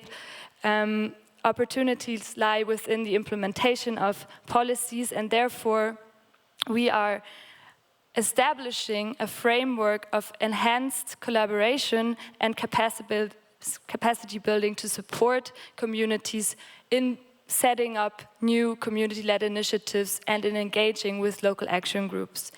So I would like to close my response with a request. We invite all of you here today to support the Communities for Future Action program. And our two main suggested actions are to join the Communities for Future Coalition for Sustainable Local and Regional Development, and use Communities for Future as a resource for local action groups to engage communities in the necessary transition. Thank you all for listening, and I'm happy for answering any further questions and looking forward to the discussion. Thank you. Thank you for covering a very crucial and huge topic within the panel discussion. I want to move to Eleonora from Finland. And my question is following: what is the opportunity that iSafari creates for local youth, and how Leader promotes your personal development? As I know you are working as a radio DJ as well. Yes. Yes, thank you for letting me be here. For the first question, I think, well, Leader iSafari is a local action group in Finland, and we actually have, just as many other Finnish local action groups, we have a youth board, which is almost the same as the official adult version of the local action group board. And all the local action groups have their own tasks for the youth boards, and for us, for Leader iSafari, the youth board was founded in 2019, and ever since we've had a group of young people who are members of the board, and they actually get to decide or have a say on what kind of youth projects will be funded. But, and also, most of the projects are applied by young people themselves, or groups of young people, and the funding is a lot smaller than normal leader projects. Usually it's between 300 and 1,000 euros, so there's a lot less paperwork involved, and that's how so many young people have been encouraged to apply for small projects, such as we've had projects where young entrepreneurs have applied for funding for a summer cafe, or the equipment for that. So our board was able to fund that, which I think is very good. And there was also one project where young ballet dancers wanted to just see a professional ballet performance on a big screen. So we were able to fund that kind of project as well. I was actually a member of the youth board, and yeah, I think that was very good. I think it was good that we had that kind of smaller funding for young people and groups of young people. So that was one thing that I think is good for the young people. And then also we've had a couple of transnational projects. One was leader funded and the other one was Erasmus project. So both of those were focused on youth. The first one was an international band camp for young people, and we had partners in Estonia and in other parts of Finland for that. And then the Erasmus project, the topic was, or the name of it was Rural Areas Through Young People's Eyes. And the main theme was improving the image of rural areas in like young people's eyes, so that they would attract young people in the future as well. Because some of the young people felt like that was a problem. And yes, so that was the answer for the first question. And just to add, I think what I've found is that transnational projects are actually a very good way to reach young people. I think they are interested in them, and for local action groups, at least for us, we've had problems with reaching young people. So I think if we have more of those kinds of projects, we'll hopefully be able to reach more young people in the future as well. And now to the second question, I'm actually I'm in charge of the transnational cooperation projects at Leader Aisapari, and for me, I think it's been I've enjoyed being able to provide international opportunities and experiences for people in rural areas, both young and older. And I think many, for example, young people think that if they live in rural areas, they wouldn't be able to have international experiences. And I think it's been very enjoyable to be able to prove them wrong and give them opportunities like that, so that they can make friends in different countries and all that. And also, I've been working at the local action group for almost 3 years, and I think, well, what I've found is that leader projects cover a lot of different themes and aspects of life, and that has motivated me to learn a lot about different fields that I probably wouldn't even be able to know about or to be interested in otherwise. But I think that's motivated me a lot, and it will in the future as well. Thank you. Thank you, Eleonora. So, Niklas, I'm moving to you for the next question. How you suppose, what is the role of Leader and CLLD in fostering a more united Europe? How can Leader contribute in ecological, social and territorial cohesion of Europe, strengthen civil society in rural areas where youth will be more involved in managing these processes? Yeah, thank you very much for this question. And I think the example that Eleonora just gave is a very important one. If we're talking about rural areas, you know, there has been in previous panels, as well as in a lot of discussions, always been announced that there's this problem that young people tend to move out from rural areas or have interest in going into big cities or whatever. And I think a solution for that could be to include young people in the decision-making process in the rural areas and ask them, hey, what would you like to happen here in order to make the life more nicer for you, so that they could stay. And I think this is a very interesting project that you're doing in Aysapari, is that right? Okay. So I think that's a good example of how to include young people, especially in this decision-making process, that would then also improve the regions itself and make it more youth-proof in a certain way.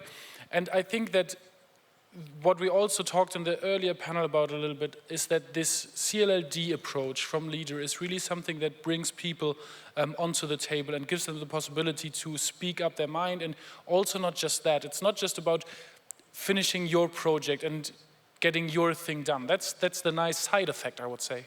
The major thing is to bring people together and have them discuss. Have them discuss together their future instead of sitting in the internet or like on the computer and just hating in the commentary sections and just going against each other, but really coming together and trying to find compromise, even though there are limited resources and even though there are common problems. And I think if we learn from that and take that to the next level, to the European and to the national level, that's something where we can really foster some unity across Europe. And I think, and then that's another story I think that really shows in this panel as well, that this LEADER project goes beyond the European Union, but really includes Europe as a whole. And that's something I think we can be very, very proud and happy about, and where we need to extend.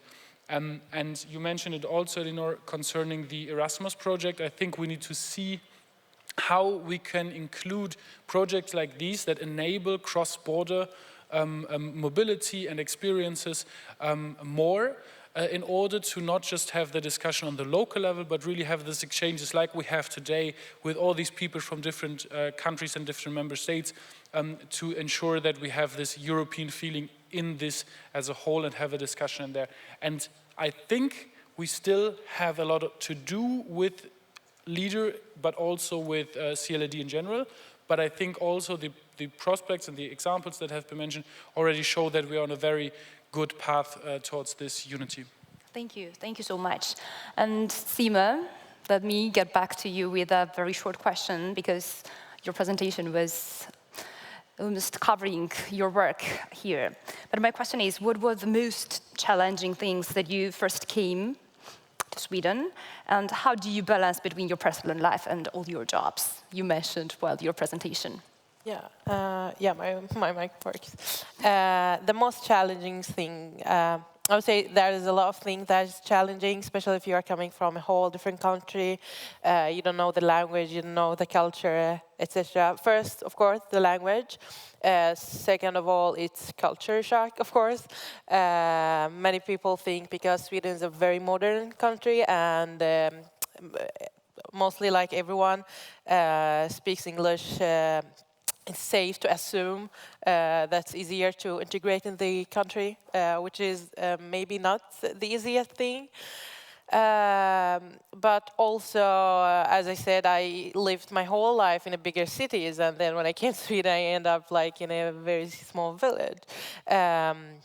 And there was like mostly elderly people that lived there, and for me to come out and do the things I liked was very challenging.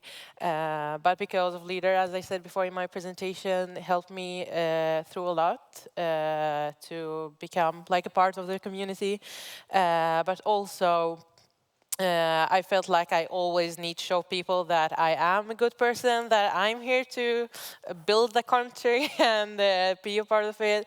And it was like, it's kind of sad that I need to explain to everyone that I'm here to study, to work. But through the project, of course, I was able to be part of something and to make change, to be involved. And today, because of the project, I can help other teenagers that also came from different countries to be involved and to be part of even if it's a small thing, but also to learn all the processes. How do I balance between my work and my personal life? Actually, it's not that easy, but the work became a part of my personal life, actually. And I'm still young and I have different jobs because I only choose the best part of every job. So that's real cool. I only choose the thing that I'm most passionate about. Entrepreneurship, technology, leadership, and working with teens.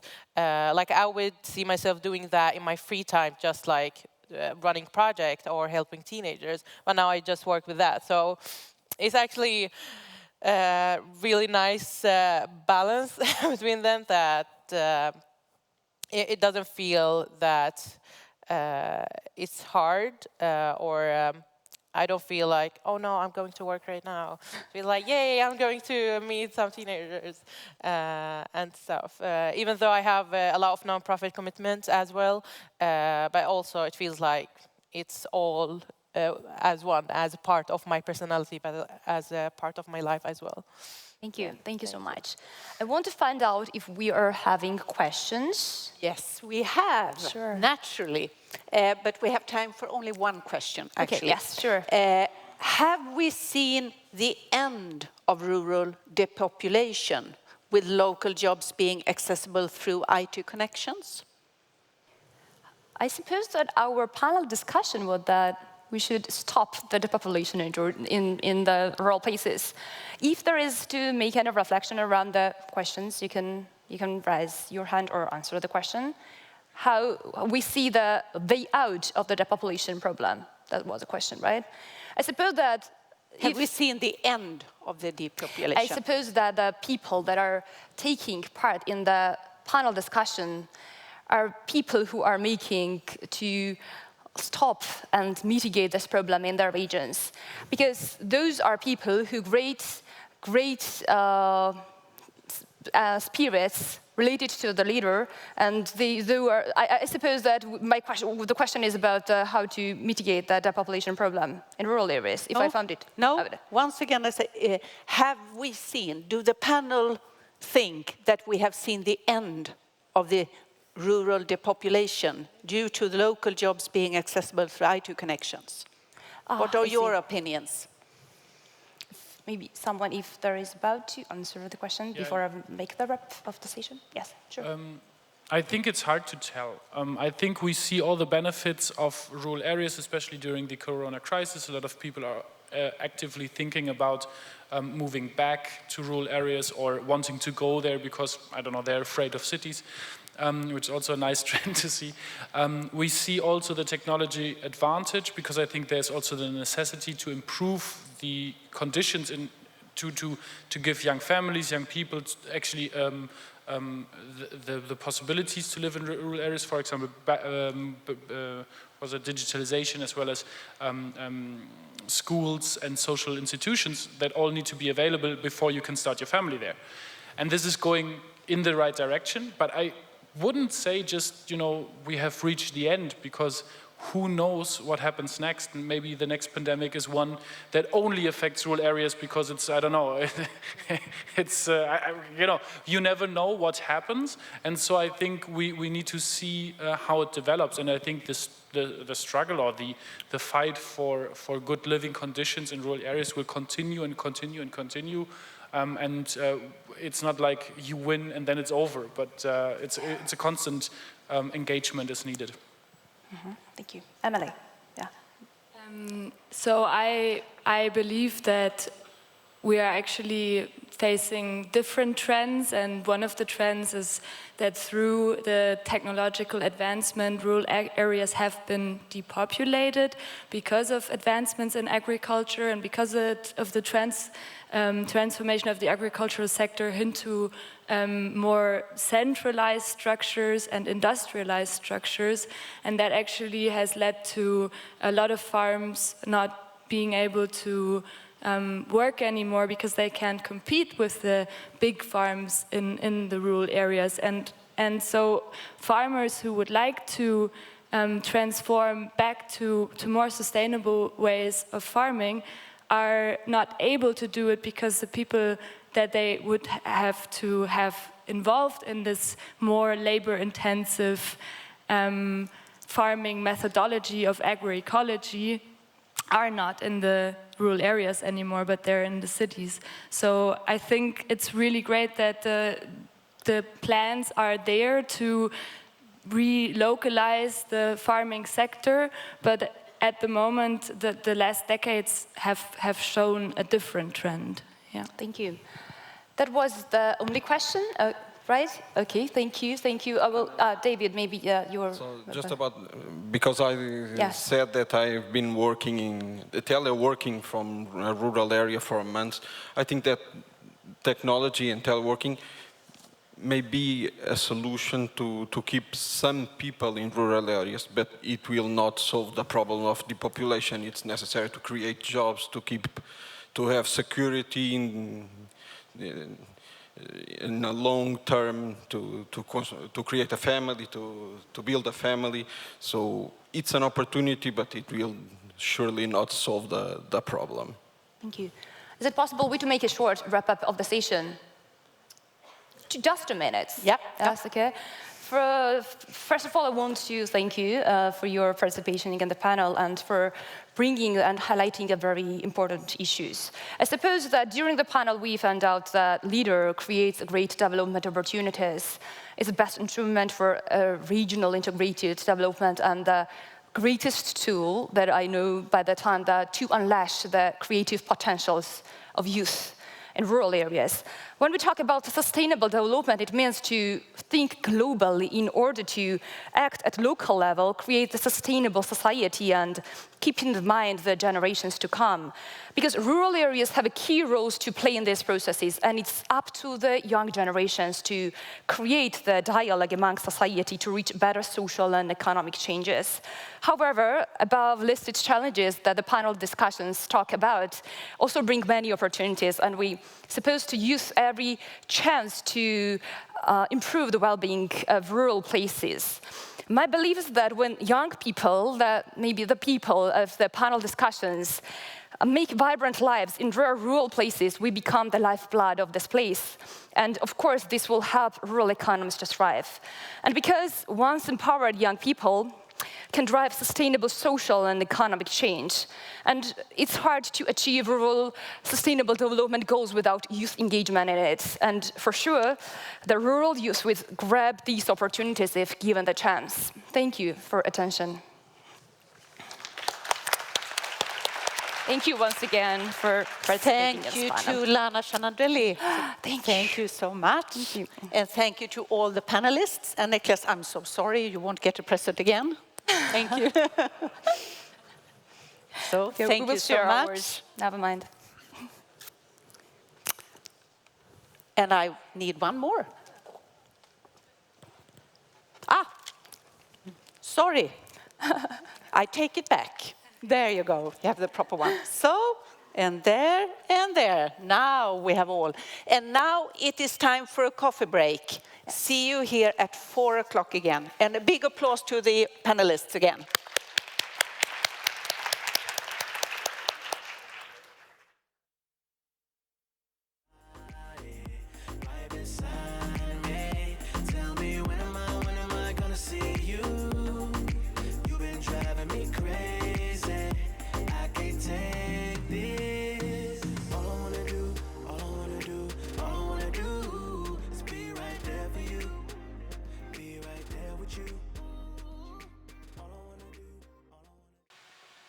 And we would like to have some questions later on that you can ask us. So we have a Menti, as usual. You know this by now.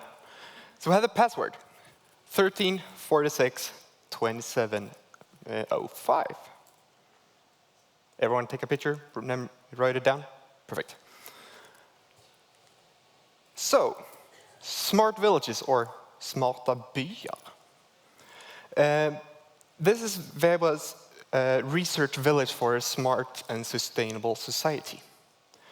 And Veberöd is not a huge village. We're talking about 5,000 inhabitant citizens with around 1,200 households. And will increase actually to 1,200 new households by 2040. So we are in those dilemma on how we can expand without copy-paste a city. How we will do that. So this is just a small picture of Veberöd.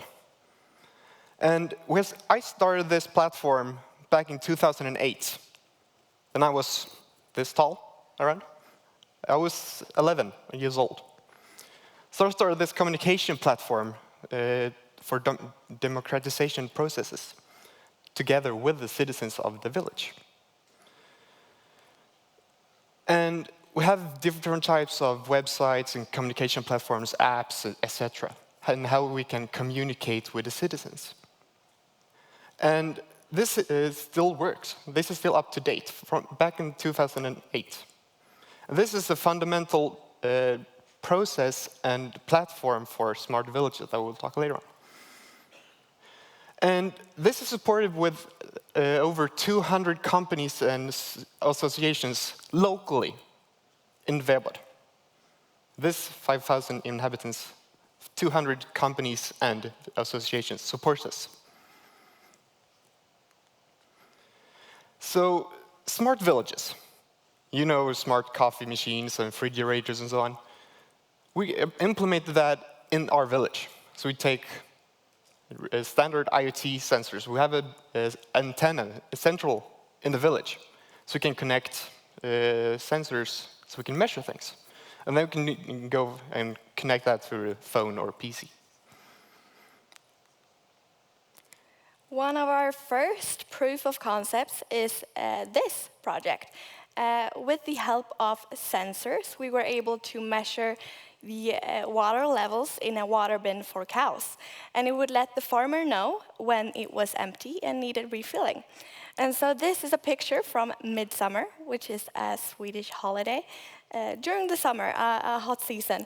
And the alarm went off for the first time, and the farmer came out to find this.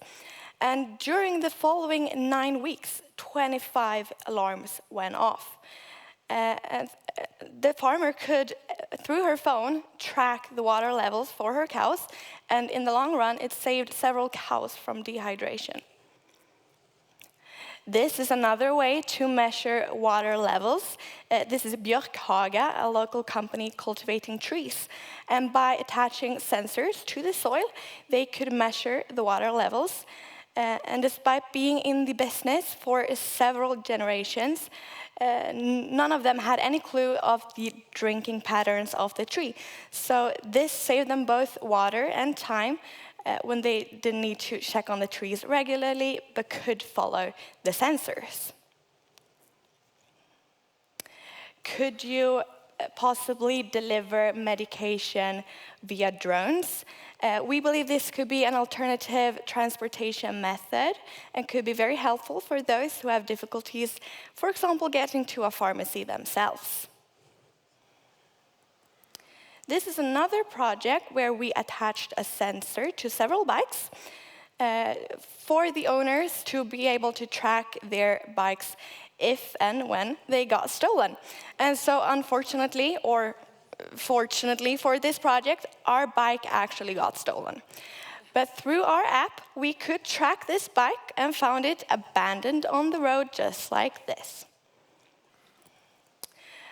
Under the Smart Villages project, we have started a Young Smart Villages non-profit association. And it's an association run by youth, for youth, working to achieve a smart and sustainable rural area. And one of the first projects we conducted was this water quality measuring project. This is a picture of Veberöd, and what you see on the picture is a local stream. We call it Veberödsbäcken. And what we did was compare the ingoing water with the outgoing water. We saw an increase in zinc and phosphorus. And we like to do this comparison of are we leaving the world a better place or not? And we concluded that in Veabrad, we are unfortunately a minus village. And although we aren't terrible, we do pollute.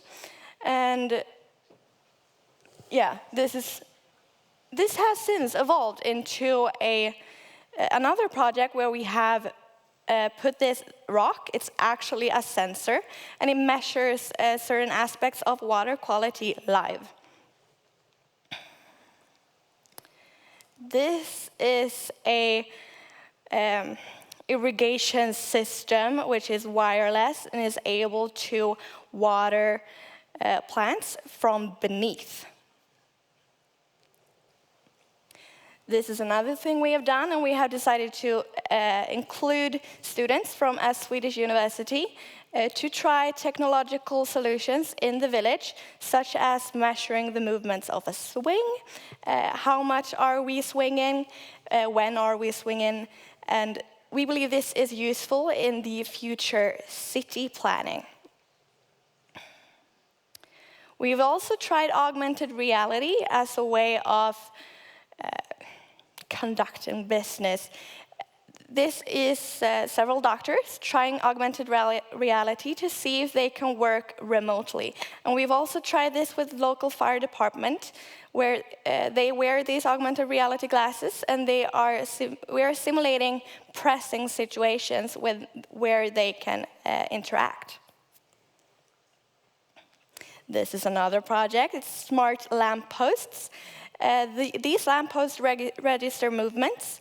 When they register movement, they will light up, and when they cannot detect any movement, they will dimmer instead. By doing this, we can lower electricity costs. This is another project where we measure the traffic flow on a certain street in Veabrad. This is another example of how we can use technology to improve future city planning or rural development by seeing which roads are we using, how many cars are we talking about, how many pedestrians, what do we need to do for future Veabrad. And we actually have a physical place. We actually started a hub, so we call it Smart Village Hub, or Smarta Bya Hub. So in collaboration with companies and different universities around Sweden, we have a physical place in how to test and do research of what's smart and sustainable. So for instance, how we can 3D print, for instance. In this case, we 3D print with clay, local sustainable material, and how we can use that for, let's say, a vase, or later on we can do research on how to build houses. So instead of concrete, we can use more sustainable and locally found materials. So we can print a house, for instance. We did hydroponic systems. So instead of traveling a vegetable a couple of 100 miles in a lorry or a boat, we can produce them locally. So this is 3D printed. You can download the stuff and 3D print it in our hub. So this means you can actually grow your vegetables and herbs and etc. at your classroom for your students, or in your garden, or in-house. And inside the hub, we have a fab lab, fabrication laboratory. I know that I can almost guarantee that you have, in your countries, in your areas, have a fab lab around. We're over 2,000 fab labs globally. We actually have one here in Halmstad at the university, where I work, for instance, as well.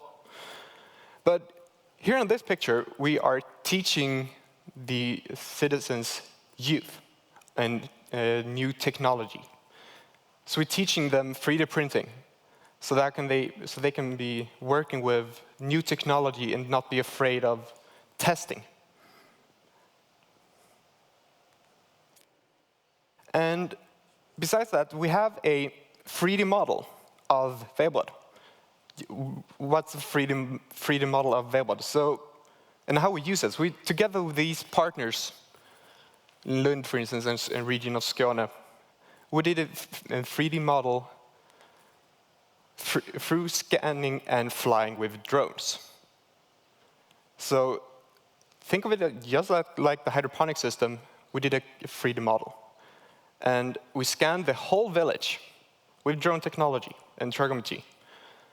And with that platform we created, we can use that as a digital platform for IoT or reporting faults in the road, for instance.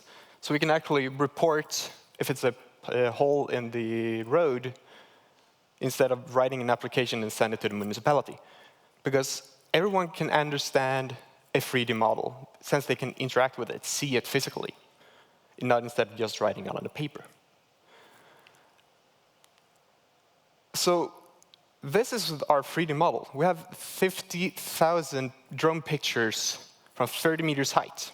So we're talking 5 square kilometer huge 3D model. Think of going through every picture. It's quite a lot. And with this, we can put in those IoT sensors I talked about earlier. So for instance, we have a gate at the kindergarten. So if the parent leaves that open, the staff can get a notification on their phone. Oh, the gate is open, go and close it. We can measure temperatures in the local water, what do you call it? Yeah, waters. We can measure health, traffic, as you mentioned earlier. And then we can put an AI over this. And this can create a heat map. A heat map where we can measure and find a correlation between those totally different types of data. And see, are you more happy, for instance, or healthier if you use more electricity, more water? And this is how we can visualize new city planning. So we can actually visualize new structures.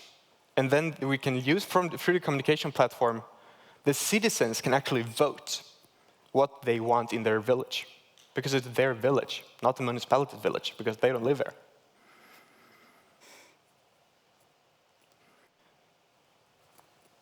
Yeah. And then we have a fab city.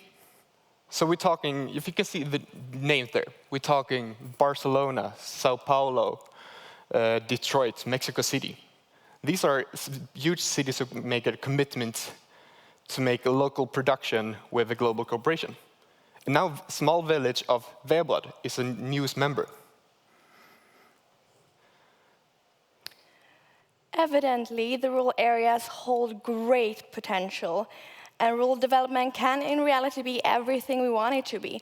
And what we really want to emphasize is that to treasure this potential, we shouldn't be transforming villages into cities in order to provide for its needs. Instead, we need to focus on creating stronger and better and smarter villages themselves. Thank you.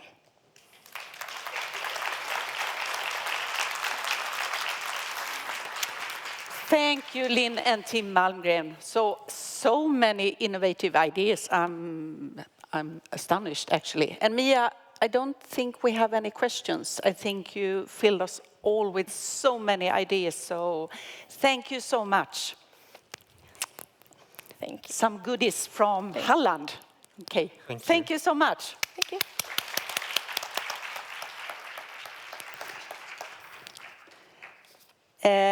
And now we are going to see a film with Mr. Stefan Niedermoser, manager of Lag Radio 3, or DRY maybe, and he's the chair of Leader Forum Austria. Stefan will share the experience, an example of startup village in Tyrol, Austria. So it's time for Stefan.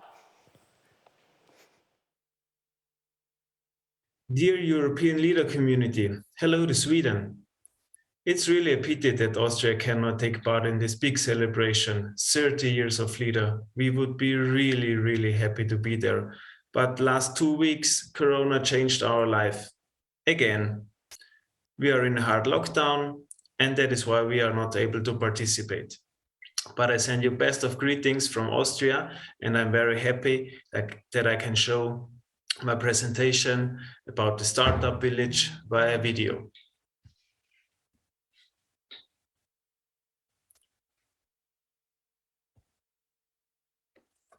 I will talk about the startup village Kitzbühel. It's in my region, in the province of Tyrol in Austria. Kitzbühel is called the most legendary sports town in the Alps. But why is that? You may know Kitzbühel because of that. The world-famous Hahnenkamm race, the biggest downhill race in the world, with 50,000 spectators waiting down to see the skiers really with a fast downhill race from the Hahnenkamm. Kitzbühel has also the biggest tennis outdoor event of Austria. And for the bicycle riders, also the Austrian Bicycle Tour. Kitzbühel, the peak of the so-called Kitzbühler Horn, is always the top tour of the Austrian turn. And Kitzbühel is also home of the rich and famous. And that is why Netflix is producing a series. It will start in December, called Kids. We are not very happy about that, but we will see what this will bring. But back to the startup village. It's legendary in sports and in high society, I just told you. But what about business or even startups there? Just to give you a small numbers and facts of Kitzbühel. It's the capital of the district, and it's in the land of Tyrol. I already told you. Kitzbühel has 8,300 inhabitants, but 3,000 to 4,000 part-time and leisure residences plus. So there are living around 10 to 12,000 people in the weekends or on holidays, not during the week. There are nearly 900 self-employed persons. What's good? There are nearly 1,400 workplaces and 6,800 employees. And out of the 6,800 employees, there are 1,400 working in tourism regularly. Unfortunately, not now, because in lockdown, also this is closed. But you can see economically, Kitzbühel is quite good. But what about startups? So there are a lot of challenges we have to face. Because of the less space, because of the high mountains, attractive area, Kitzbühel is in between Salzburg, Innsbruck, and also Munich. They are all just 1.5 hours away.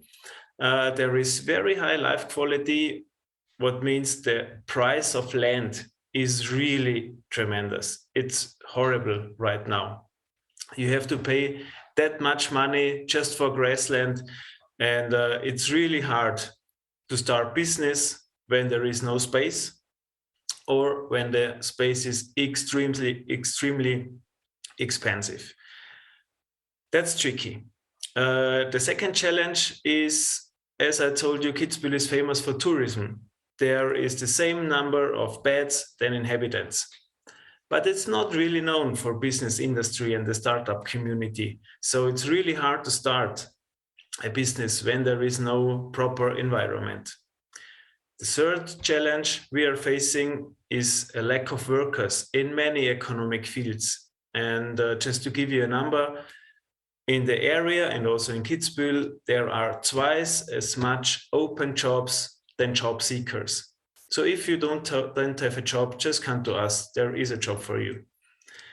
And probably the biggest challenge or the biggest problem, because there is no technical school or university within 1 hour driving, we are losing young people because they stay there. They do not move back to the countryside when they start to live in the bigger towns or at the place where the university is. So it's really hard when the young ones are leaving.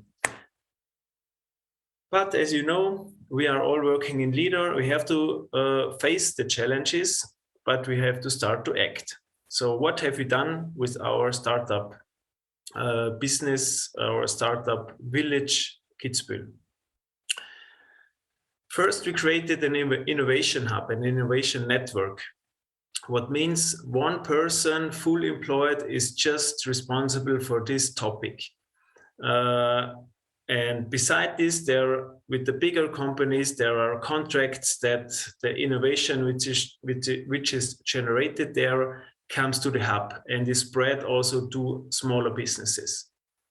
Second, of course, we have created co-working places and also co-workation places, what means to combine working and holiday. That's co-workation. Then in the school for the 14 to 18 years old, in the commercial school, we implemented an innovation lab. What means there are computers, there are 3D printers, there are some other technical equipment everybody can use. You can go there and you can use it, you can try it, and the teachers there will help you. Then once a year, there is this Change Maker program. Around 80 to 90 youngsters, what means between 16, 17 or 18 years, they are in this program.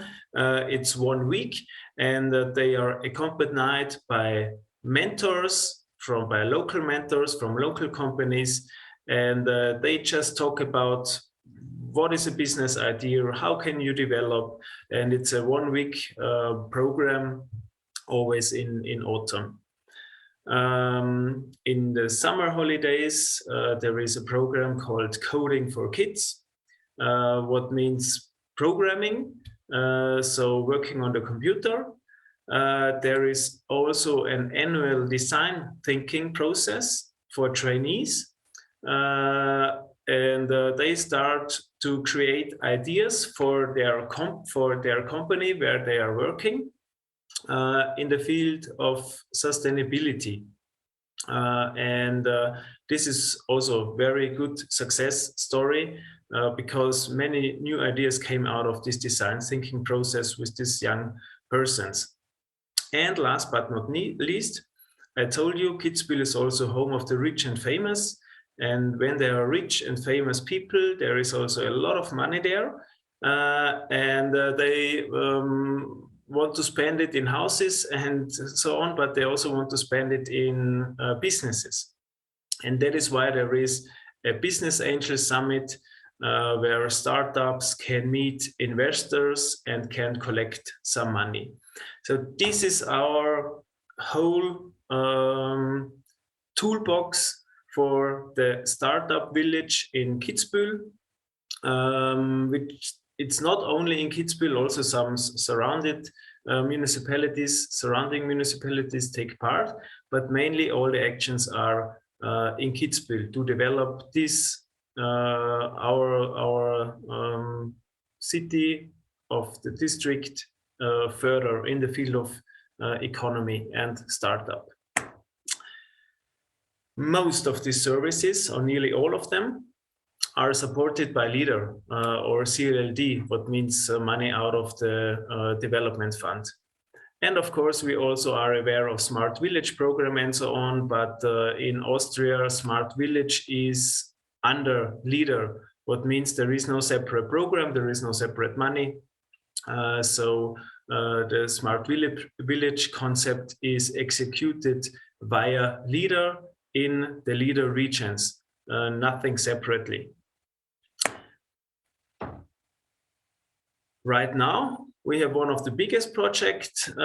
It's a pop-up startup center. Why pop-up? Because you see it there. These are 46 containers on a simple ground. Why containers? I told you before that land is that much expensive in Kitzbühel that we cannot afford to build a regular house on a regular grassland. Because no land is sold, and if it's sold, it's too expensive. That is why we have a contract with the municipality that we get this parking space and we can build there our pop-up startup center. And in this center, there will be place for 25 new startups, and there will also be some additional services from us, what means to have some fundings. There will be a local bank inside, and there will be some other mentors and startups who will help to develop your business. So this is our own startup center. What means our own? We created an association which is running this business center. I will be the chairman of this association, and we found an investor who gave us the money to invest the first part, what means the first 46 containers, and we will start with the containers at the 6th of December. So in 1 week, the first containers will come, and we open our center in March 2022. And there we hope that we really have a place for new businesses, and not too expensive place where you really can start your business. You have a good environment, you have additional services, and also the other services I told you before, the other annual actions are continuously running. And that is why we are trying to find a good solution that Kitzbühel and our area does not just depend on tourism, but there should be also some other important key facts regarding businesses and economical key facts. We want to help and support them with our projects. So thank you. I really hope to see you again, whether here in our area in Kitzbühel. You are welcome as whatever you want to come, as leader delegation, as a tourist, or simply as my guest or my friend. But you can also take some investors or some startup businesses with you. I hope I could show how we support them and why this is very important for us. So thank you, see you again, have a nice day in Sweden, and a nice I hope you will come back safely, and then if the pandemic is hopefully over somewhere, we will see us again. Thank you and goodbye.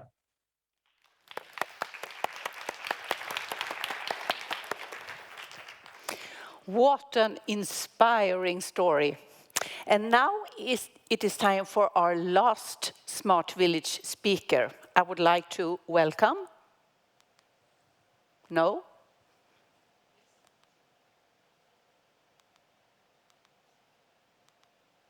There you are.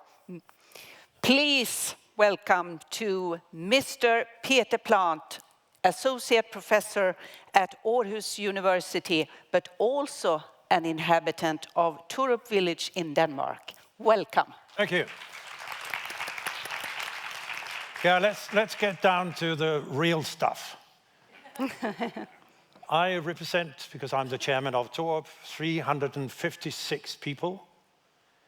And the whole municipality is about 30,000. So the mayor reminds me that I'm just representing a minority. But which minority, I remind him. I'm actually a professor, not so much in Aarhus anymore, but in Norway. Talk about distance work. But I'm also the local action group chairman. And it covers 2 municipalities, 60,000 people. What I'd like to actually share with you is a few concrete examples of what we do. And we're smart in a different way, not as smart as you and Weber, but in a different way. So I'll talk a little about startups, but also how communities will actually, in our case, work with the idea of startups. Why don't we sing a song? What a wonderful world. Can we do that together, do you think? Yes. That's what I usually do with presentations, but also with my students. Every morning we sing a song. I know it's a strange thing, but it's very Danish to do that. So we'll do that. Together. I see trees of green, red roses too. I see them bloom for me and you. And I think to myself, what a wonderful world. I see skies of blue and clouds of white, the bright blessed day, the dark sacred night. And I think to myself, what a wonderful world. The colors of the rainbow, so pretty in the sky, are also on the faces, on people going by. I see friends shaking hands, saying, how do you do? They're really saying, I love you. I hear babies crying, I watch them grow. They'll learn much more than I'll ever know. And I think to myself, what a wonderful world. Yeah, I think to myself, what a wonderful world. Well done.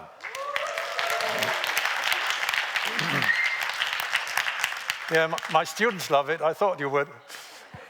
Let's get this on the map. Copenhagen, remotely down there in the corner, but more centrally placed, our little place in this municipality. Yes, the train runs.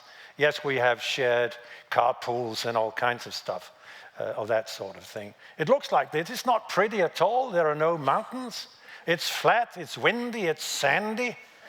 I know about this because I run a sheep farm. My sheep, have difficulties in actually staying on the ground because they blow away.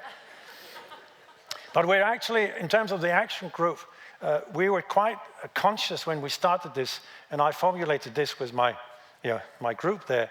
Oh, I don't know, about 8, 9 years ago when we started this local action group at that point. And we were quite conscious that we were trying to align our strategic goals with the goals of the EU at that time. You remember these 2030 goals? The intelligent, sustainable, and inclusive approach to growth. And we said, we don't want more, but we want better. So we're actually working with the idea of sustainability. That was interesting in those days, because we were saying, I think in 19 or 20 different places in our strategy that we would like to work with sustainability in terms of these different goals. And it was quite controversial. It was something which was seen as way out and a bit, far-fetched. It's interesting to see that now even the ministry, which is supporting us, has actually caught up with this. So now our projects have to be green and sustainable. We thought about that in those days. I just wanted to point to one little thing down here which I thought might be of interest. You see this lovely woman with the child down there? That's one of the local action group projects. It's the local village doctor. Decentralization of the system of, doctors in our country has been centralized for a long time. And we hate that, which we have now support for. It took her about 2 months to get 1,600 clients. This is in a village of 356 people. So you see people actually voting with their feet. They don't want centralization. They want their personalized service, the local village doctor. She has about 6 kids herself, so she's actually doing well. Just to show you what it looks like, it's difficult to actually lose your way because there are 2 roads, one in and one out, that's it. We have a railway station, we have a couple of schools, about 300 kids altogether, a local school, but also what's called a continuation school. That's sort of a residential high school. So 300 kids go to school in a village of 356, so we do import them, and the train service helps us there. We have a co-op, very nice old-fashioned co-op, with food stuff for our animals, but also church, assembly hall, restaurant, bakery, second-hand bookstores, open university, music hall, music festival, documentary films, climbing wall, farming, farmers market, local council. Oh yeah, 356 people. We're busy. One thing which I thought might be of interest here is, let's see what we get here, that we actually also, we've taken some of the power back. We don't want developers to come and develop our village. We do it ourselves. So we created a local fund to buy land and sell it off again, which actually also creates income, which we distribute in the local community.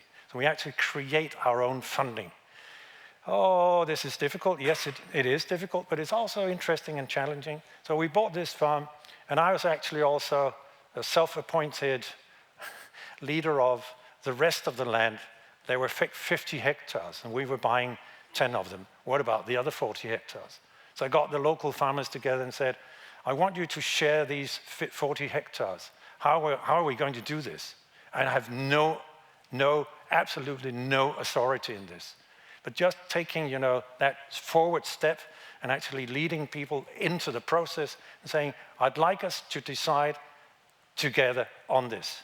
And they were not very happy in the beginning, but they ended up being very happy with the outcome. We've actually formed a local fund, and I'm saying this in some detail because it might be of interest also to others. How can we take power back locally?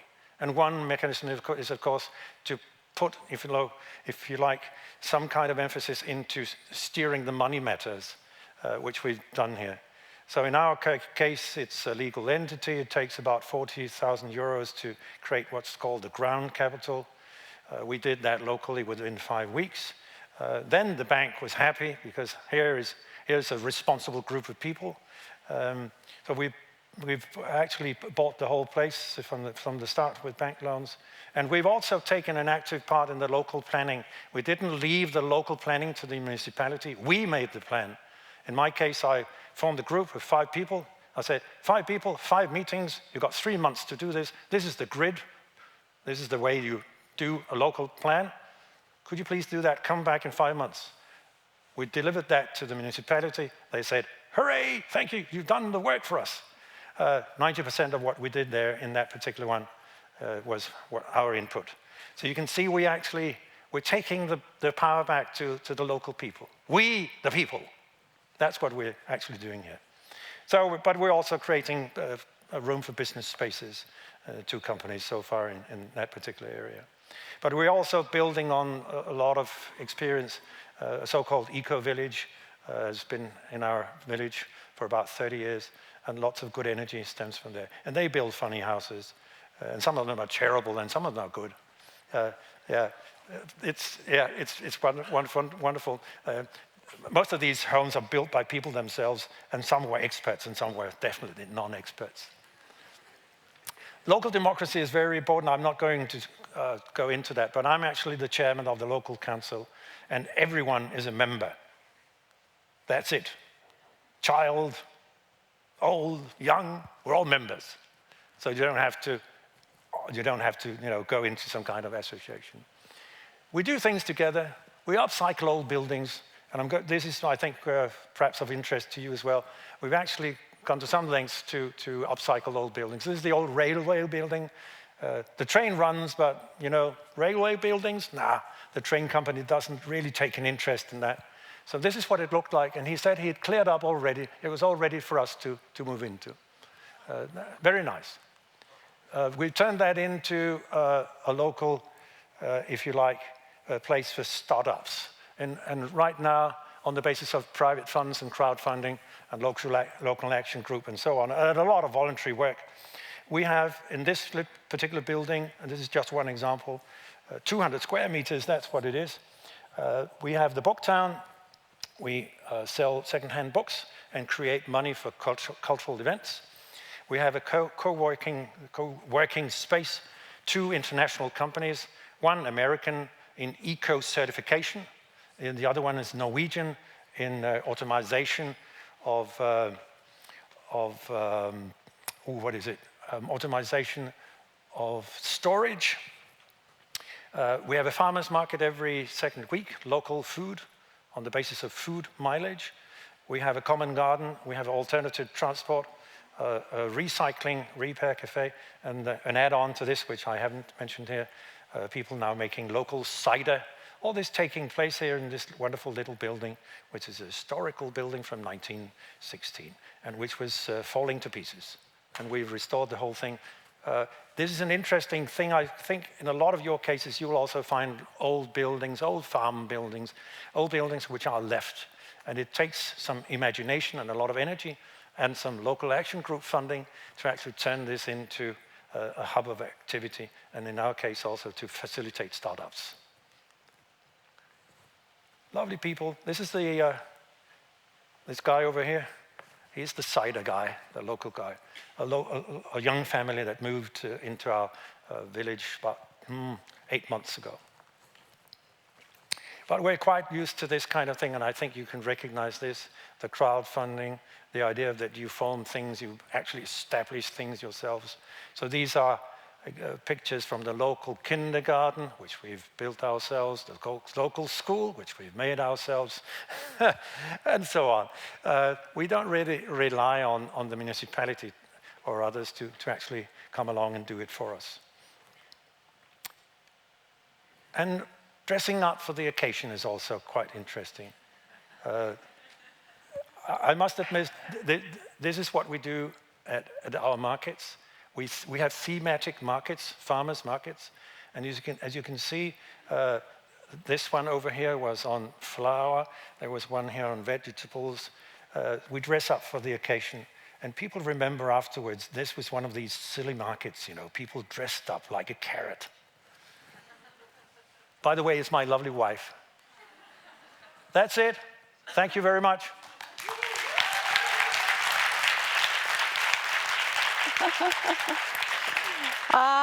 What interesting work you have been doing, Peter. Oh, wait. I have a present for you. Ooh. And a particularly thank you for the singing. I loved it. I love that as well. Thanks very much. Thank you very much. Mörk choklad. Yeah.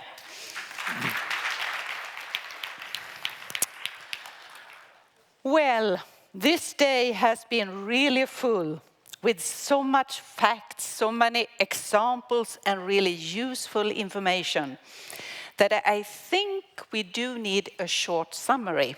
And who could be better in doing this than Miss Marion Eckart, welcome to the stage, and Miss Ivona Litzvan, there you are, Policy Coordinator of LEADER at the European Commission. Welcome.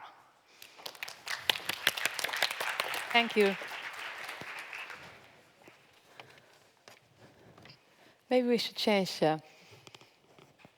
What do? We stand, we walk, I think, to keep the audience awake. We keep the audience Otherwise, awake. if we sit, people will energy drop. We will walk around. We will walk around like all the young ones. Yes. I got inspired. I think the walking. And I think also it makes me waking up. And we have thought that I will start and then Ivona. Because I learned today that the power of a song is immense. God, I think it was the best moment of the whole conference until now. I really want to thank you, Peter. It's so good. And also for a fantastic Vortrag. I forgot the word.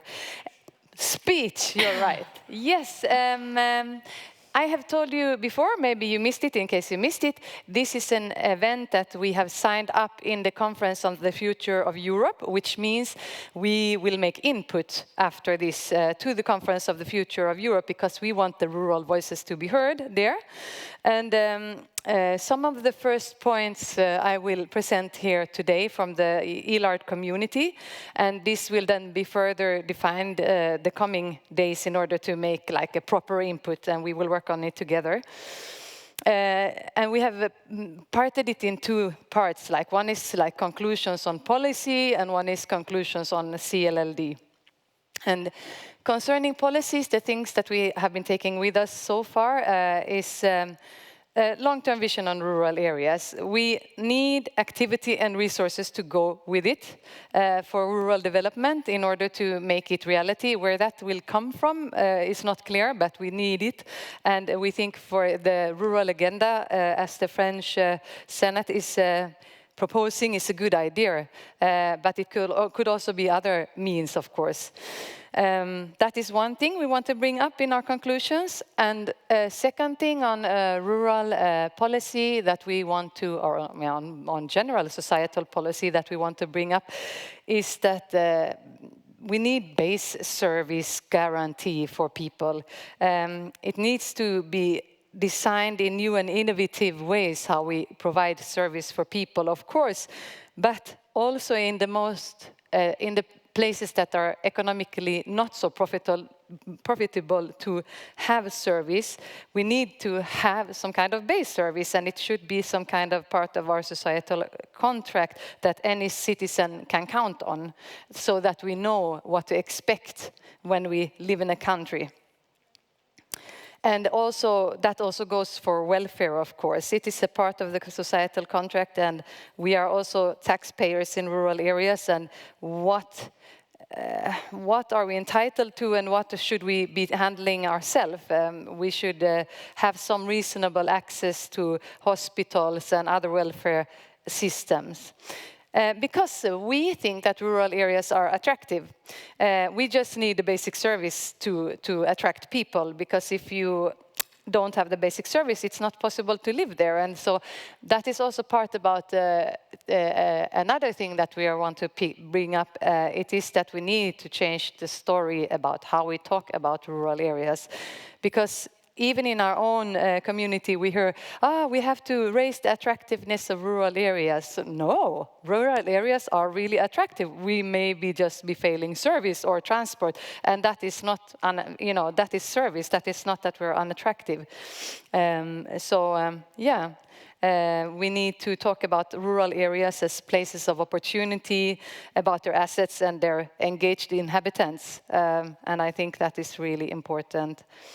We also want our youth to be involved, and we heard very clearly from our youth panel that we need to involve the youth in the decision making and in the shaping of the society, and I think that goes for all levels. Yeah, that is the first points that we will be proposing on rural policy, and of course a little bit more with many more words and more precise than I've been saying it now. When it comes to community-led local development, because we have been talking about that for quite some time here on stage today, because it is our 30th birthday. We really urge to be seen for the LAGs to be seen as territorial development actors. We have been around for such a long time. It's time to take us serious in many different policy areas. And that also goes, of course, for smart villages. Of course, we are the actors that are supposed to support the smart villages. We are there already. And also when it comes to the long-term vision on rural areas, we need to involve LAGs on national, local and regional level when it comes to the shaping of the activities that are coming out of it. And then we had also from the youth panel the importance of using the local action groups as transformators into a more sustainable society. It's really important, but furthermore, we also want to cherish the international community that LEADER is. We have like an international community of rural actors, and we should support that even more, and we can do that, for example, through making it possible to work with transnational cooperation from the member state level as well. Those were the short points that I had, and I'm giving the floor to Ivona. Yes, thank you, Marion. I'm Ivona. I work for the European Commission, and I have a clear job. My job is to make the most of LEADER and to help the member state make the most of the opportunities. I'm actually here on stage first time. I will tell you a little about myself to increase my credibility a little bit. And then I have only 4 conclusions, so don't worry, they're going to be short. I grew up in the communist Poland. I first went abroad when I was 20. I came across rural development as a linguist in '96. Somebody offered me a job to work for the EU integration. And then I asked, what What integration? What is the EU? I don't know anything about it. I can't even dream about it. But that's why I took the job, precisely for that reason. I was working on the EU accession process from 96 till, 2003, something like that, as a linguist, as a person who can communicate. I was drafting the Polish support program simply because I could write it in English. And I decided then to get a little bit more thinking. I did a PhD in Newcastle University. Pity they are the Brexit, but it's like that. Looking at regional aspects of rural development. Quite a relevant topic for today. And then I moved to Brussels, and I was working for 7 years on the Polish Rural Development Program. And I have to say, I saw the leader growing. So I know what difference it can make. After that, I moved to work on Turkey and Western Balkans. And for the next 10 years, I was busy exporting the model to Turkey. And I tell you, surprise, surprise, it works. The local leader emerged a little bit by themselves when I least expected it. And they are there. The 50 local action groups with young people and the women, they are there. So now, since February, I'm sitting behind my desk in my home office. Well, I don't have a desk. I sit on my sofa. And I'm so happy for Marion that finally I can meet you and listen. So now the conclusions are very simple because this conference was so easy and so clear in a way with the conclusions that I don't need any effort to bring a conclusion. So I have 4 conclusions. The first one is leader should be and is rooted in its method. And the 7 principles of leader are the most important thing. For every lag in the European Union, every single lag. In a real, true, strong way. That's my first. The second one, leader is delivering a lot of added value, but a lot of this value is not so visible. Maybe it is implicit, and it should be more visible, and we should be seen to be delivering this value. So added value. The next one, leader is already very smart and quite young, but I think with today's world and complexities that are increasing every day, we need to keep getting even smarter and maybe younger. I was quite surprised to see teenagers in the pictures today. And the final one, leader has a place in the futurium. Futurium is a building that it is today, but it's increased. It's part of the future. It's a place in Berlin where the future is shown, and we are getting comfortable in the future. Now, in concrete terms, just very briefly, on the 7 principles, we are still talking about open, balanced partnerships, full of participation, also of the ones that are maybe not so strong, and on the young people, of the women, of different groups in every single lag in the European Union. We are talking about integrated strategies and real links, real cooperation, and projects that bring this cooperation. Innovation at the local level is the key to demonstrating how impressive a leader can be. We've seen it. We want to see more of it. Networking and cooperation is the source of this innovation very often. Innovation comes from seeing something else and from thinking in a different way. So we want to see all these principles being possible for every lag in every member state, 3,500 lags. Now, on the added value is very strong, very clear, but very invisible in many ways. It's the social capital, it's the networks between people, it's the contacts, the getting to know, the relation, the trust, the smile, the song. It's working together. And now, in the European Union, where political power is important, the politics is important, people feeling part of it is super important for citizens, for leaders, and we are doing it. We want to be seen to be doing more, so probably we will be monitoring, and maybe even we add indicators, I warn you. But we have to show it, because if it's not visible, it will stay somewhere in the corner. No, it's in the center. It's what we do. We want to be seen to be doing it. Local governance, we discussed about sometimes conflicts and mediation, not enough resources for everything, thinking in wider collective interests, and thinking in challenges that are global. We see everywhere, and no single person, even a rich person, can find an answer to it. So the society is getting more in the collective wisdom. And leader is super in this, and I hope we'll do that. And finally, what I heard here in the panel, the concrete actions we are doing, the concrete projects, every single project matters, how money is spent.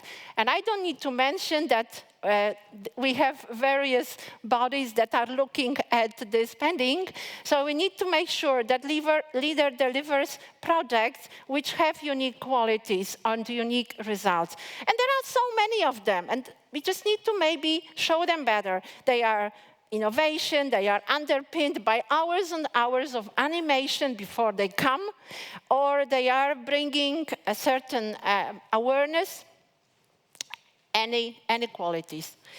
The next one is leader getting smarter. We have seen it here, and bringing a lot of advancement from research communities, from universities, from innovation brokers, startup fora, to bring not only technological progress, but a lot of progress in brain research, in social science, in psychology, in how people mediate differences and talk together, in bringing, and also modern art, in bringing the society forward.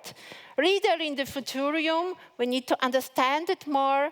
We need to understand what the future trends are, various technologies and softwares, and also green transition. Everything is artificial intelligence. So I think this smart village networking and other networking are very important.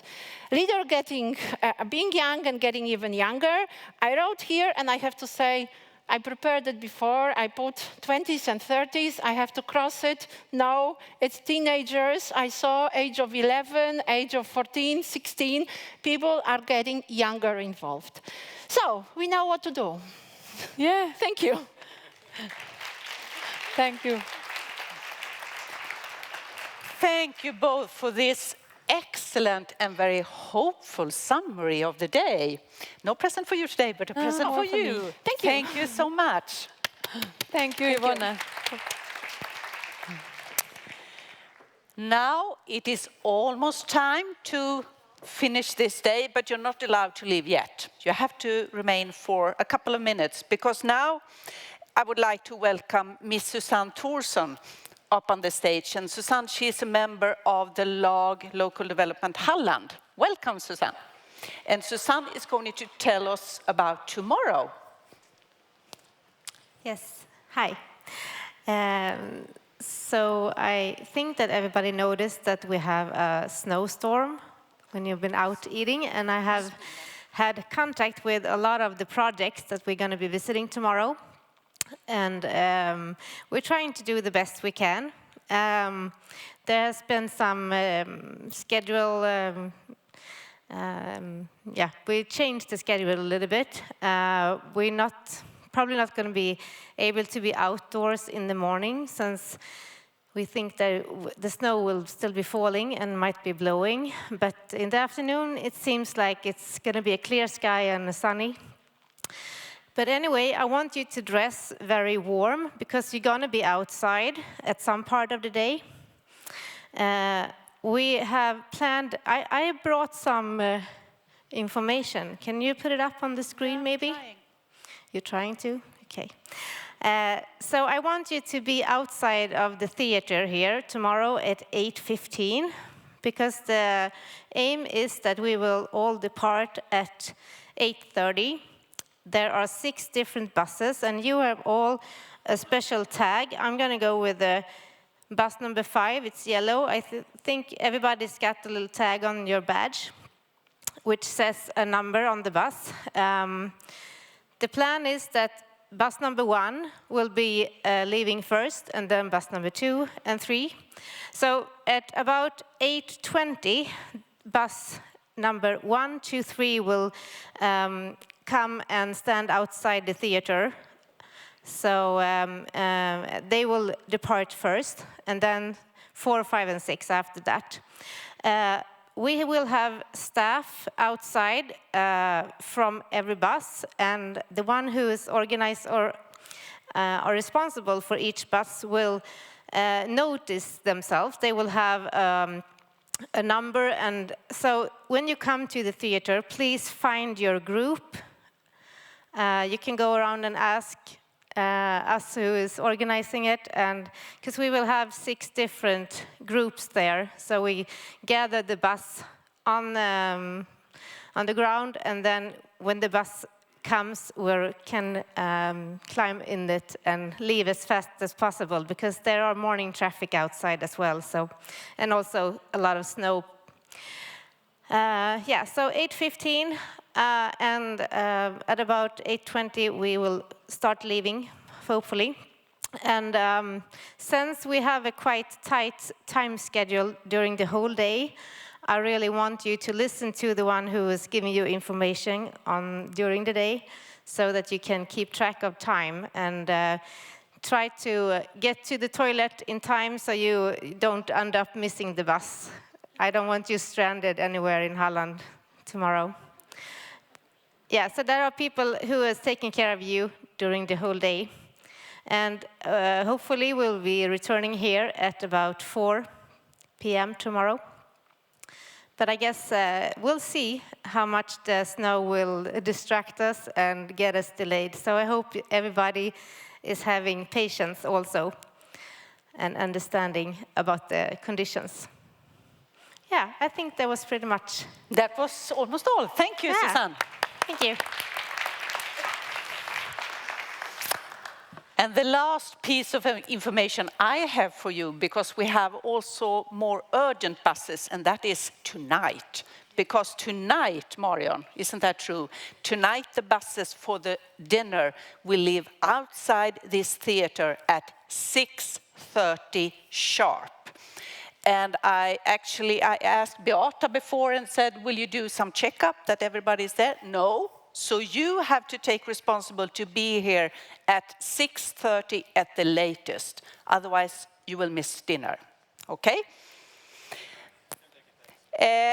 But now, we are finished here now. So I would like to thank you all for being here and participating and contributing with all your experiences, knowledge, and of course, all the smart and good questions. Thank you so much, and see you tonight.